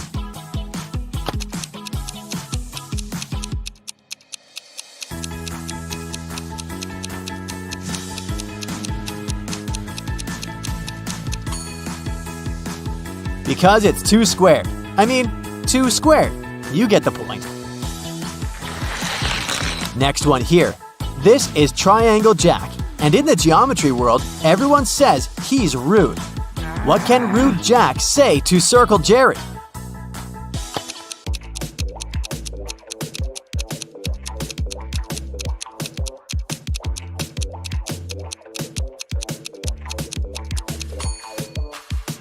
Jerry, you're pointless.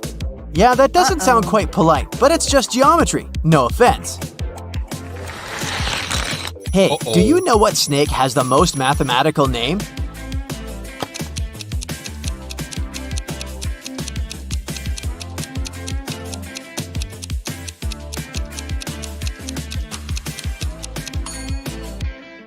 It's Python. Back to more serious stuff. Let's assume you need to prove 6 plus 7 equals 1. Can you do that?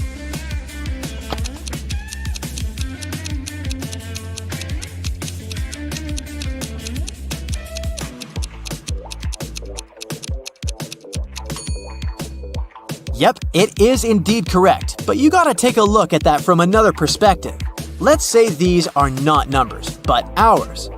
Do you see what I'm driving at? Right. 6 a.m. plus 7 hours equals 1 p.m. Okay, this one is tougher. What if I say 2 plus 2 equals 5? Yeah, you may want to advise me on going back to elementary school, but what if I prove it to you? Look here. Technically it's wrong, but there are fun methods to prove it otherwise. Here's the simplest method. Let's assume 0 equals 0.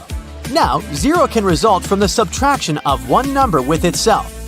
So let us think that the two figures at the left-hand side and right-hand side are 4 and 10. So, 4 minus 4 equals 10 minus 10. 4 can be written as 2 squared, and 10 can be written as 2 times 5. 2 to the power of 2 minus 2 to the power of 2 equals 2 times 5 minus 2 times 5. And when we twist it a bit, we get 2 minus 2 in brackets, 2 plus 2 in brackets equals 5 times 2 minus 2 in brackets. Canceling 2 minus 2 in brackets from both sides, we get 2 plus 2 equals 5. All proved, right? Please don't try it out during your math class. I'm sure your teacher won't be impressed. This one is just for fun. This one's not a math riddle, but yet another magic math trick that may come in handy in an exam. Here's how you can quickly square a 2-digit number that ends in 5. Let's use the number 35 as an example.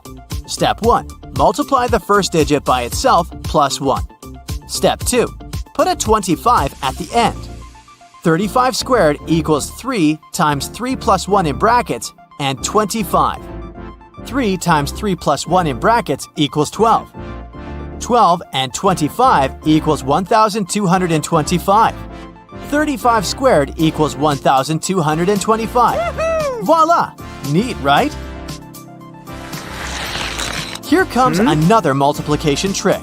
To easily multiply any number by 5, simply divide the number by 2 and multiply it by 10.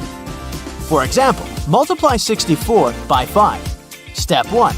Divide 64 by 2 equals 32. Step 2. Multiply 32 by 10.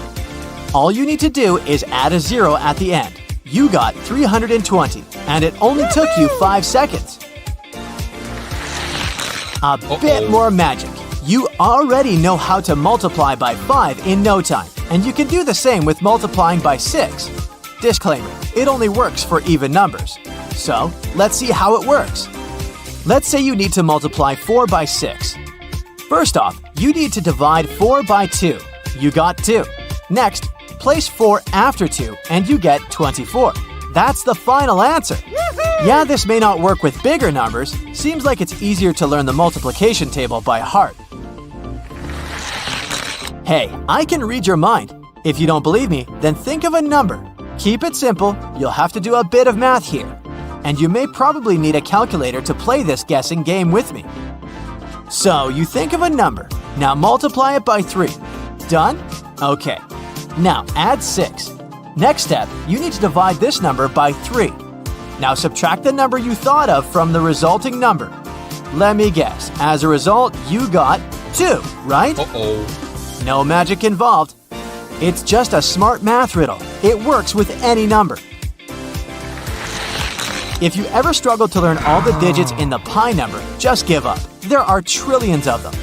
But there is a trick to remember at least 7. Just say, how I wish I could calculate pi. There are 3 letters in how, 1 in I, 4 in wish, 1 in I again, 5 in could, 9 in calculate, and 2 in pi. You got 3.141592. The last but not the least riddle for you.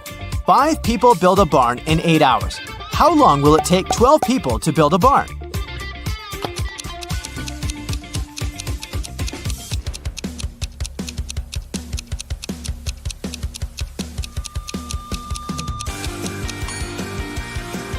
It won't take any time at all. Why would they build a new barn if those 5 have already done that? Give the guys a break. Plus, this one is not about math at all. We humans are pretty complicated and we don't obey math that much. What if these 12 people will split into 2 teams of 6 and start playing volleyball instead of building a barn?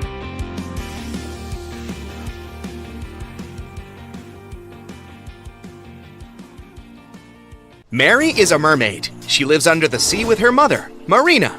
Mary is 19 years old and Marina is twice her age. How old would Mary be when Marina is 99?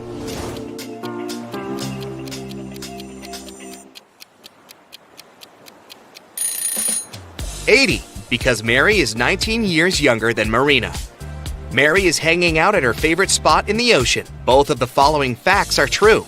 If all the goldfish sit on all the seashells, 1 fish per shell, 1 goldfish will stay without a shell. And if every 2 goldfish decide to share a seashell, 1 shell will be left without a goldfish. Can you count the correct number of seashells and goldfish?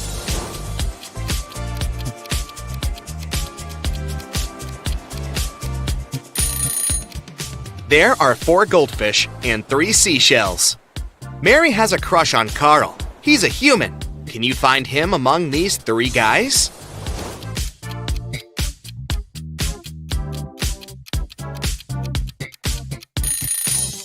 The first guy has a mermaid tattoo on his arm, but it doesn't prove anything. The second guy is wearing a seashell necklace, but maybe he just loves jewelry. But the third guy is definitely Carl. His face and name are printed on this diving coach poster. Mary goes to a sea witch and asks her to turn her into a human.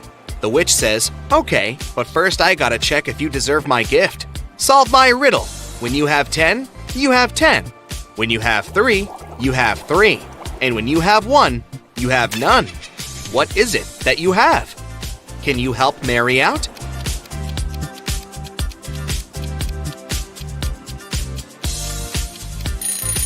The correct answer is choice.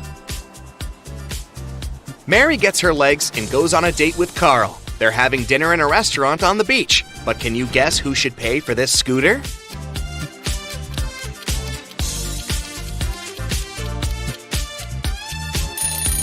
Mary. Only her footprints lead to the scooter. Therefore, she arrived at this vehicle, and Carl walked from the other side. Carl and Mary keep on walking on the shore and see these four guys playing in the sand. Suddenly, Carl freaks out and runs away. Why?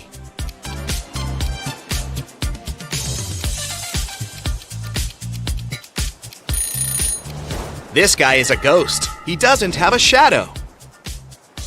Carl invites Mary to a birthday party. He introduces her to his best friends, Bob, Elle, Otto, and Hannah. Can you guess what's so special about them?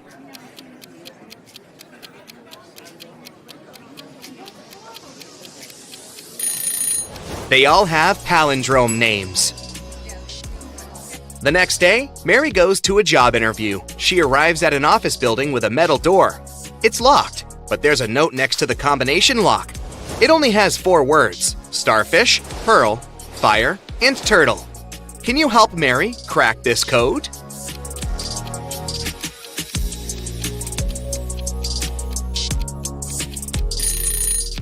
All things in this list can be found underwater, except for the fire. So the password is fire.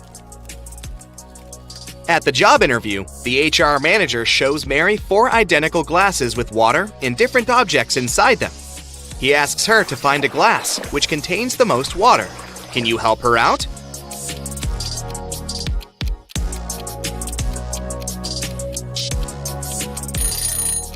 It seems like the water level is even in all the glasses, but what happens if we remove the objects?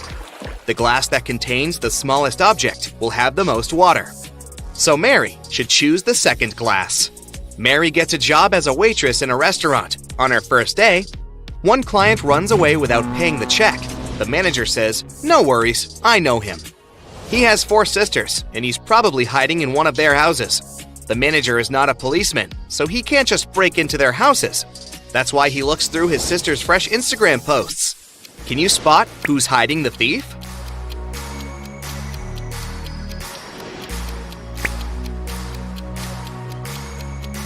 Take a closer look at the second and fourth pictures. Both selfies reveal fragments of male hands, but only this guy is wearing the same ring as the thief. Gotcha! The next day, a group of 6 friends celebrates their birthday in a restaurant. All except Kyle and Kitty order cherry punch. They drink it and 5 minutes later get sick. Mary calls doctors and they conclude that someone had poisoned the punch. She suspects Kyle and Kitty, so she asks them just one question. Why did you order other drinks? Kitty replies, I ordered tea because I'm allergic to strawberries. Even one small bite gives me a red rash. And Kyle replies, I'm not proud of it, but I'm really broke. I took coffee just because it's cheaper. Who's lying?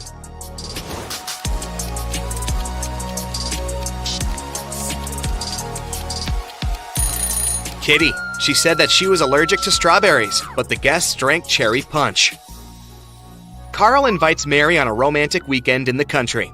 They stay in a fancy hotel and go for a walk. When they come back, they see that someone broke into the room and rummaged through their stuff. They question 3 suspects. Their neighbor says, Sorry, I had a skydiving class. I arrived 5 minutes ago. The cleaner says, I spent all day cleaning rooms on the 4th floor, so I haven't had time to clean up your room yet. And the lobby boy says, I was dealing with a tourist group from Sweden all day. We had some booking issues. Who's lying?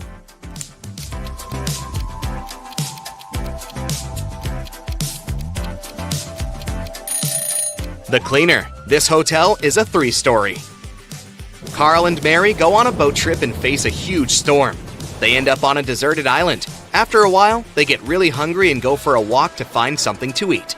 There are 4 options: cornfield with fresh harvest, a garden with wild sweet potatoes, oranges from this tree, or berries from this bush. Can you help the guys make the safest choice?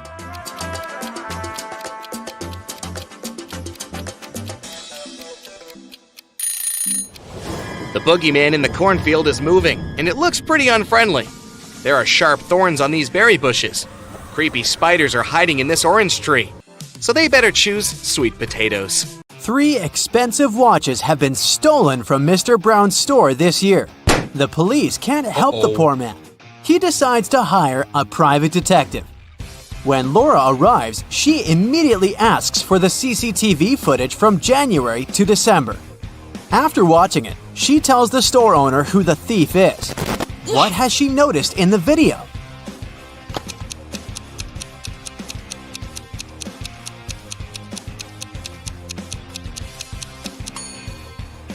The same guy came to the store several times in April, August, and November.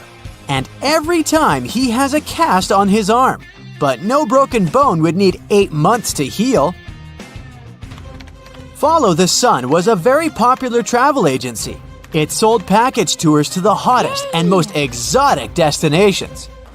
But one day, the police found out that this company helped criminals flee the country. They also learned the exact date when it would happen the next time.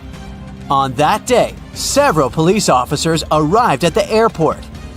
They stopped a group of tourists who were flying to a Caribbean island, but the detectives didn't know the criminal's identity. That's why they had to search the baggage of all the passengers.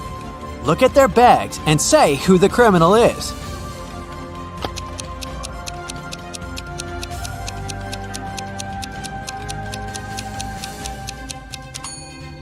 It's the young woman on the left.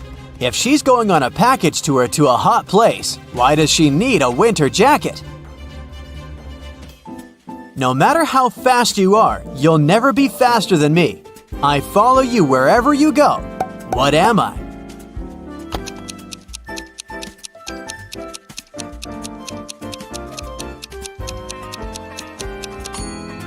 I'm your shadow. Carl and his wife Olivia had dinner. They ate the same dishes: French fries, some fish, and vegetable salad. Half an hour later, Carl felt unwell and called an ambulance.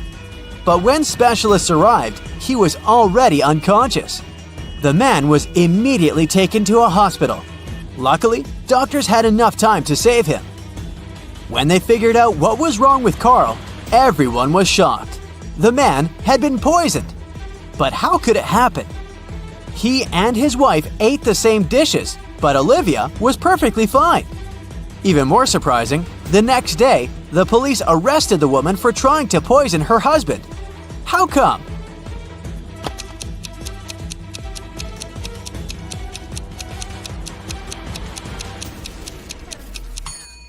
Olivia made all the dishes not salty enough and put poison in the salt shaker.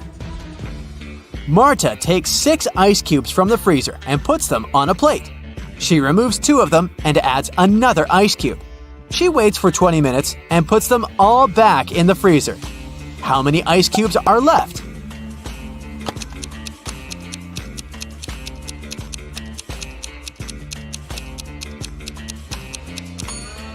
Just 1, but it won't be exactly a cube. All the ice cubes will have melted and, placed in the freezer again, will form one large chunk of ice. Joe texted his friend Randy. He needed some advice. Joe wrote, "My girlfriend took my professional camera without asking permission, and then she accidentally smashed it. What should I do?" The answer was bizarre. At first, Joe didn't think he wanted to follow this advice, but a bit later he decided it was the best course of action. What was the advice?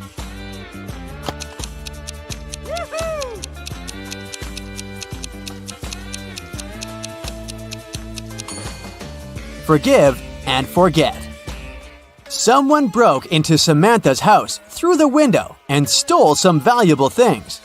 When the police came, she told them she suspected her younger brother Sam. The police officers went to question the guy, but he denied everything. "I was playing basketball several days ago and broke my leg. As you can see, it's in a cast now. It's hard for me to even leave my house." The police officers left, but the next day, one of them saw Sam near his house. The guy was still wearing the cast, but the officer immediately arrested him. Why?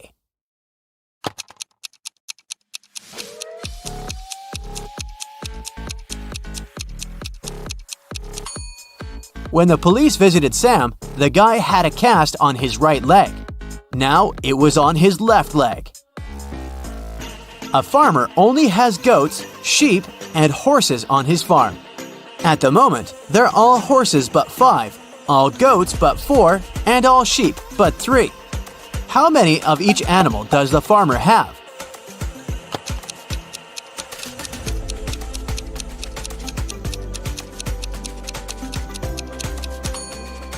There are 3 sheep, 2 goats, and 1 horse on the farm. Altogether, there are 6 animals. Police officer Cheryl Adams was walking along the river, taking some pictures she needed for a case, when a man crashed into her. They both fell to the ground. After helping Cheryl to her feet, the man started to apologize. Someone had stolen his wallet and he was trying to catch the thief. I was painting my boat, and my wallet was lying next to me. But then I got distracted, and when I turned back, the wallet wasn't there anymore. Cheryl understood that the thief couldn't have gone far. They ran to the nearby pier. There were 4 people there. After looking at them attentively, the police officer knew who the thief was. Yes! Now, it's your turn to figure it out.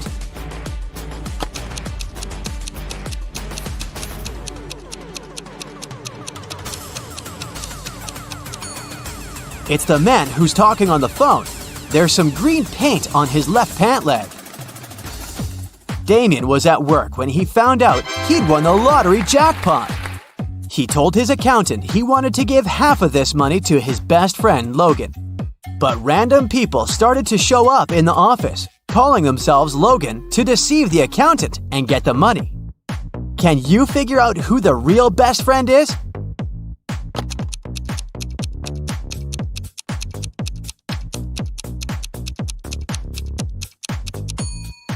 It's the guy wearing a matching bracelet with Damien. Look at these prisoners. Can you figure out who's planning to escape?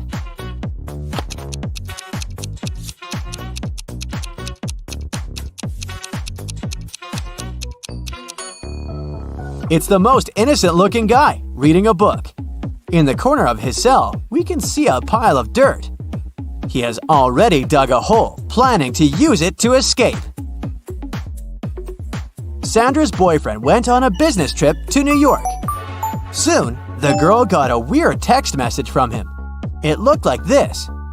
What did Sandra's boyfriend want to say?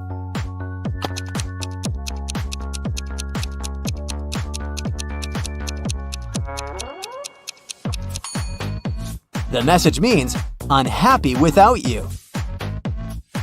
A woman went out of the airport terminal. She hailed a taxi and gave directions to the driver. As soon as they drove off, the woman started to talk. Her chatter annoyed the driver. He turned to her and said, "I can't hear what you're saying. I'm almost deaf." The woman didn't open her mouth for the rest of the ride. Only after she got out of the taxi did she realize the man had lied to her. How did the woman understand it?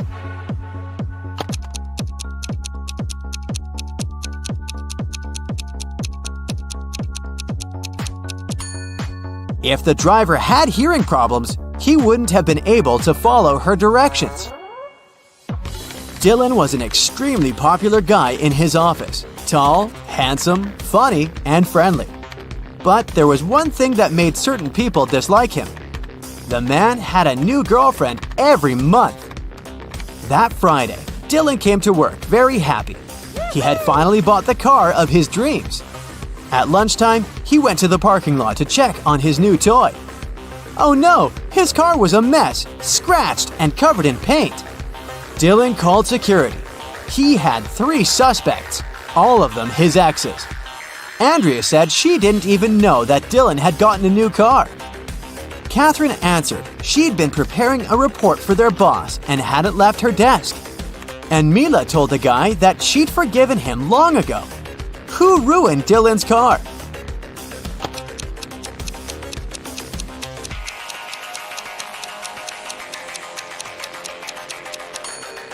It was Catherine. She has some paint stains on her skirt, and the color is the same as the paint on the man's car. Emily was standing on one side of the river, and Anna was on the other. Anna shouted, asking Emily to come and meet her, and Emily did that. There was no bridge across the river, but the girl crossed it anyway, without even getting wet. How did she do it?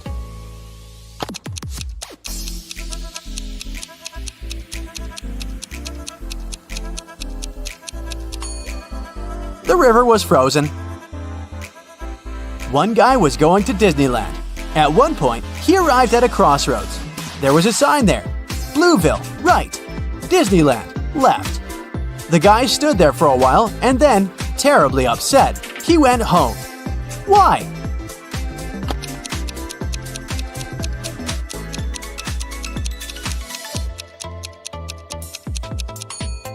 He thought Disneyland had really left. An orange house is made out of orange bricks. A yellow house is made out of yellow stones. A blue house is made out of blue logs. What is a green house made of?